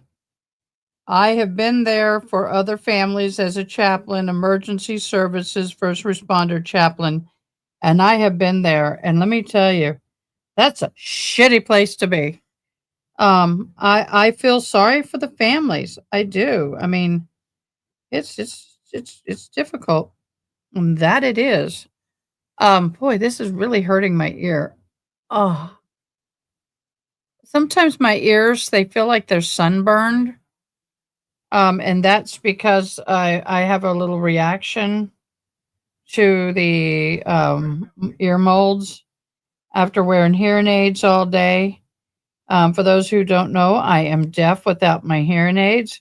I can't hear diddly squat. So anyway, there we go. I needed to end that row before I lost my needle. So they need a woman on the prosecution team. She could have crossed in a way that possibly bait him into revealing even more of his real character. You know, that's a good point. Sometimes women can get things out of men. Men get their guard down. And they can get some things out of them that a man normally can't get. You guys are so freaking awesome. You know that? Very probable. I just like how he played dumb with the cross. So like just misplaced the script. Yeah.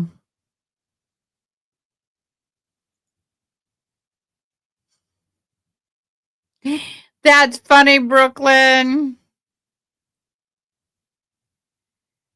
Yeah, that's true. Yes, please leave your DNA. We have a drawing at the end of every live. If you come on and you like our live, commented. If you gave us a thumbs up, please comment I liked. If you share our live, please comment I shared. And if you subscribed and you're new subscriber, put I sub. And at the end of the month, at the end of the day, I'll do a drawing. When I do that drawing, the winners of each day are put in a pool. And at the end of the month, I have a drawing for merch. And I have my hat that I have on is merch. I have a mug that says, in my humble opinion. I have several things.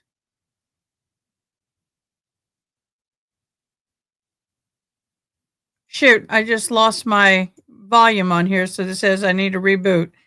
I don't know why we're losing connection with the live, but I'll try and get it up again and see.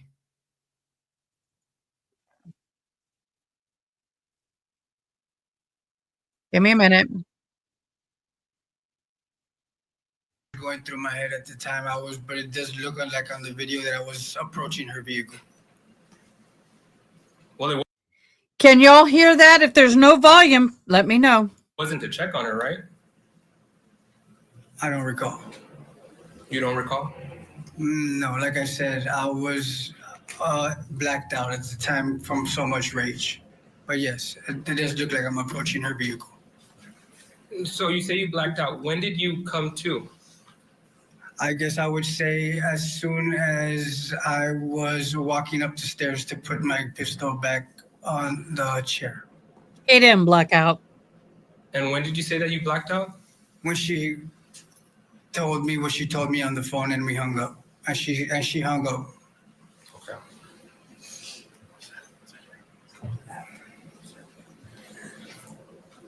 And was this before you were, because you heard Mrs. Estrada testify, so you blacked out after you were at peace making pancakes that morning? Happily making pancakes? No, my daughter was inside playing with Mrs. Estrada in her room, the sorry game, and that's when I told her I was gonna go outside, and I went outside and made a phone call. She doesn't even know about the phone call. I was outside when that phone call was made. Okay, but you testified earlier that the night before your daughter told you about this, right? Yes. And you testified that you went through a list, right? That you started with your family? Yes. And then you went to Erica's family? Yes. You realized that you, well, how many people did you rattle off? How many names did you rattle off to your daughter asking her? I don't recall. I just went through everybody. Everybody? On my side, everybody. On her side, about 3 or 4 people. And you said that your daughter at some point just finally cried and said, yes, Dad, this happened. No, not at some point. When I brought up his name, she was coherent and listening to the names that were coming out of my mouth and telling me yes or no. Okay. Mr. Delgado, you saw Investigator Vaquera testify earlier here today, correct? Yes, but I don't recall who Mr. Vaquera looks like. Okay. Well, do you know that children are supposed to be interviewed by a trained specialist? Yes or no? No. I don't know how that process works. Okay. Well,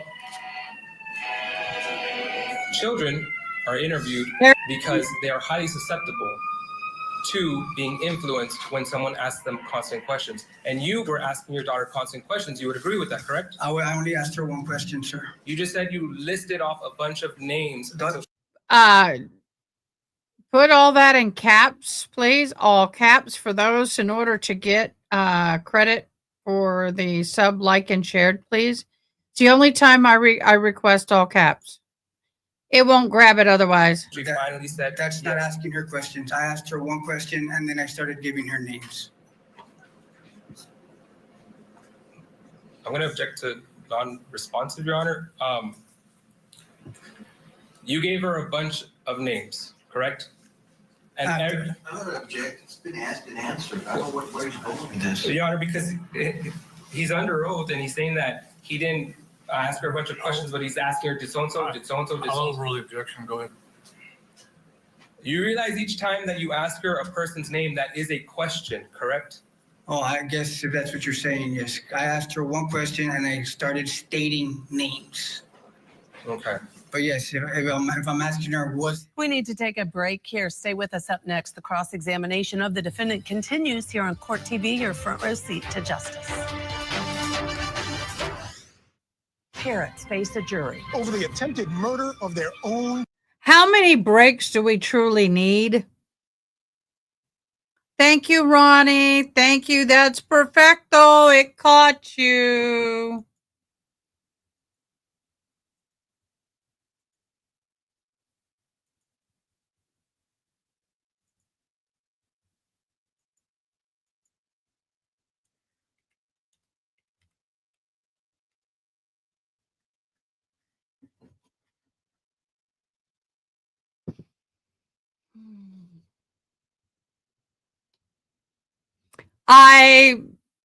Yeah, this is driving me crazy.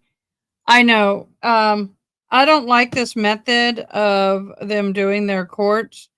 There may have been something that the judge required them to do it this way, but I mean, I'm tolerating it, but I don't like it. Too many breaks, too many commercials, too much. I agree with all of y'all. I don't want to go to another feed because they don't have good captioning and they don't support my channel like Court TV does. The Court TV has been very supportive of me and my channel. And so I really don't want to go anywhere else for the feeds, but if I have to, I will. I shall. I don't want to, but I will. What happens when you mess with the good stuff? That be what happened. So we are now in almost 5 hours and 30 minutes worth of jury deliberations. They took a stretch break for about 15 minutes where they got up and stretched and walked around, took some fresh air, and now they're back at deliberating. People have asked, what am I doing? Well, that's not what I'm doing. That's for dang sure. Dag nabbit. I didn't have enough on there. I guess I lost some. I am beating a hat. You'll wear your glasses next time? I'm sorry, Brooklyn. They are the most, I will tell you, they are the most accommodating disabled-wise. So depending on the trial, though, I will go to another feed, depending on the trial. Not getting into whether I like the people who are commentating or not. But I do find that their actual courtroom technology coverage is of better quality than others. I can control more of the sound than others. Sometimes when I'm in one court and the sound's not great, I pop over here. I can have a little bit more control of it. Just saying. But I thank y'all for being here, even though you're not fond of them. I also like that they have a good timer and all that kind of stuff for the verdict watches. Oh. Not what I needed to do. I am messing up all over the place, y'all.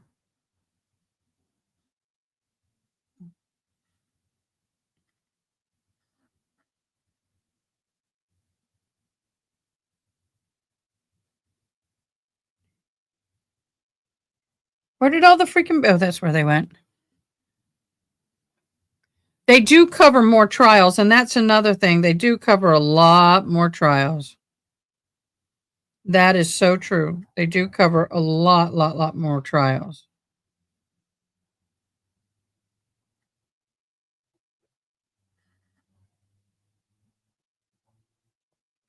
I got a long thread on here, unfortunately. 1, 2, 3, 4, 5.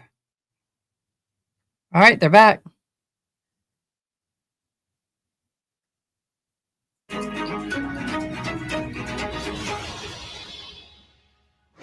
Before we get you back to court, here are a few other cases Court TV is tracking. In New York, 4 people were killed and another was wounded in a shooting at a Manhattan office building on Monday night.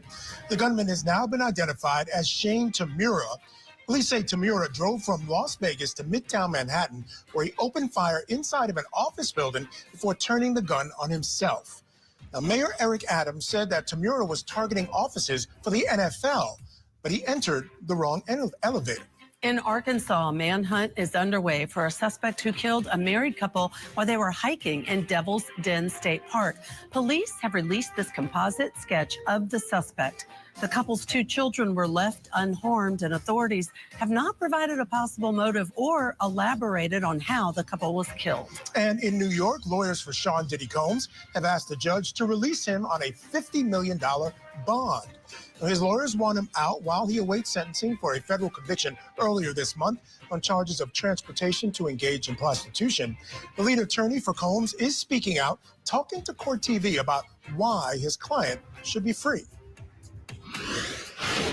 Have your expectations with the federal government changed at all with Maureen Comey being let go from her position?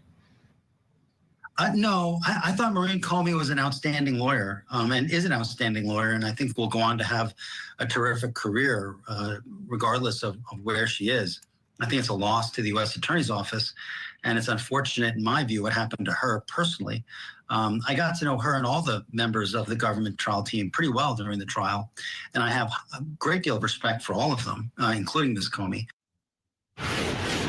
Mark Agnifilo talked to our Julie Grant about what he wishes the public could have seen from the trial and what's next for Diddy. See the entire interview tomorrow morning at 8 a.m. with opening statements with Julie Grant. Now let's get back to court for more of the defendant's testimony in the shot 5 times assault trial in Texas. This is cross-examination by the state. Question. And yet you somehow landed on Uncle Louie, right? Yes. After I listed a bunch of people, yes. Okay. Now, after this video was taken, you got arrested, right? Yes, you know this. They told you that. Yes, we're just doing this for the questioning. Thank you, Mr. Delgado. Now, when you got arrested, you went to LPD, correct? They took me to the police station. To the police station. All right. And prior to that, you had already confessed, yes, I shot her. I did what I did. I'll take my consequences, correct? I do not. I recall telling the police officer that I unloaded my clip. I don't recall telling him that I'm willing to deal with the consequences. Okay. You don't remember telling Officer Amezquita, I'll deal with the consequences? No, sir. You don't remember telling your neighbor while you're in the back of the cop car? I remember yelling out to my neighbor that my daughter was violated, yes. Okay. I don't recall ever saying that I'm willing to deal with the consequences. No, I'm going to ask you, you said you were taken to LPD? Yes. All right, you remember going to LPD? I remember getting there, yes. Okay, you weren't in the supposed blacked out stage still? No, sir. Okay, so then you remember your interaction with Mark Vela? I do. Okay. You remember telling him how Erica has a rap sheet and you don't have a rap sheet, so you don't deserve this? Do you remember that? I don't think I ever said I don't deserve this, but I do recall what you me saying that I don't have a rap sheet and she has a rap sheet, yes. Okay. Do you remember bragging about Blasa Bloom? I wasn't bragging about it. I was just stating. What were you stating? Her name. That she's my relative. Okay. No, you didn't just say that she was your relative. You said, go look at the pictures, right? What pictures? You told, when the officer said, who's Blasa Bloom? You said, go outside. She's my grandma, first police captain of Laredo. I never said, I don't recall saying go look at the pictures. It's an evidence. But if it isn't there, I guess, yes, I said a lot of things that day. In fact, you use that. You tried to use that as leverage, correct, with Erica? No, sir. You would always tell her, I know LPD? Never. You never told her that? Never. So you wouldn't use the fact that your grandmother was an LPD and that you knew the police? Never. My grandma has not been a part of my life for a really long time, sir.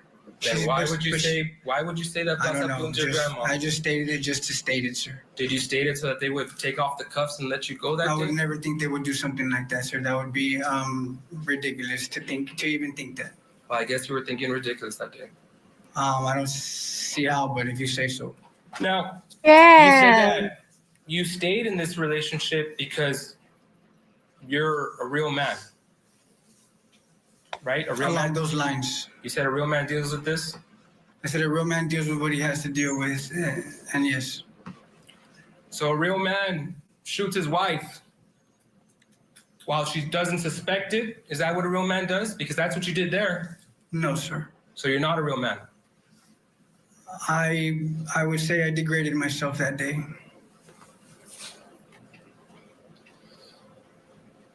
You said you weren't raised to hit women, right? Never. Were you raised to shoot women? Neither. You said you love your daughter? I adore her with everything. I'll do anything for her to protect her. Did you think that when you went upstairs that day that Emmy was going to be proud of you for killing her mommy? I don't know what you mean by that. I'm asking you. Did you? All right, let's bring back in our guest, criminal defense attorney, former head prosecutor Bob Bianchi. And Bob, you know, we just heard a line of questioning regarding being a man. And I had mentioned to Judge earlier that I think this is exactly a case of where someone doesn't quite know what it means to be a man. And you see this all the time, and they respond in ways that they think means that they're a man, but they're really not. But here's the thing I wanted to ask you. Let's assume that his story is true, that his daughter told him something, he believed it to be true, it was reasonable for him to believe it, and this is what he went and did. Is there any place or does that fit into any defense for this defendant if in fact the jury believes his story? If the jury, see, this is where the prosecutor's making the mistake. Are you a man? I don't even know what this means. The thing is whether or not you were so provoked that a reasonable person would have not been able to form an intent and just reacted to a startling event happening in front of them. The prosecutor should be focusing on, you found out this horrible news the night before, and you went to sleep.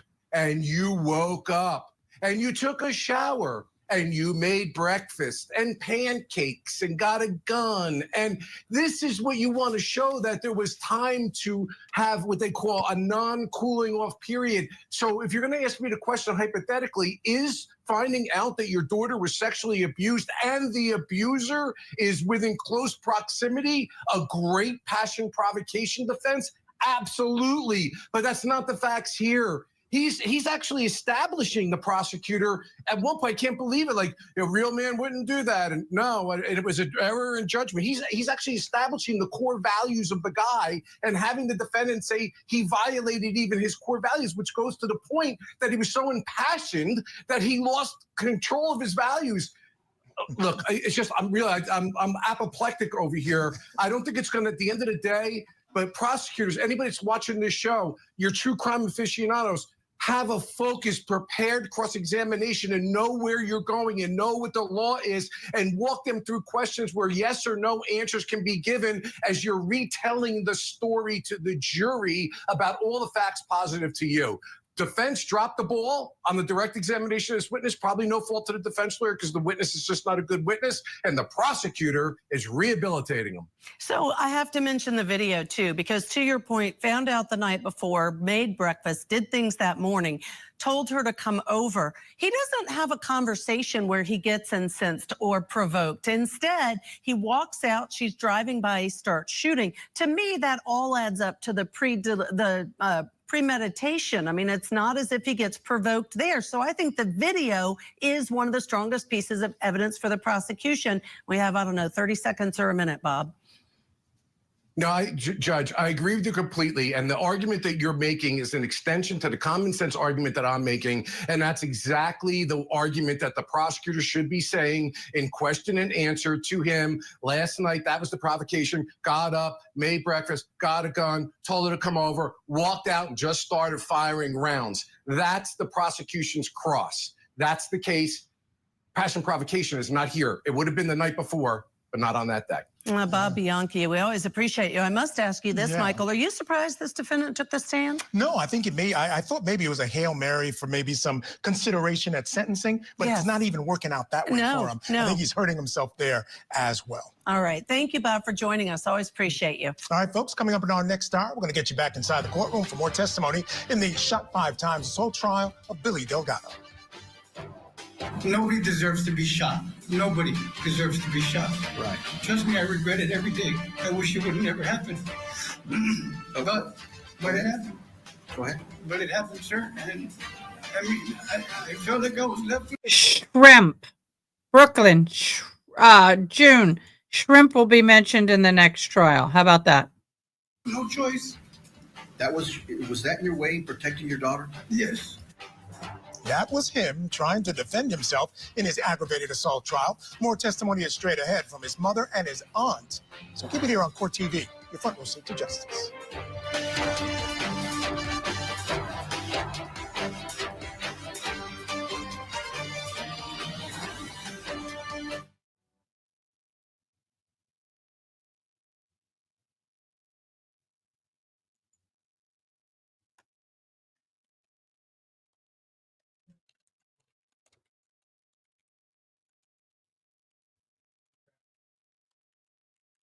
Sorry, I was typing.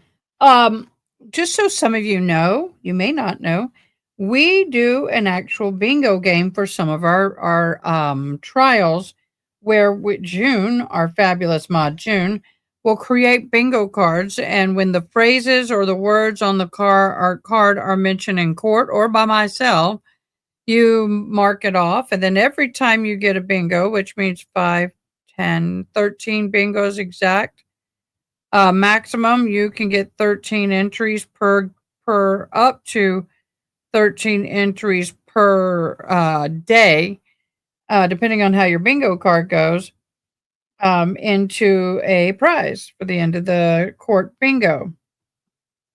Now, there are some bingos that we will not be doing bingo cards on. Any bingo any court that involves children, there's just certain times that we just don't feel it's appropriate to have a game. But we are going to be doing that. So yay! We did not do one for this trial. Well, we did one for this trial. So over the next couple of days, I have to load up the wheel and we're going to do a drawing for the bingos. So that's we do that. And y'all go visit the merch shop, y'all.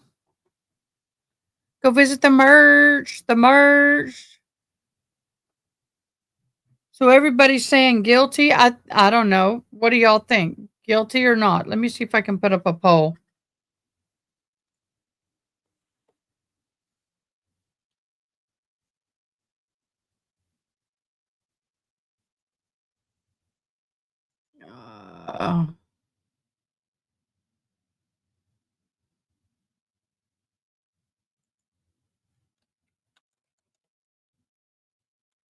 Hold on. Here we go.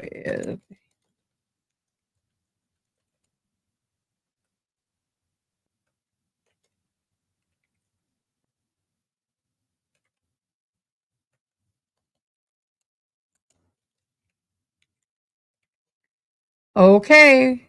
Poll started.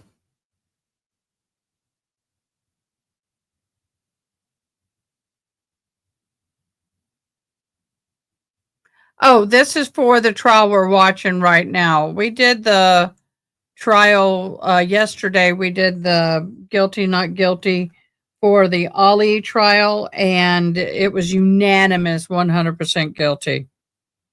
Someone accidentally hit not guilty and said, oh, that's not what I wanted. This is for this.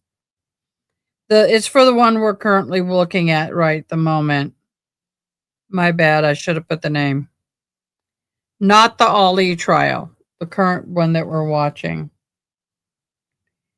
Does anybody else have some cool hobbies they like to do?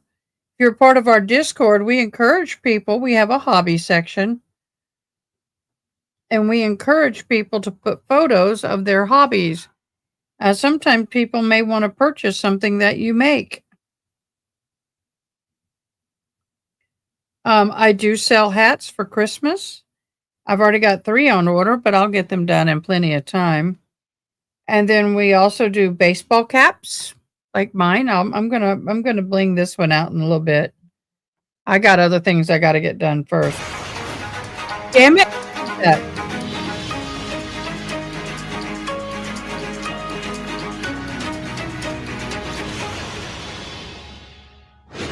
Welcome back to Court TV Live. I'm Michael Ayala. Our Court TV cameras are covering the biggest cases across. Okay, well, you guys put pictures of your jewelry, and I do sometimes buy jewelry, so put your pictures in our Discord hobby section. The nation. Now, at this hour, we are in Texas for day 2 of the shot 5 times assault trial of Billy Delgado. Now, he's charged with aggravated assault with family violence enhancer after allegedly shooting his ex-wife Erica Torres 5 times last year in June. Now, Erica drove up in her vehicle to pick up their daughter, and after a short interaction, Delgado started shooting, firing more than a dozen times, striking Torres 5 times in the abdomen.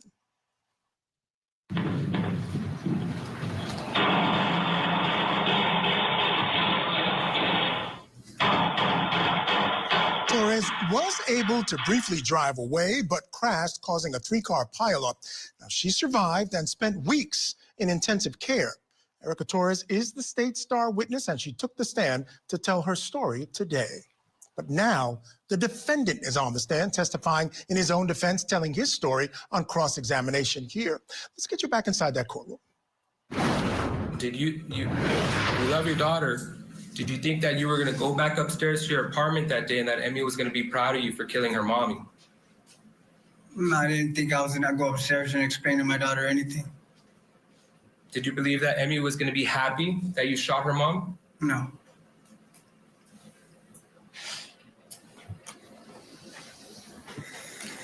Do you need my address, boo? If so, I Discord, and I'll give it to you.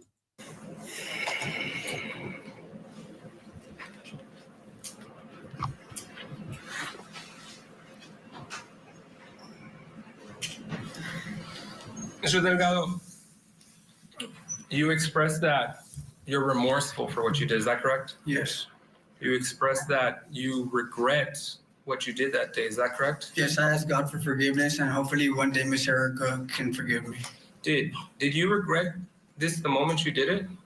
Yes, right after that. Right after that? I would say it was thought. It was in my head that I should have done that. So you regretted it from the moment you shot her?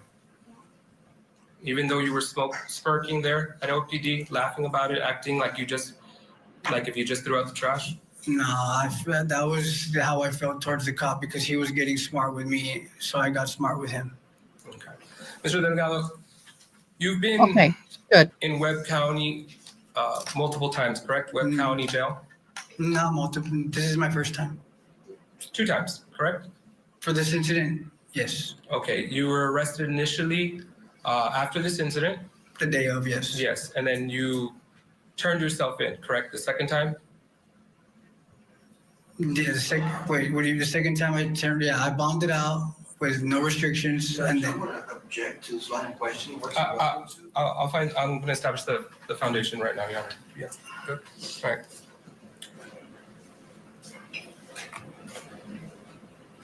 You use the jail phone calls? You use the phones in the jail, correct? I did. Excuse me? I did. You did? All right. I'm going to tender what's marked as Case Exhibit 52. First, let me show it to you. While you're at the jail, when you use these automated systems, they say that they record, right? Yes. They say that this call is subject to recording? Yes. It is an automated machine? Yes, sir. And by pressing and taking part in the conversation, you consent to that, correct? Yes, sir. Okay. And you use the jail phones, correct? Yes, Did you involuntarily? Yes, sir. Okay. All right, so I want to pause it for a quick second and push forward just a little bit, but love to know what you think about Mr. Delgado's testimony. Seems as though he has some things he wants to get off his chest, but certainly they don't seem to be helping him. Basically, he has admitted to doing the shooting. The only thing that there may be some helpful elements to it where he talks about his mind wasn't in the right place, so he didn't necessarily intend to do it, but I'm not sure the jury's buying it. All right, looks like we're all set up. Let's get back into the court. Permission to publish State's Exhibit 52, Your Honor. Yes.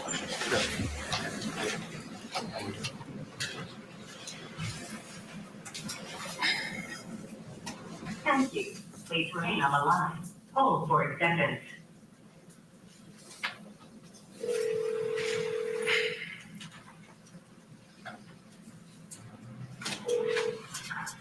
Several charges for your call have been accepted. Turn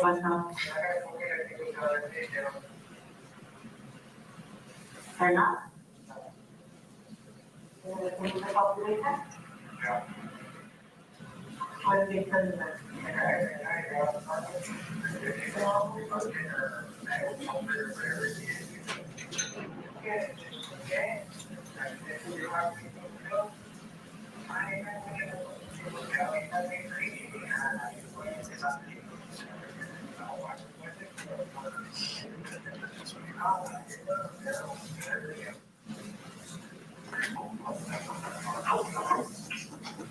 Your Honor, I would object. You can't hear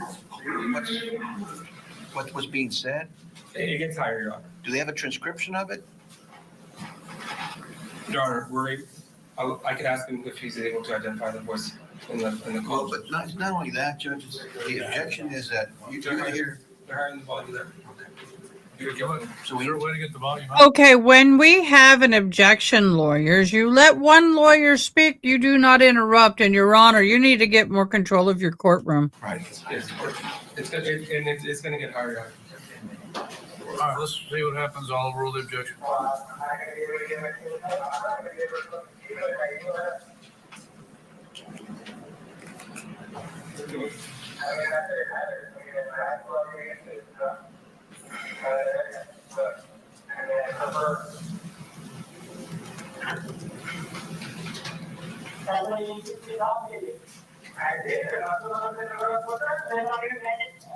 Okay.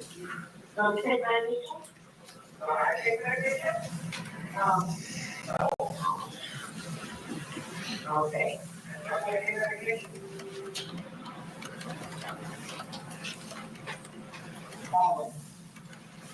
I have it.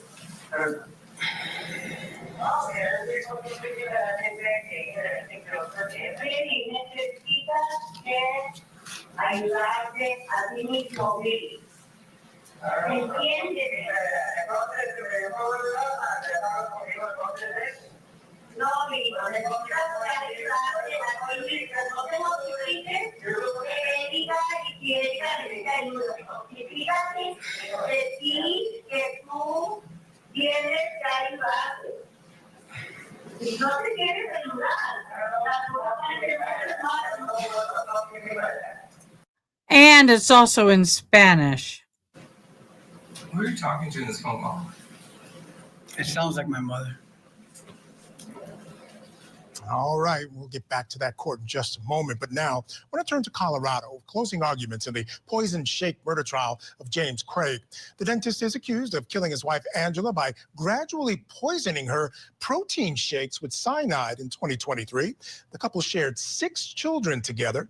He's also accused of trying to manipulate evidence to make it look like a suicide and asking a fellow jail inmate to kill the lead detective investigating Angela's death. Now, we're only allowed to air the opening statements and closing arguments for this trial. Court TV legal correspondent Kelly Craft joins us now live with a debrief.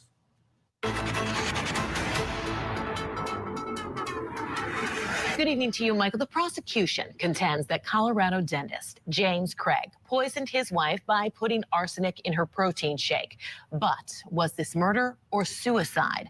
A jury has been deliberating for quite some time today after closing arguments in the case concluded. How do you get suicide from that? I don't know. That was a little bit earlier. Here's what the prosecution had to say in closing. He spent 10 days killing Angela Craig. And he could have stopped on day 1, or day 2, or day 10. He kept going. Kept going right until the end. Angela Craig was innocent.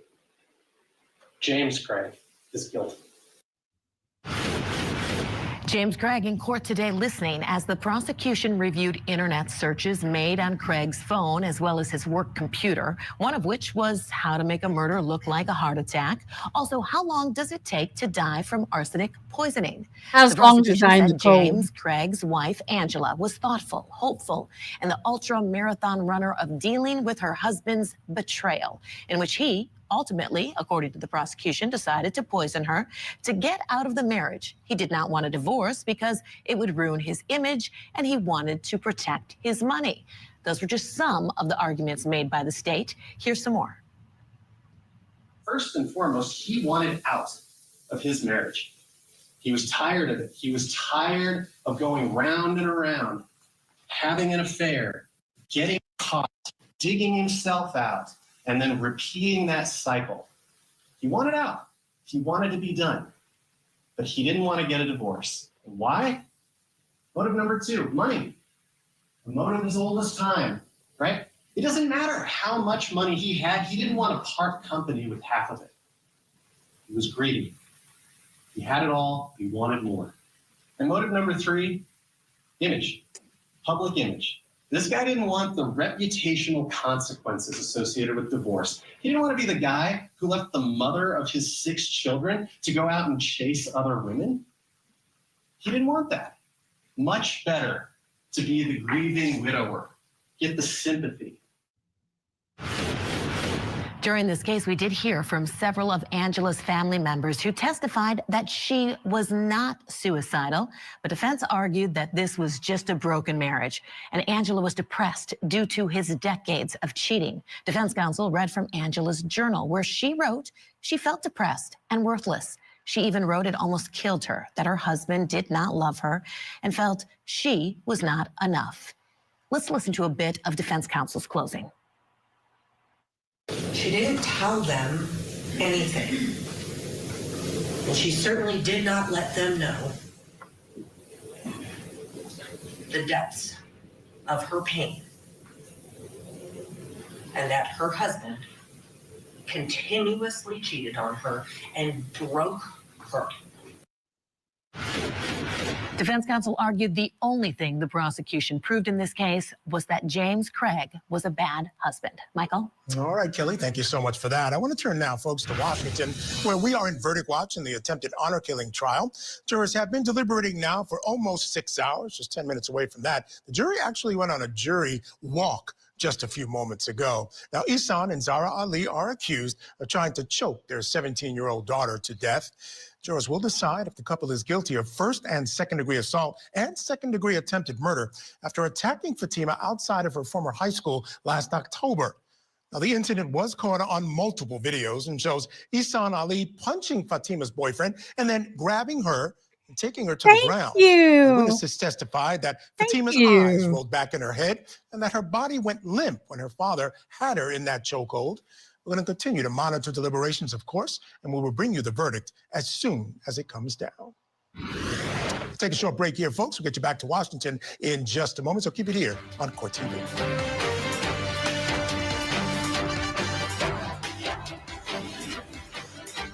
Tonight in closing arguments, a jury decides whether or not 2 parents tried to kill their own daughter. We're live with the very latest as deliberations get underway. Closing arguments with Vinnie Politan tonight at 8/7 Central, only on Court TV. Join Court TV's Vinnie Politan with the latest and breaking true crime stories. Now, let's look at the other side of all of that. Vinnie Politan investigates tonight, 9/8 Central, only on Court TV. Wow. Kaleidoscope of crime. Thank you so much for subbing. We are so grateful to have you here, everybody. It's been a really good day today. Let me look at something. We went, oh my gosh, we went from 3,314 to 3,341 subscribers. Thank you. Y'all are so amazing. Oh my God. And don't forget, all of the super chats will be donated. Where is it? To the rescue relief.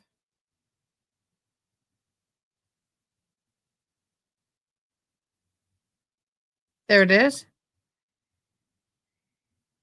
I live in Kerrville, Texas, where we had that horrible flooding. I'm a chaplain, and I work closely with a lot of the victims and the first responders. So, yay, putting duct tape on my mouth to keep me from yawning. Oh, I am so sorry, boo. I want to see where our live views are right now on this particular broadcast. We had 1,400 yesterday.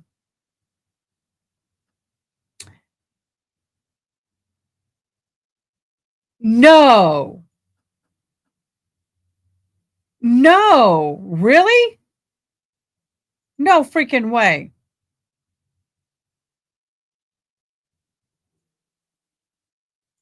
We're at 1,855 views since we went live. I got 2 thumbs down. Oh, well. Oh, my gosh. Oh, I subbed. Yes, I did too, June. 80s Music Man, y'all go over to his channel.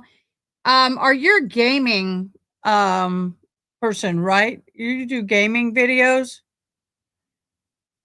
I subbed. I subbed.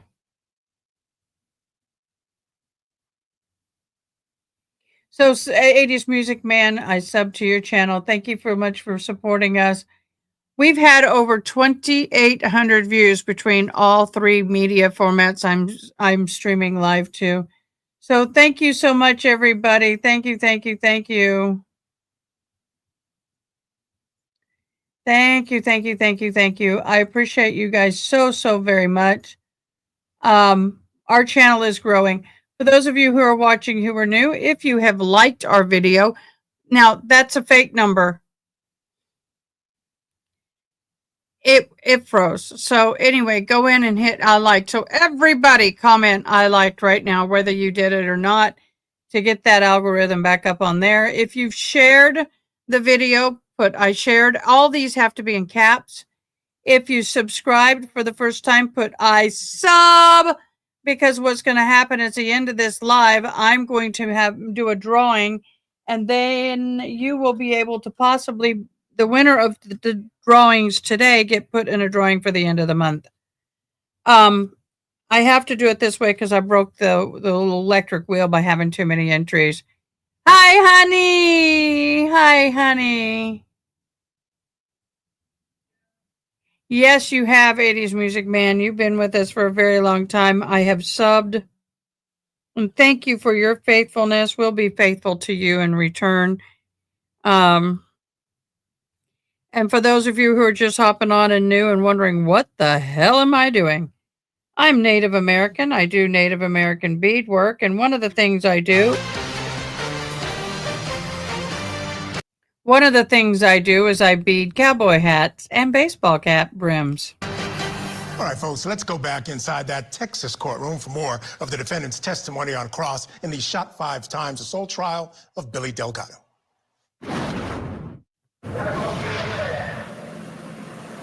Well, I mean, looking in your right mind was doing what you did, son. So how that's the issue.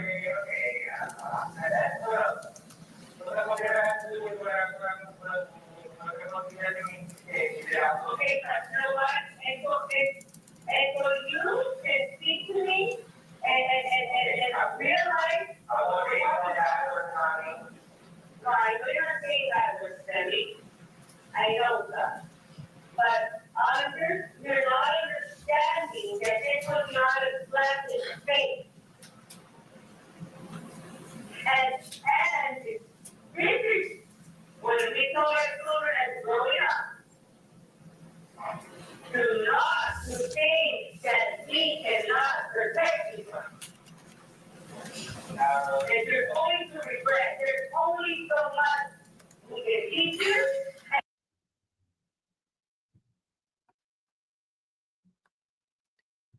That's on them, not me. Mr. Delgado, you said you regret what you did that day immediately? I said that today. No, I asked you earlier. I said, did you regret it immediately after you did it? And you said, yes, I did. Correct? Yes, I thought I did, yes. Okay, this phone call is dated from June 6th, after the date took place on June 1st. And say it again, please. I heard it. That day I just said, did not regret it. I was upset. And we cannot protect you from. And there's only to regret. There's only so much we can teach you.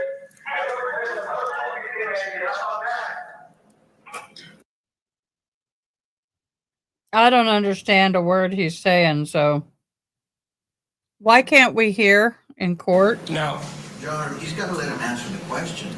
I don't object to any interruption.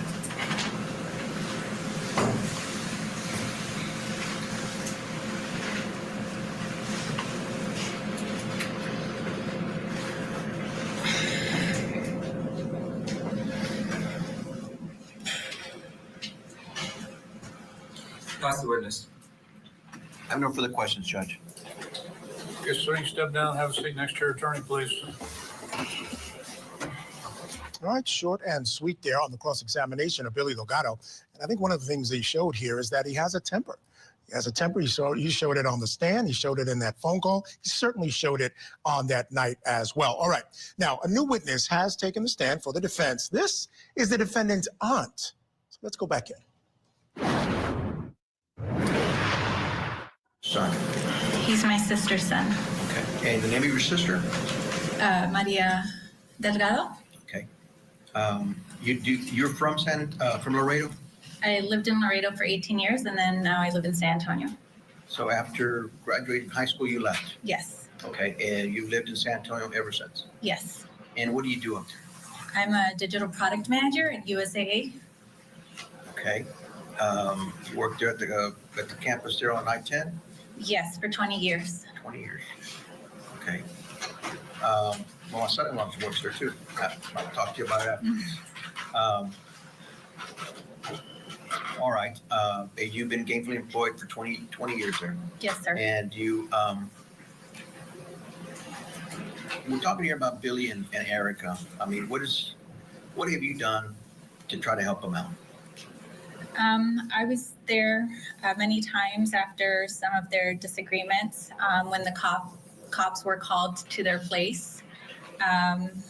It happened a few times between, the time that they were together and lived in San Antonio.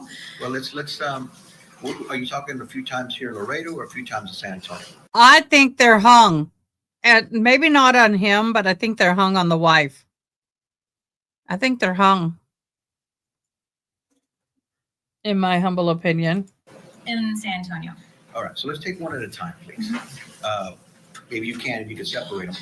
What incident happened? Or the one that I could remember, there's a couple, but one of the disagreements that they had called the cops, and I would usually get a phone call either from Billy or Erica or my sister. If my sister was not in town, asking me to come over. The cops were there. So this one time I got a call, and I headed over there to their apartment. Come back! I got there. The cops were already there. Billy was outside. Please come back and visit us again. We thoroughly enjoyed having you. Thank you so much for joining us today. Enjoy those kids. Erica was inside the apartment with the girls, and they were questioning Billy because he had marks on his body, and they were asking if he wanted to press charges. Did he? At first, he said no repeatedly, and at the end, he said, "Okay, I will." You could visibly see the marks, so I feel like the cops kept asking, and he finally said yes. Okay, and you were present for that? I was. Okay, please only testify to what you saw Okay. or you were present to, okay? Yes. Okay, that was one of the incidents? Yes, that was one of the incidents. That was the night she got arrested. Okay. Did you take care of the children? I did. I ended up taking Emmy and Bella with me, because Billy and Erica had just had a disagreement, and they were both a little worked up.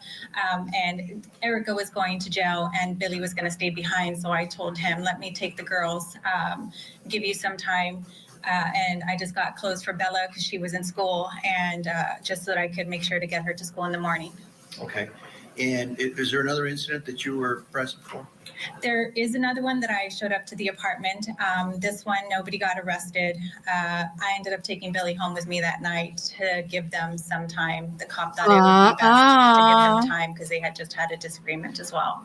And the police were there at that point? Police were there. Okay. And that's in San Antonio. Anything in Laredo that you were present for? No. All right. How do you describe the relationship?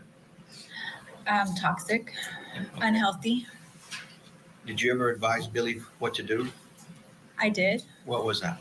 I felt like, and really it was only when they had their disagreements, I told him that I thought it was best that they go their separate ways because they were not a good match. I felt like she brought out the worst in him, or I just saw another side of Billy that I hadn't seen before. Okay. So, you know, for the sake of the girls. Right. You know what he's accused of, right? Yes. Okay. Is Billy that type of person to shoot up people? No. Does he love his daughter? I'm sorry? Does he love his daughter, Amy? Oh, absolutely. Or both of them, actually? Absolutely. And his son? Yes. And those are the only two incidents that come to your mind in San Antonio, right? Correct. All right. Judge, that's all I have with this witness. Cross-examination. All right, let's bring in our guest. Joining us this hour is Los Angeles criminal defense attorney Jacqueline Goodman. Jacqueline, thank you so much for joining me tonight. Truly appreciate it. And I want to get your thoughts on this trial, particularly where the defense is going with their case. I mean, clearly they're trying to go with some passionate provocation defense. Temporarily, or according to the time, it doesn't quite match up.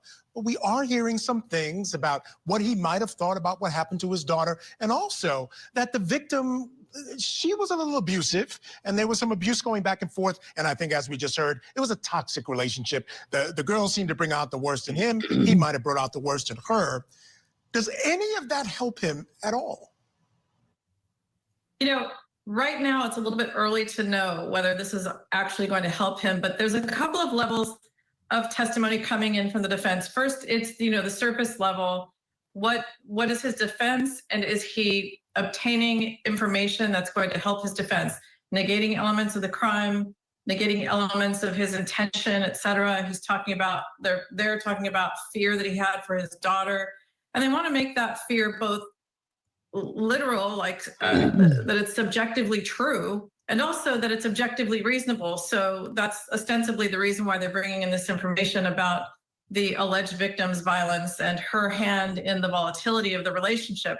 But, you know, that second level is really about, one might call it victim blaming, but it's really about trying to make the jury or the fact finder feel less sympathy for the victim and some sympathy for the defendant. And that's always going to be going on in the background. And you see a lot of that coming out, particularly with his aunt, when he's asked, when the witness is asked, does he love his child? And those kinds of things don't really go to the elements of the crime, but they're humanizing, or they're an attempt to humanize the defendant in that case. And so there's two things going on at the same time, and it, you know, only time will tell whether that's going to be effective for the defense. Yeah, and I got to say, I agree 100%. And that secondary level that you're talking about, humanizing the defendant, I got to think, based on the facts of this case, the defense has to know it's a difficult case, that they're already thinking ahead towards sentencing. Because at this point, they're bringing out facts that are helping them, at least in that phase. And why not take the chance of putting him on during this phase? Because I don't think he could hurt himself any more than he already has. Well, you're absolutely right.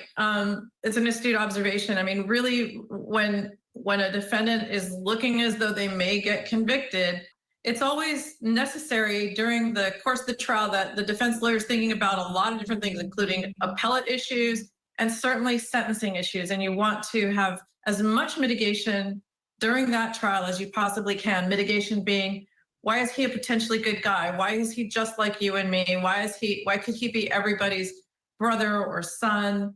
Why should we have sympathy for him? And why might this have been something that was not planned and premeditated, but instead just the reaction to a situation that was terribly unfortunate, that maybe the victim had some hand in creating herself. And so all of those things are going on at the same time. Yeah, and the fact that they watch a video that looks like a really cold-blooded execution, maybe just explaining to them why it wasn't in his brain is certainly going to be helpful for him in the long run. All right, Jacqueline, stand by. I do want to take a break, but here, I don't agree with that. I have a quick programming note. The lead attorney for Sean Diddy Combs is speaking out. He's talking to Court TV about his client's new motion for bond and why he should be free. Does he hope to return to music? You know, I don't know that he's thought that far ahead. The phrase he uses with me, and I can share it because he said that I could, is he says he feels he has more to give. And I expect big things out of him. But I think we need to let him have a little transition, have some downtime. You know, I just spoke to him an hour ago. I said, you know, I'm not going to rest until you feel the hot August sun on your neck. Mark Agnifilo talked to our Julie Grant about what he wishes the public could have seen from the trial and what's next for Diddy. See the entire interview tomorrow morning, 8 a.m. on Opening Statements with Julie Grant. All right, we'll take that break now. Coming up, more testimony out of Texas for the assault trial of Billy Delgado. Plus, we're learning more about the Manhattan office tower shooting suspect that killed 4 people, including himself. New developments coming out of New York, and that's up next. Keep it here on Court TV.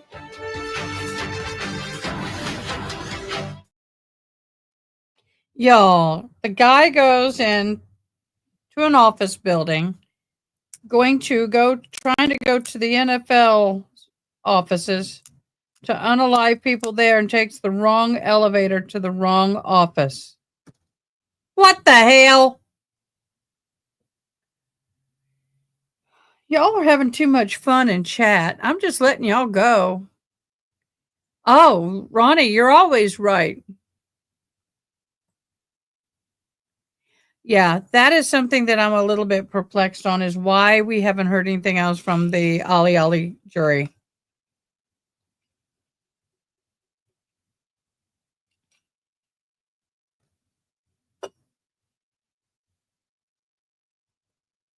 You guys need to, let me get to my,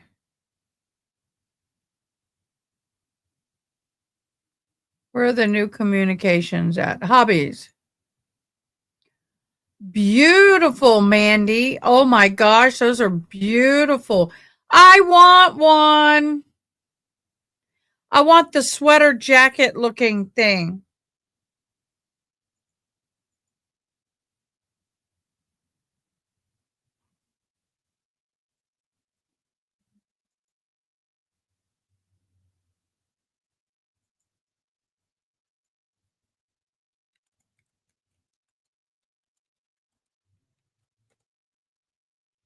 Oh my God. The 2 golden rules for my husband. They are what? What are the 2 golden rules for your husband? June, are we going to watch that third or finish watching the second one? Because you fell asleep, boo. And then I think you did. And the third of that show that we were watching last night about the cult. We were watching something on late last night. It was like 11 a.m. 11 p.m. between 11:30 and 12 p.m. I think when June fell asleep last night, California time, it was like 2 a.m. my time when I stopped watching. I didn't go to sleep for another couple of hours. Yes, you do.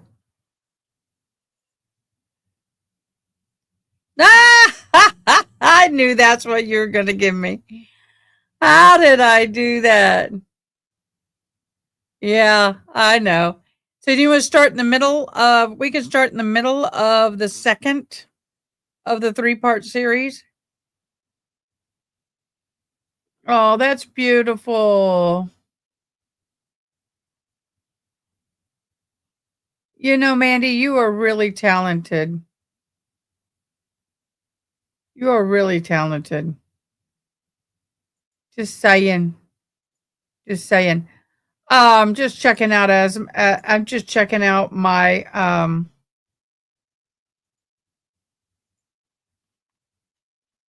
is she live now? I may send people to her. Let me see. As far as I understand, the jury's going to quit in about an hour. They don't have anything. They're going to quit in an hour.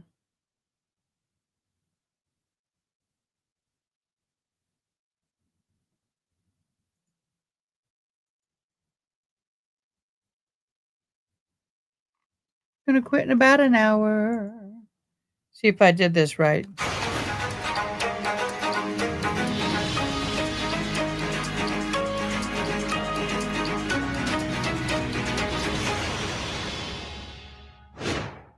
And when you regained consciousness, how did you feel at that point in time?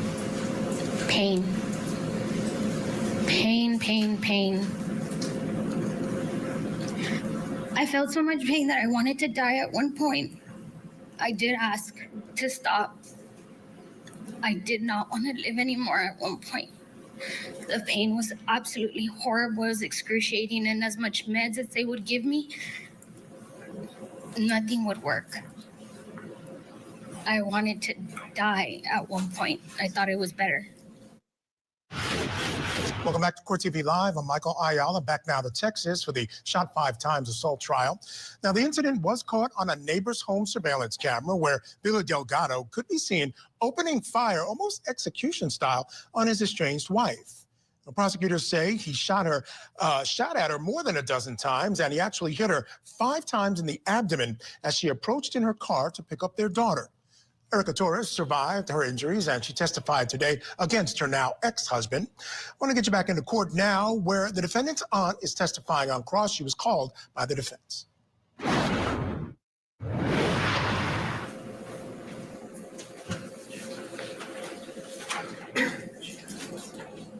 Good afternoon, Ms. Flores. Good afternoon.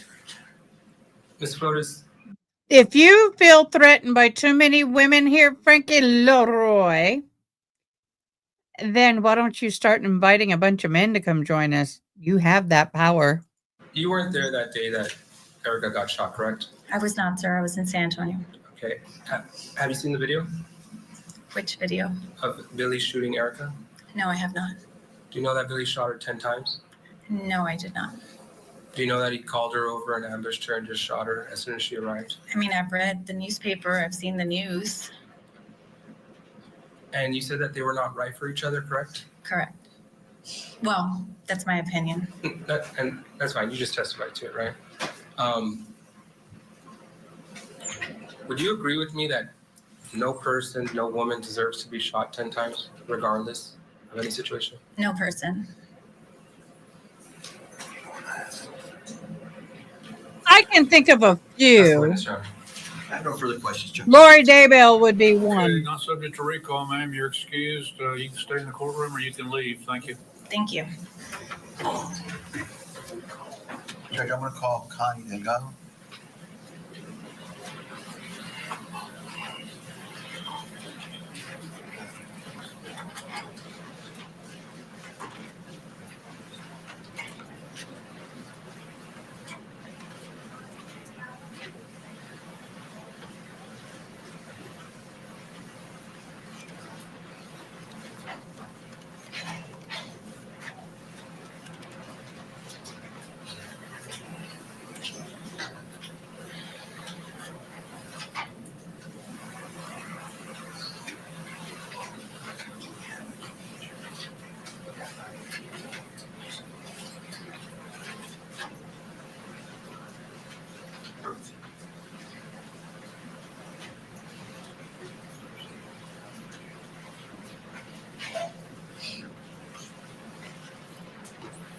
Mr. Delgado, would you come up here and raise your right hand for me? You do solemnly swear the evidence in the testimony given the cause will be the truth, so help you God. Yes. You have a seat right over here, please.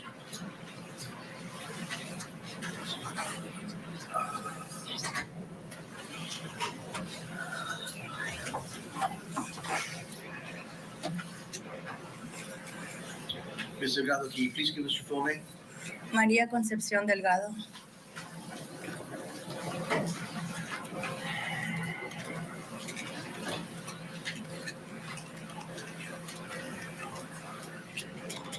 Maria, is this your son sitting next to me?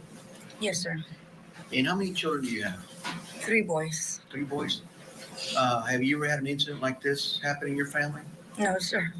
Okay, what's the age of your oldest boy? Billy, 35. Billy's the oldest? That's my oldest. Okay, and the second, who's the middle one? Luis Delgado, 28. Okay, and after that? Enrique Delgado, 21. And what does Enrique do? Enrique I'm going to is, stand up. Hold on. A 3rd-year college student at Texas A&M and College Station. Oh, good for you, And Mama. the middle one? That's the little one. Or the middle one? The middle one is a graduate from, I'm sorry. He's a graduate from Trinity The university is that in San Antonio? in San Antonio. Okay. So you have potentially you have one college graduate, one's about to graduate, right? Yes, sir. And Billy's the oldest. And Billy's the oldest. Why didn't Billy go to college like the rest of them? Why didn't he go to college like the rest? I didn't go to college and I'm a very successful woman. Okay. So Billy didn't feel like he had to go to school? He tried it. I tried it. He did. He has he's got a welding degree. Okay. But you don't have these types of incidents happening in your family, right? Your boys have not been in prison or anything? None of my boys have been to prison, sir. Ma'am, they played a jail phone call where Billy's arguing with you and things like that. Is that common that Billy does? Billy changed after Erica came into his life. His whole persona changed. He was a different person? Very different. Okay. Like what? What changed in? We noticed the distance in him. She would tell him not to listen to us. Your parents rule your life. Your parents do everything. Stop listening to them. Put things in his head like that. Okay. Will you ever go ahead? I believe she carries herself like that with her family, and that's what we noticed that was coming out of our son. All right. There were several incidents that happened. I think you were present or came in after they occurred, the assaults, right? I'm sorry? Were you ever present after an assault had taken place between Billy and Erica? Always. How many times? Oh, almost every other week. Okay. And what would happen? They would argue. My son would end up getting physically assaulted. And we would have to remove her from the house. My sister would take her home. You talking about incidents in Laredo or San? All right, so it seems like a bit of a dynamic you'll see in some relationships where the mother and the girlfriend or wife just don't get along. All right, before we go to break, there's new details, and they're coming in on the gunman who opened fire inside a Midtown Manhattan office building, killing 4 people and injuring a 5th before turning the gun on himself. Police say Shane Tamura was targeting the NFL headquarters and had a note claiming that he suffered from CTE. Investigators say that Tamura lived in Las Vegas and drove all the way to New York City moments before opening fire last night. Scripps News' Kerea Tubman reports. Here in busy Midtown Manhattan, law enforcement officials are still working to make sense of what the mayor called a senseless act of violence that took place here Monday evening at this Manhattan skyscraper. We're learning that 27-year-old suspect Shane Tamura shot and killed 4 people after driving across country, walking up to the skyscraper with an M4 rifle in his right hand in broad daylight and entering the lobby where he opened fire. He first shot an NYPD officer as well as another person in the lobby, then moving on to the security desk where he opened fire on the security guard who was taking cover. He then took the elevator up to the 33rd floor where he opened fire, shooting 1 woman before fatally shooting himself in the chest. At the end of what officials called a nightmare, 5 people were shot, 4 were killed, including that NYPD officer, an executive from Blackstone, as well as an employee of the company that manages the building. Here's what officials had to say about the shooting. I want to extend my profound sympathies to all of the victims and their families, and to the brave NYPD cops who today lost a brother. There's still many questions that we have to answer, and we will answer them. But for now, our city is in mourning for the innocent lives lost.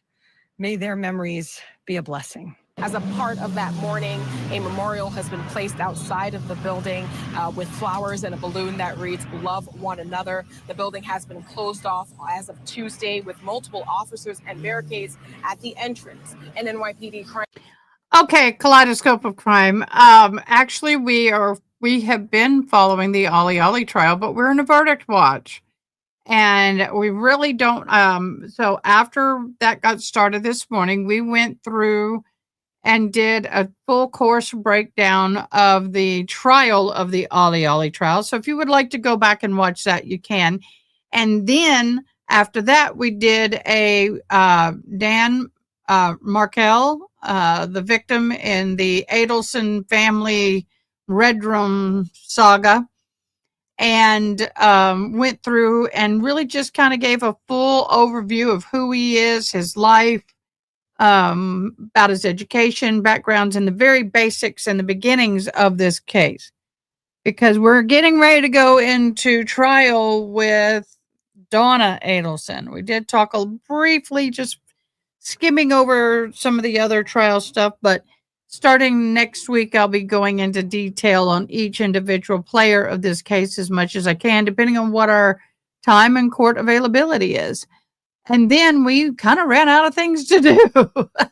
So we've been here with Court TV today, but usually we're focused on a trial.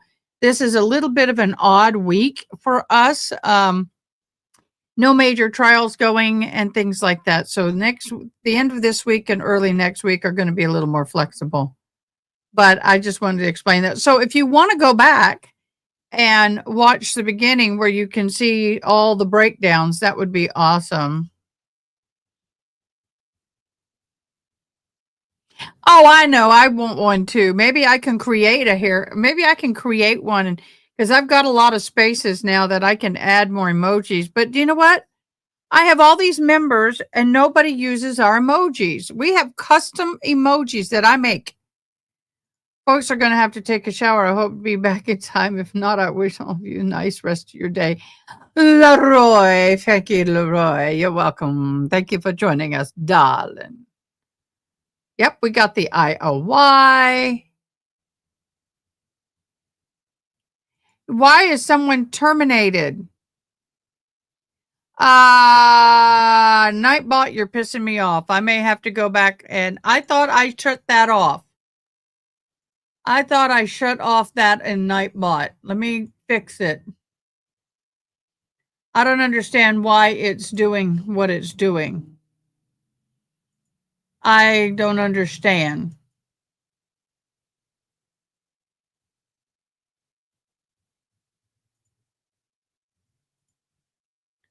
Because I thought I stopped it.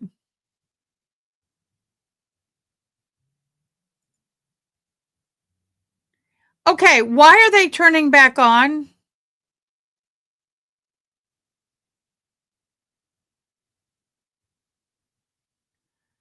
It shouldn't be on. Okay, I fixed it again. Here we go. Unit was seen taking photos outside the building Tuesday and going inside.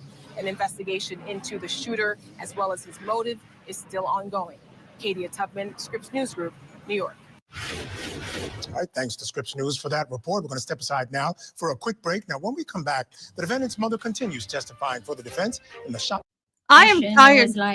I am tired of all these breaks. Court TV. And I notice the only time Court TV does this format is if there's something within the court system that requires it to do so. Just saying.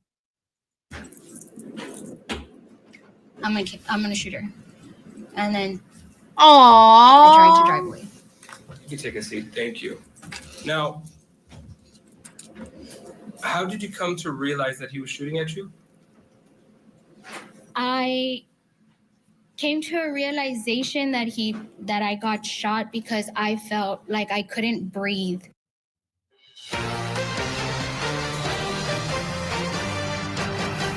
That was the victim in the shot 5 times assault trial of Billy Delgado. Her name is Erica Torres.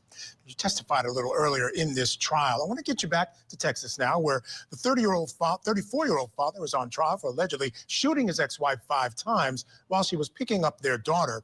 The victim, Erica Torres, who you just saw, took the stand in day 2 of testimony, and then the defendant took the stand. I want to go back inside the courtroom now, where his mother is testifying. Any incidents here in Laredo that you were there? That I was present? No.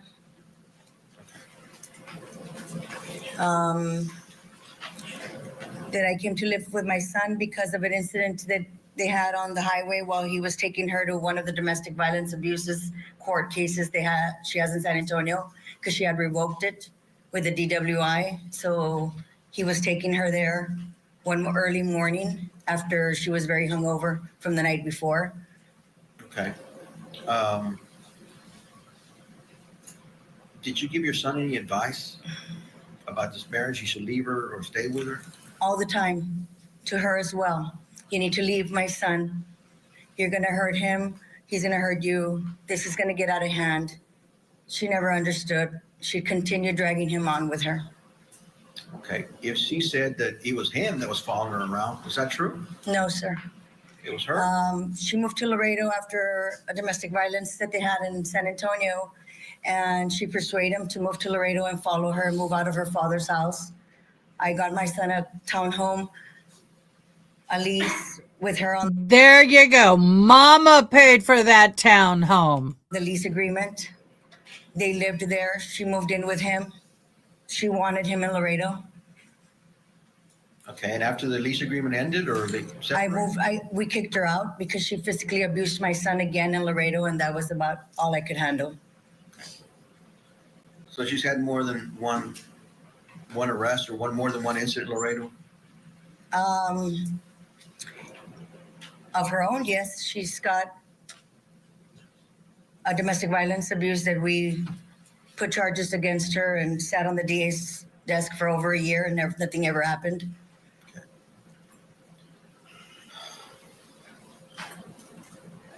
Okay, you do. Okay, so your son can start a fight. I'm hypothesizing, so don't yell at me. But this is kind of what I might be, what I'm thinking. Her son starts and picks a fight with this woman, right? They both get going into it. Not just one, both. And then he cries wolf to mama. Mama comes in, and then he plays victim. You know, it happens all the time. The man starts the fight. The woman punches back in whatever way she does, and then she goes to jail. Yeah, I don't think Mama liked her. Mama's going to do whatever she can to get rid of the woman, including pressing charges. You know what happened? That Billy, according to the evidence, there's the video that he shot at. Not that Erica was shot 10 times, but he shot at Erica 10 times.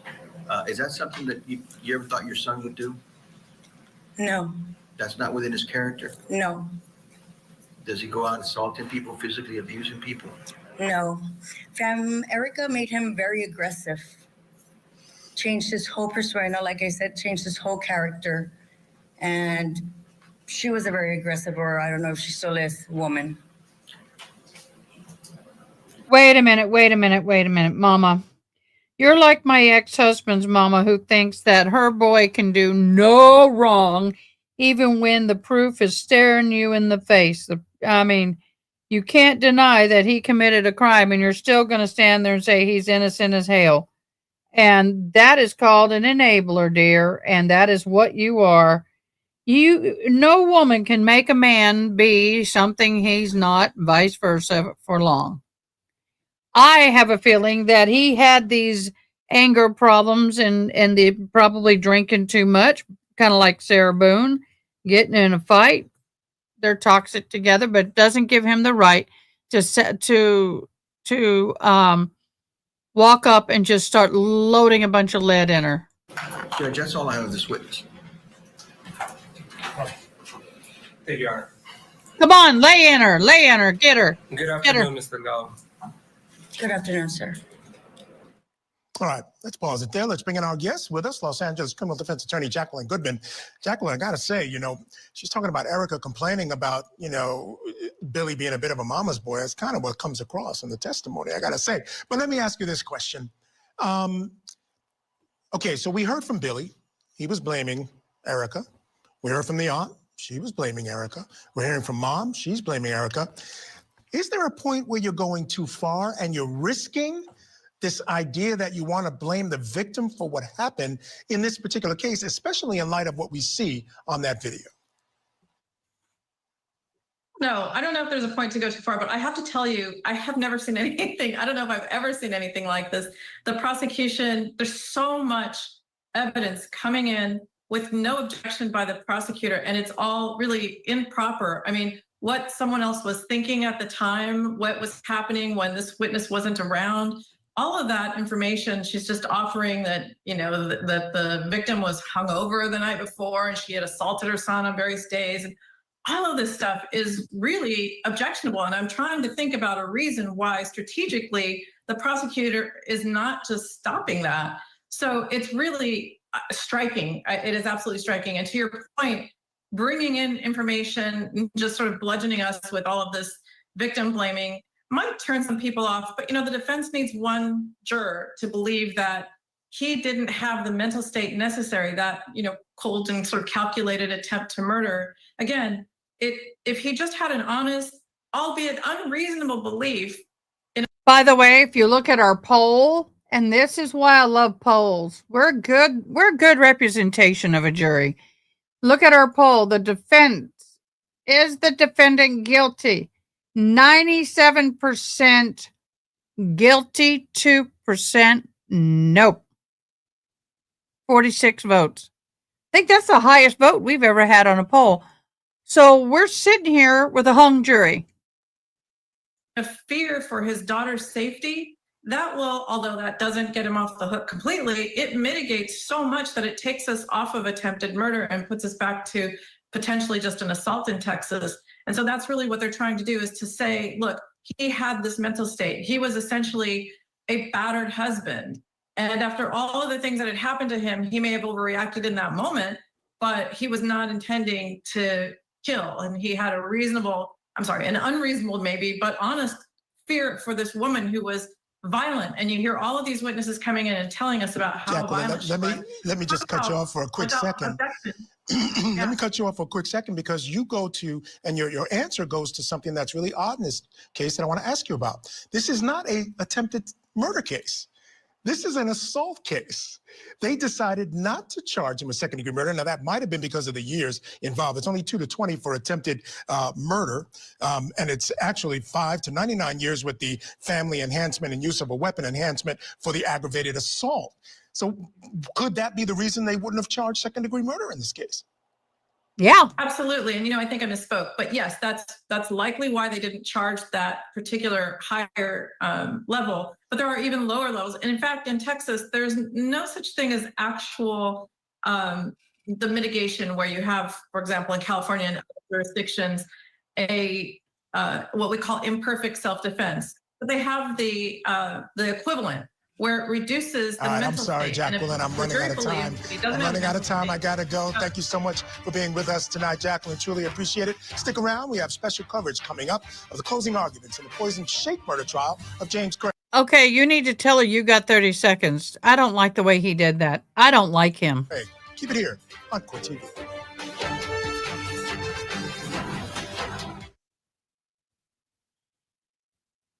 I am not surprised that the jury is taking this long in the Ali trial, because I think where they're going to be hung is going to be on the mom, not the dad, the mom.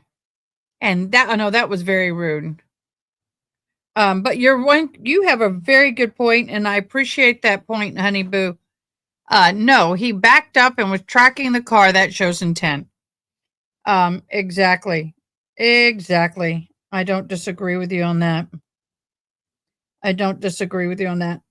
Y'all, I miss having my fingernails.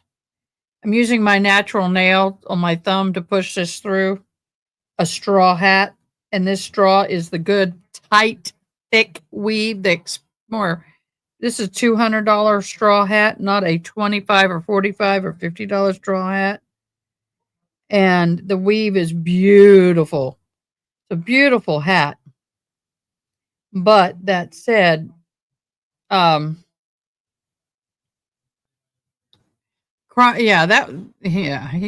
kind of rude. The mom is hard. If she's not, if she did not support her husband, she would have had consequences. Yeah, well, she's in a rock and a hard place.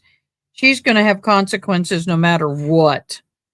And it's not going to be favorable in any light whatsoever. So I feel bad for the mom on that end, but at the same time, she could have potentially tried to get him off or done anything to show protecting her daughter in any way, shape, or form. I don't think she would be where she is today. I think that had she tried to protect her daughter and then she could claim my husband would have killed me, I'm a victim too, then she wouldn't be sitting where she is. But that's not what she's going to do. That does not fit her faith and culture. So it is what it is. But he did not start shooting until the car approached closer, but he was in the position as soon as he saw her. Yes, that is very true, Ronnie. Very, very, very, very true. Yep. That's definitely the case. I'm going to mute this just for a second because when they jump in, it hurts my ears. Feels like I have a nail going into my ear. James's dental partner pulled police aside and told them they suspected James of poisoning her. According to court documents, James allegedly had potassium cyanide delivered to the office and did internet searches that included, quote, how many grams of pure arsenic will kill a human? And is arsenic detectable in autopsy? It's Yes also and no. alleged he put poisons in Angela's shakes, causing her to become ill and eventually killing her. Prosecutors now believe the father of 6 killed his wife to be with a woman named Karen Kane, someone he met at a dental conference 3 weeks before Angela's death. ABC sat down with Kane. You've been labeled the mistress in this story. Yeah, I don't like that label. If I had known what was true, I would not have been with this person. Do you think that James Craig allegedly poisoned his wife to clear the deck so he could be with you? There's no way I'm motive. There's been no planning a future together. James Craig now faces trial and is charged with first-degree murder in his wife Angela's death. He has pleaded not guilty of the crime. All right, we're on verdict watch in 2 cases right now. First, of course, in this case, the poison shake murder trial, but also, as you can see, the clock there, 6 hours, 42 minutes. The jury has been deliberating in Washington versus Ali and Ali. If anything happens in that courtroom, of course, we'll take you there as well. And as we continue to wait for those verdicts, we do want to listen to some of the closing arguments that happened today. Let's begin with the state. They presented exhibits, including Angela Craig's journal. And what did they succeed in doing by presenting that journal to you? Feel free, take your time with it.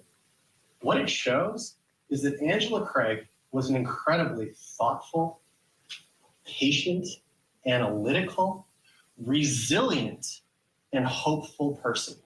Because this guy has been doing this stuff to her apparently since 2009. Remember some of the earliest entries that they talked about? 2009, how she was feeling about what he had done to her at that point. And then 2018, how she was feeling about what he had done to her at that point. And what does she do each time? She steers it back around to something positive. She looks to her faith and she goes on, right? She went on to have multiple more children with him. She goes on to live another 14, 12 years from those earliest entries. She goes on to live another 5 years from those last entries. She is the ultra marathon runner of dealing with this man's betrayal. But she couldn't outrun it in University Hospital on March 15th. Let's talk about the evidence. December 2022, Angela catches him in the latest affair, right? He's up in Montana with Elizabeth Gore. And she says, don't come home. I don't want you here. I hope she was worth it. What does he do? Well, she plans to leave him. She tells her sister, I'm leaving Jim. I'm going to wait until after Christmas, but I'm done. I'm leaving it. This is not a woman who can't fathom a world in which she's divorced from James Craig. This is a woman who is ready, willing, and able to leave Jim Craig. She's telling her sister, her best friend, her confidant, I gotta go. What does Jim Craig do? He talks her into staying. How does he do that? He offers her some false statements. And then she tells Tony, it wasn't what I thought. But what did Tony say when Ms. Moses was cross-examining her? It was, wasn't it? Yeah, it was. But he had Angela convinced because he's very convincing.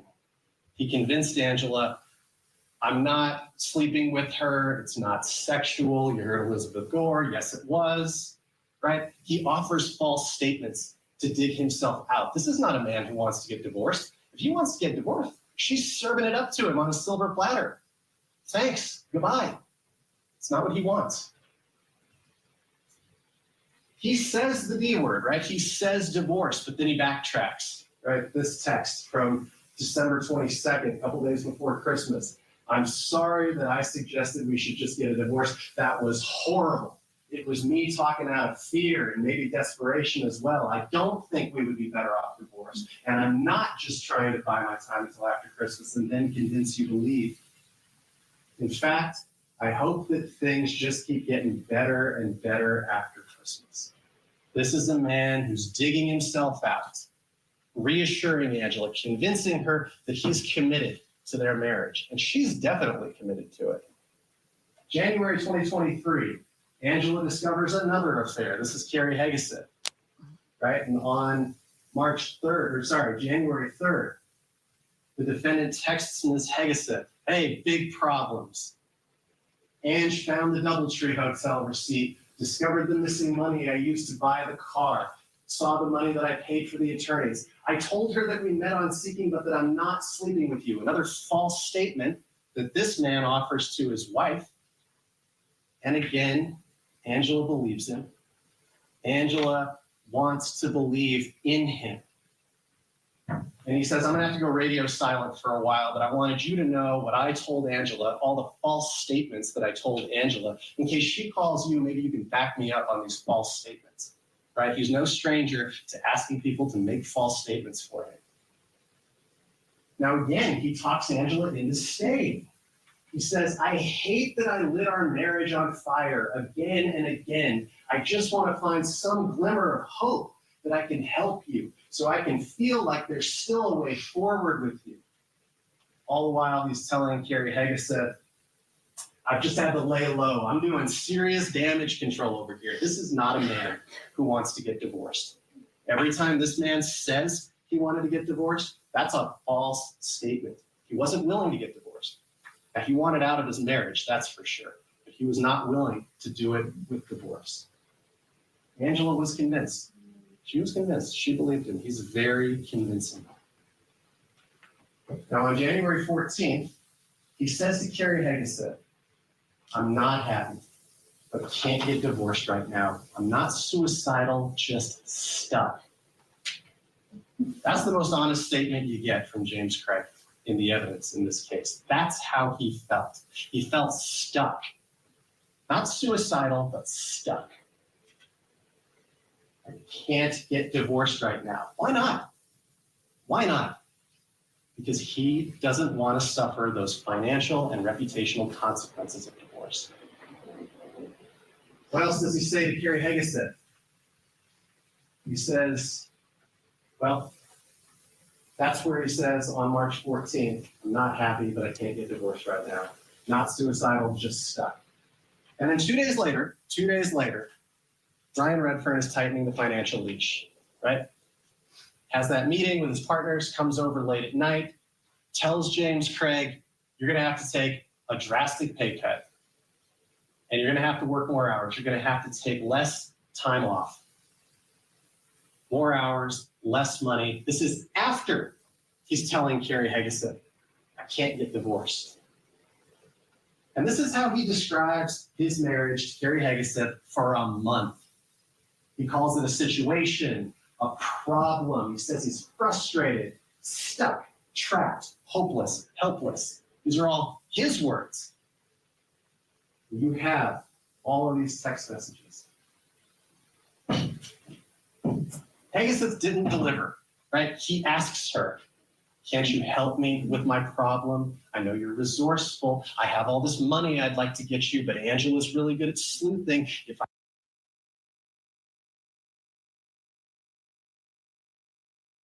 That's not me, y'all. She didn't deliver, right? And she told you about what he said about the movie The Purge, who he would purge. Angela, how would he purge her? By injecting her with something untraceable. Now, he goes to this dental conference in Las Vegas, February 22nd through 25th, and he meets Karen Kane. And what does he say in the Timeline Manifesto? I went to Las Vegas and had another affair. He's not talking about anybody else. He's talking about Karen Kane.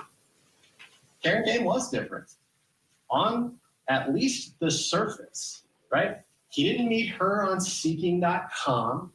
There's no financial arrangement to their relationship. And perhaps most importantly, she's not going to sleep with him. If he is still actively married to Angela, actively living at home as husband and wife. 3 major differences between Karen Kane and the seeking.com ladies.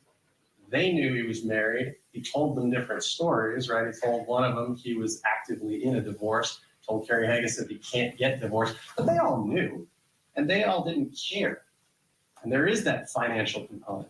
Another important distinction, these ladies from seeking.com were turned off by his grand overtures. But Karen Kane engages with that. She liked it, she reciprocated it to him. So was James Craig's game or his goal with Karen Kane different? It doesn't matter because the impediment was the same. The impediment was his. I'm so sorry, Weird Debbie M. I hope you get to feeling better. And I hope you will be okay. Yes, I do too, boo. Take care. I mean, I understand if you have to get off. It's good. You were such a sweetheart. And I'm sorry you're not feeling well. Continued marriage to Angela. It was Angela's very existence.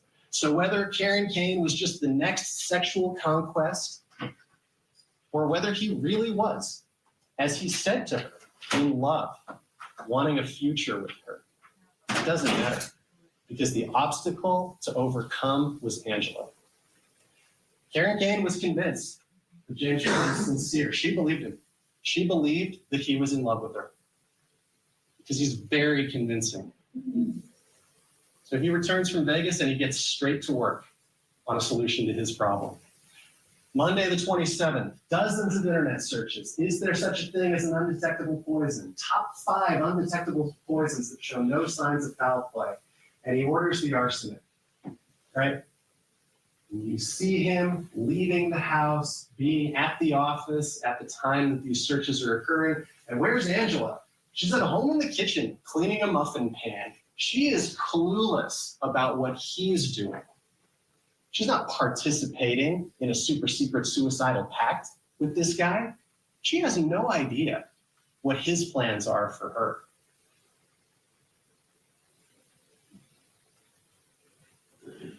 Orders the arsenic, delivered to the mailbox. And he's making plans, right? Invited Karen Kane. She's supposed to come on March 8th, right? The clock is ticking. He's got a date and he's not going to miss it. Tuesday, dozens more searches. How to make murder look like a heart attack. Not how to make suicide look like a heart attack. Not how do I talk my wife out of suicide. How to make murder look like a heart attack. Because he knew what he was going to do. Make it look like an accident. There he is, leaving and returning. He's at the office when these searches are happening. Wednesday, heart attacks and murder. Not heart attacks and suicide. Heart attacks and murder. How long does it take to die from arsenic poisoning? He kind of needed that information because that's what he was about to do to her. There he is again, leaving and coming back at the office when all of this is taking place. Meanwhile, telling Angela he wants to work on the marriage, right? I feel like I'm trying to be better every day, and every step forward comes with 2 steps back. I don't want you to feel like you have to be the one clawing this relationship back. Again, he's reassuring Angela that he's actually committed to the marriage. He's deceiving Angela about infidelity, right? He says, I really was in Las Vegas by myself. Nope. False statement by James Craig. He was in Las Vegas with Karen Kane. Oh, I'm not communicating with any of the girls off that site. Also a false statement by James Craig, because we know he's still talking to Elizabeth Gore. If you have the messages, go ahead and read them. Angela goes to Utah, takes a last vacation. Of course, she doesn't know it's her last vacation because she's making other plans, right? Her sister told you they were going to go to Newport, Rhode Island. They had learned all about the Vanderbilts when they went to Asheville, North Carolina, and they were fascinated. They loved history. They loved genealogy, and they loved American history, and they were going to go to Newport, Rhode Island, learn more about the Vanderbilts. Prosecutor weaving a very, very sordid tale. All right, we need to take a break, folks, but first, we are also in verdict watch in the attempted honor killing trial of Ihsan Zahraa Ali in Washington State. Now, the jury began deliberating around noon Eastern, and they've been at it now about 6 hours and 55 minutes, almost 7 hours. They will decide if the Alis are guilty of first and second degree assault and second degree attempted murder after attacking their 17-year-old daughter Fatima outside of her former high school last October.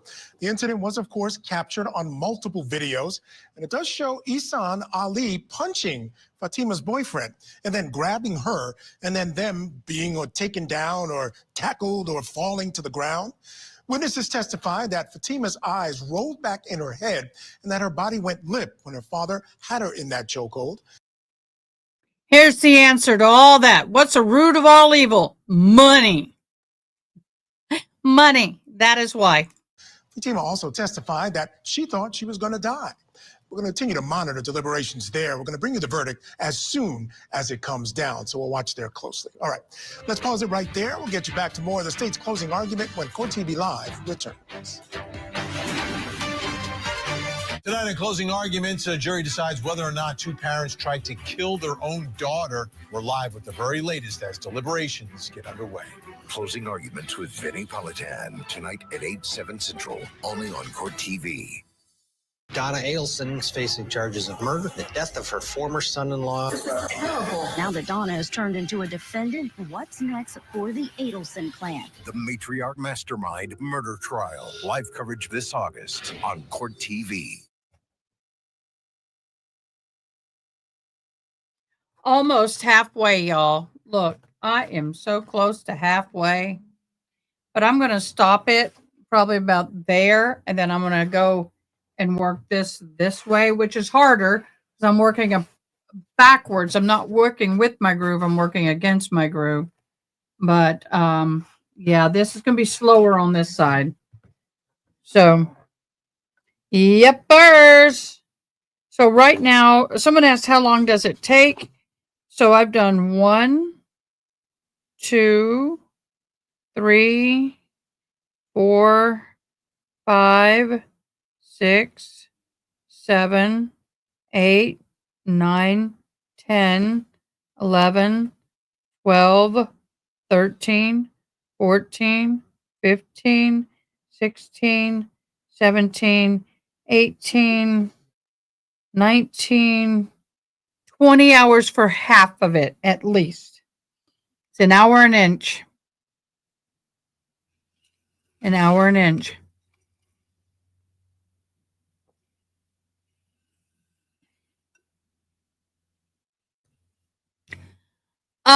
Yep, even in the Ali, part of the problem is another reason why you want to do an honor unaliving in their culture is because the guy, she was engaged, she was promised to a man who was 61 years old in Iraq, and he had to pay mama and daddy for her. And there is a dowry. He had to be paying for her. And unfortunately, hello, beloved. Unfortunately, she being caught being touched by another man, and it being a man of color and boyfriend in front of dad, that right then and there negated that engagement as far as I've been educated. And so if she had have gotten on the plane and the new husband to be found out that a young man and her had been dating and the guy had touched her, yeah, that would have been an unaliving in Iraq. It was a one-way ticket to Iraq, and she knew what she was in for. So yeah. This girl, I don't think would have lived. I don't think she was long for this world. And it's so sad. It breaks my heart. If she had gone overseas, she would have been gone. And so when the father did, when the boy did what he did, she didn't go where she was supposed to go. The money that was given to her dad or promised to her dad was null and void. And I'm sure that if anything had already been given, the dad would have to return it. Or he would have to unalive her for her honor killing to do that. Let me take this down. I know I've had it up for a while. There we go. So yeah, it's pretty sad. I mean, it really is sad. It, you know, thank God was in this country. Otherwise, she'd be gone. Guard your ears. To see you. As always, thank you so much for joining me this hour. As I mentioned going out, the prosecutor weaving a nice tale for this jury. And I can remember, I'm going to take you back to law school. I know that was a very long time ago, but I think you can remember back then. Actually, much longer for me, Mike, trust me.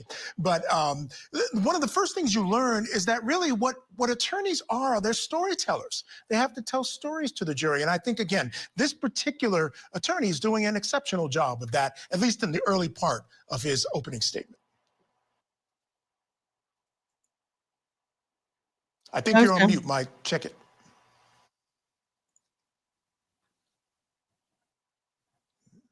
All right. It looks like we're having a bit of technical difficulties. I want to, let's step aside now. We'll get that fixed up in a second. Right now, I want to head back to court for more of the state's closing argument.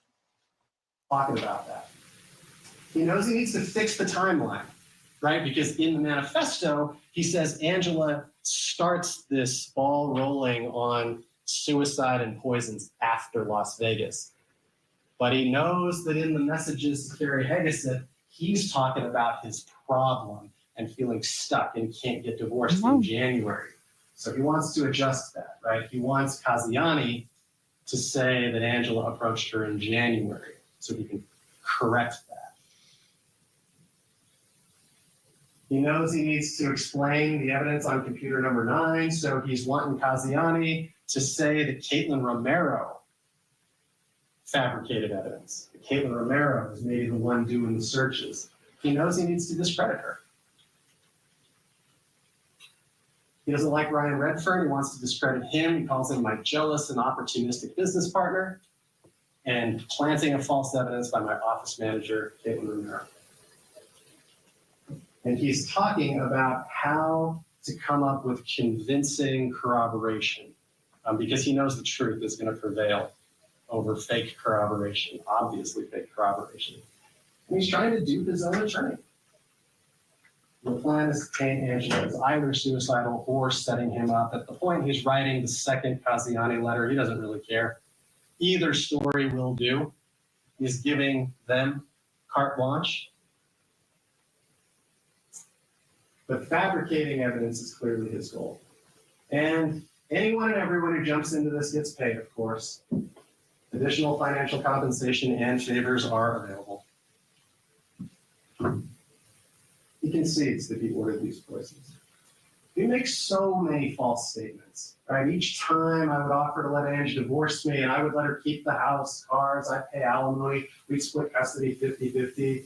Then he claims she would say, well, you're my retirement plan. Well, those two things don't track, right? He's offering to just give her all the money. She doesn't need him to be her retirement plan.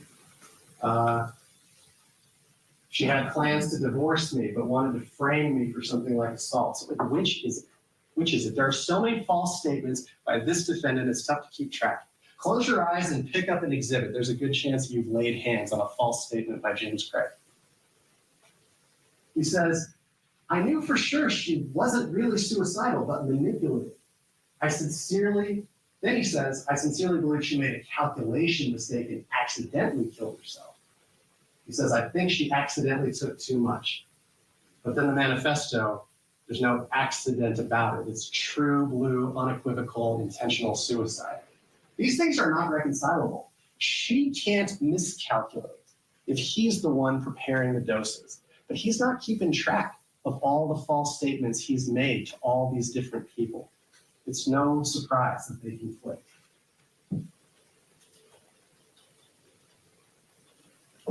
But he does let his guard down with Carrie Hegson. He does tell her how he really feels. Stuck.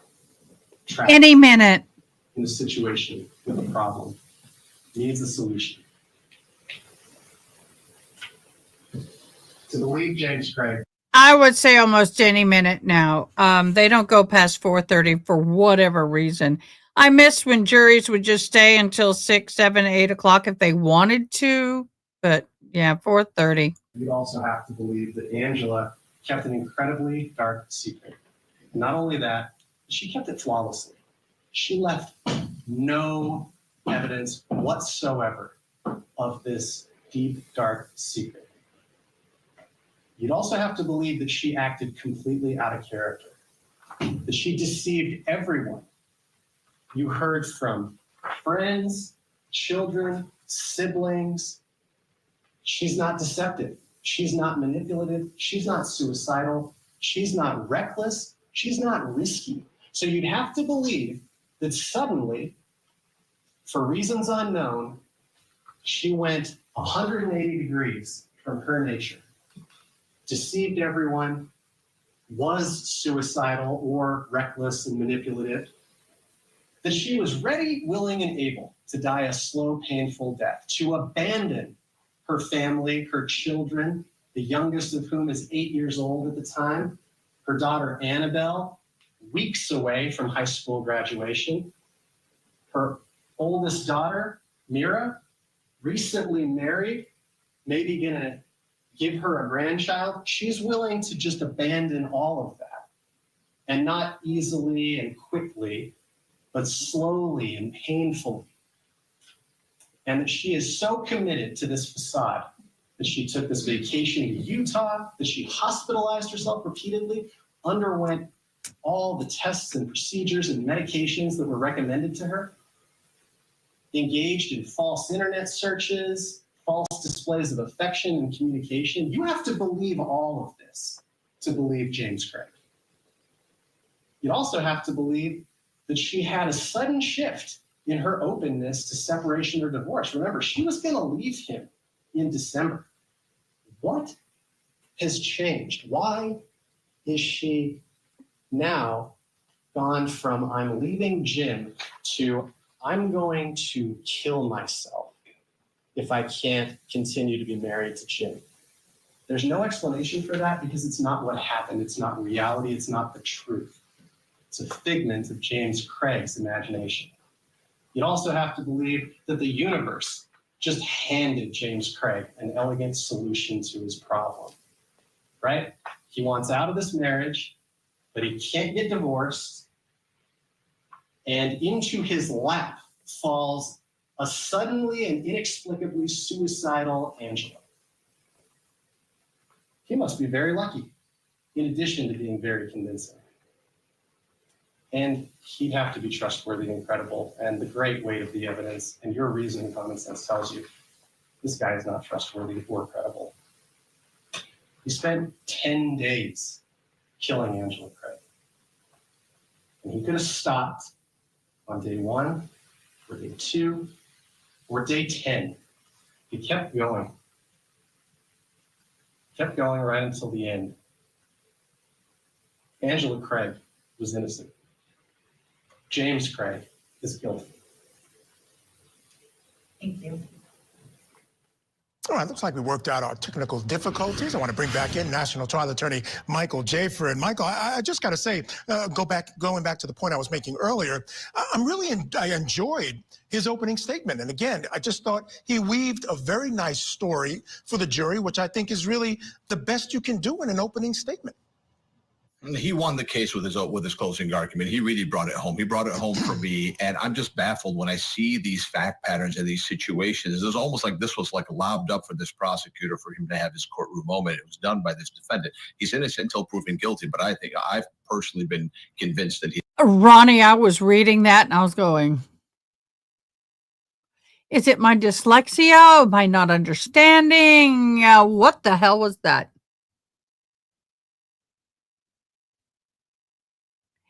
Well, Kaleidoscope, we do have replays.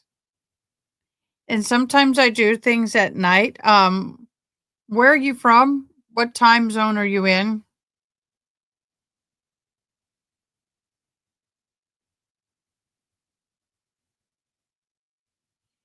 But they're still deliberating. Sometimes when we have 2 trials running, I'll do one trial, whichever trial starts first in the day, like an East Coast one, I'll start them like at 6:37 in the morning, my time. And then I will run it until about 3:30 my time when they end for the day. And then if it's Central or West Coast, I will start those trial and zoom through those and end about 10 o'clock midnight. So I have been known to put in 20-hour 20-hour days sitting here. So you're in Canada. Okay. Well, sometimes we do a Sunday catch up, which is great fun. Please come back when you can. But also, if you want to be a part of the replay crew, greatly appreciate it and comment and share. I mean, it helps me. It really does. I would like to build our replay crew up.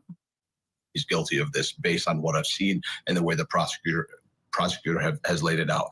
I almost want to have a billboard around the entire country telling people, if you're going to commit murder, don't Google the technical details on how to do it. It baffles my mind.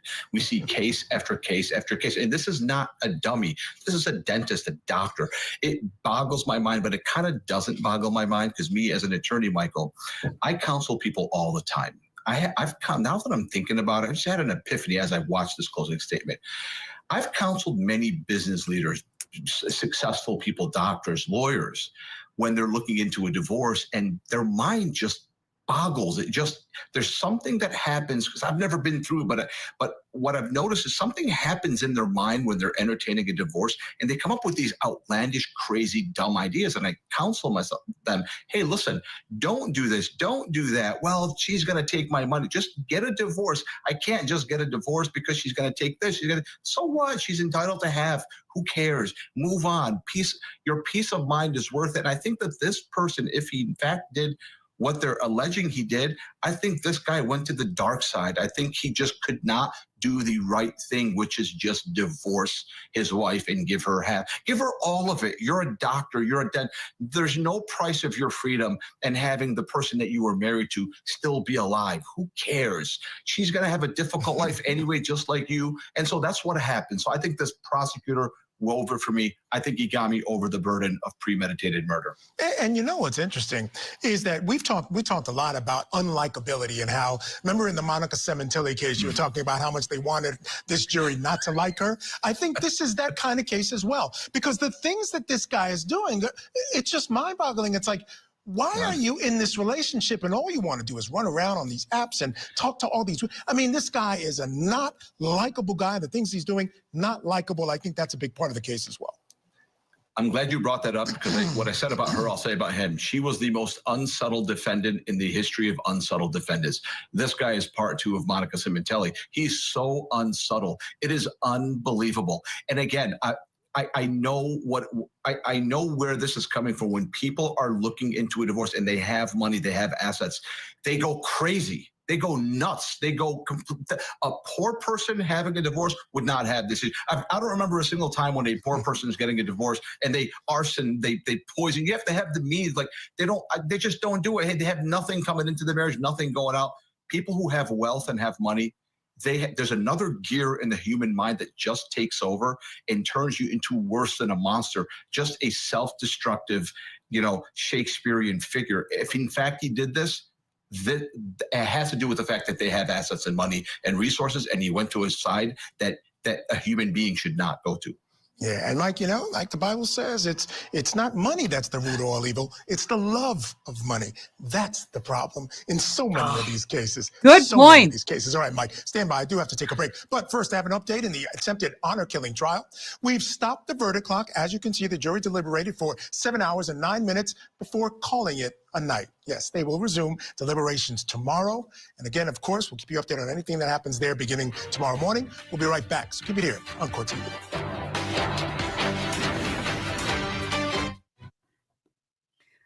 Okay, with that said, that means we are done for the day. Let me do some recaps. I'm going to turn this off. Let me get this stopped, get my voice up so I can hear me a little better. Okay, give me stage here. All right, so we're gonna start talking about rolling down for the day. Yep, it's 16:30 here.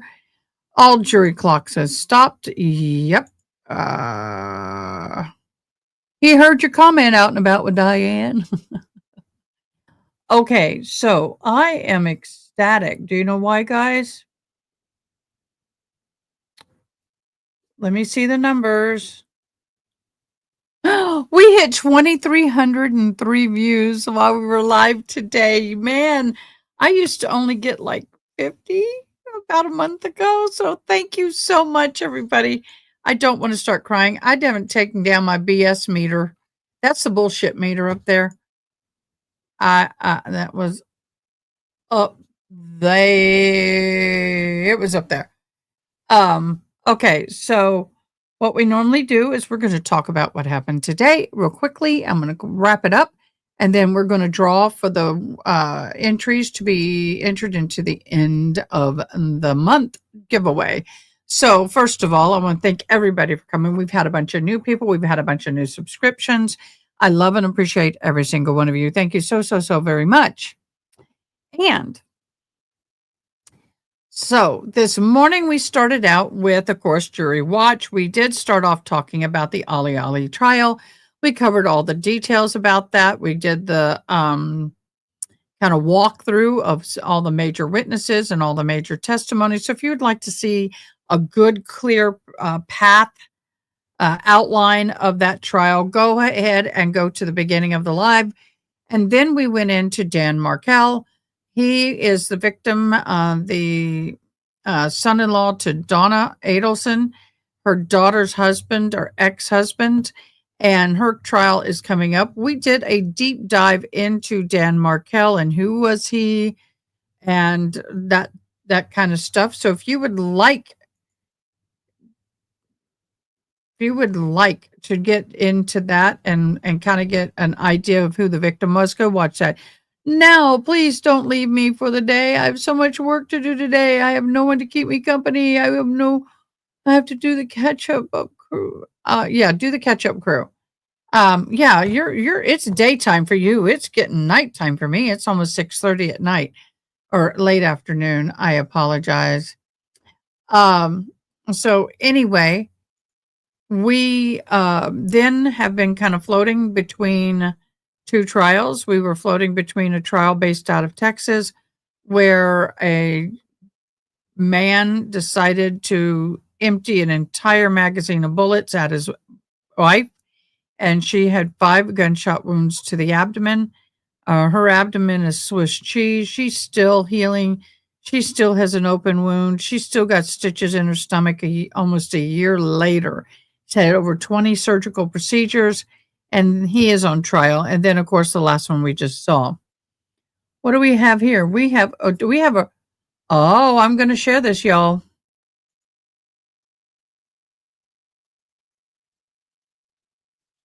By the way, I'm a storm chaser, so this caught my eye.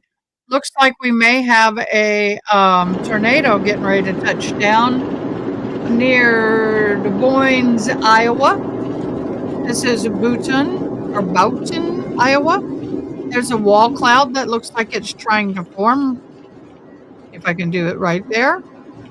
So I'm just going to take them. We'll just leave that running while I talk in the Des Moines, Iowa. I chase storms, but I do the photographing. I don't punch hail core. If you do go to Betty Butnick trial, make sure to type Ada raid. Okay, where do I need to go? I want to do a raid. Who do I need to send it to? Let me go into my channel, go into here. Let's do a raid. I would love to do a raid. I've done a raid on a couple of people. Let's see who I can do a raid on today. Can you throw me up the link for the raid? Alternate juror. Oh, okay. I'll go to alternate juror. We're going to go to alternate juror. All right. So we're going to do an alternate juror raid. I'll go over there. So anyway, we're going to go over here and we're going to switch to the light. We're going to start the drawing for the giveaway entries.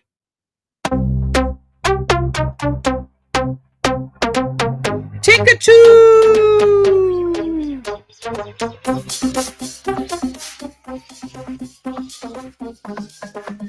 Make sure you type in Ada Raid. Ooh, wall clouds will be good. All right, well, Mark, I can't leave it on a mod.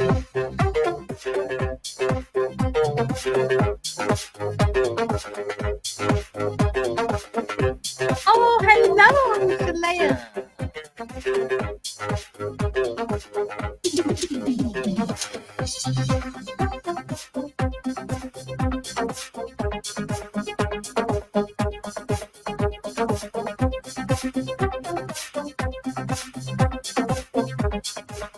Woohoo! We're Debbie!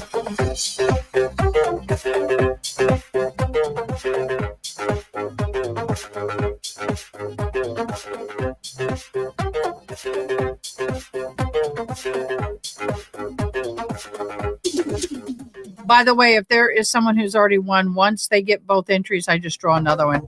Oh, hell no. Nightbot doesn't get one. Nope. Nightbot's been mean. We're not going to give Nightbot one.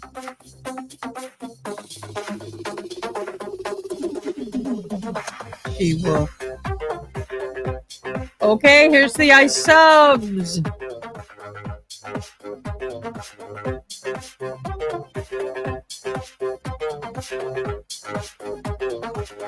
No Nightbot.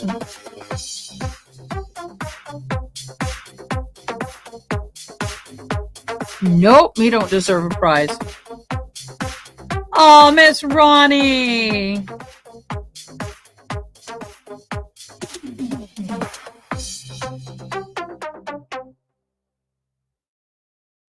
I know, Kaleidoscope. I've already put you in.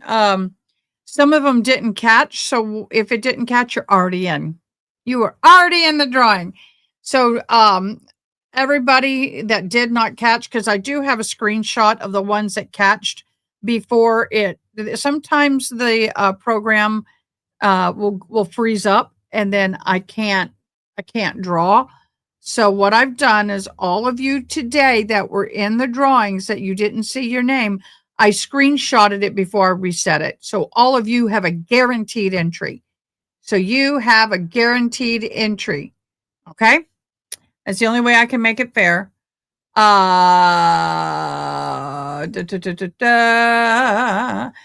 that wall cloud is getting very serious real quick. I mean, when it gets dark that quick, look how dark it got real quick on that storm. It's building a nice wall cloud. So anyway, all right, guys. So the plan for tomorrow is that I will be here. We will do Verdict Watch all over again. I hope to have at least another quarter of the hat done by tomorrow. Please follow us on our YouTube. Please go over to our merch store. Please like, subscribe if you haven't already. I will preset everything tonight. So the first thing in the morning, you can hop in. Turn water, Troy. Welcome, welcome, welcome. If you are just tuning in or want to go back and watch all the very tight breakdowns, I even made PowerPoint, y'all. I did a PowerPoint for you guys. I spilled drink on me. So I did, and I love doing that stuff. It was nice to dive in. So yes. Thank you all so much, everybody, for joining me. Please take care. Love on your loved ones. Remember, 4th of July, 3rd of July, people went to sleep, never woke up. I live in Kerrville, Texas. Oh, I need to do my thank yous. Oh my gosh, I can't do that yet. I need to say all my thank yous. I do accept Cash App, Zello, PayPal, all those things too. But Karate Cat Mom, thank you for your very kind support. Thank you, Aaron E. Thank you, Frank Leroy. Thank you again, Aaron Ree. You're so kind. We're Debbie. Thank you again, Aaron E. Oh, you blessed me so much.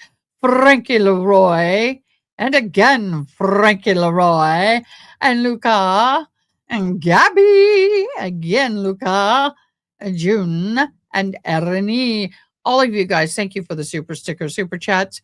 100% of those are going to be donated to the Kerrville flood victims that we have been working with. And it is a 501c3. So if you would like to donate anything that you would want a tax exemption for, just get a hold of me and I'll be happy to give it to you. One sunny day. What did the stupid Nightbot do now? I mean, in one hand, the Nightbot, great, but the Nightbot's been a little bit interesting to get used to. All right, guys, I appreciate you so much. Please come back. I look forward to seeing y'all tomorrow. And until then, have a great night. Love on your family members. Get some sweet sleep. And I'll join you in the morning with a bright cup of coffee in hand, ready to go and praying for a verdict. Bye. Thanks for watching. Please comment, like, share, and most importantly, subscribe. I hope you have an awesome day. Till next time, take care.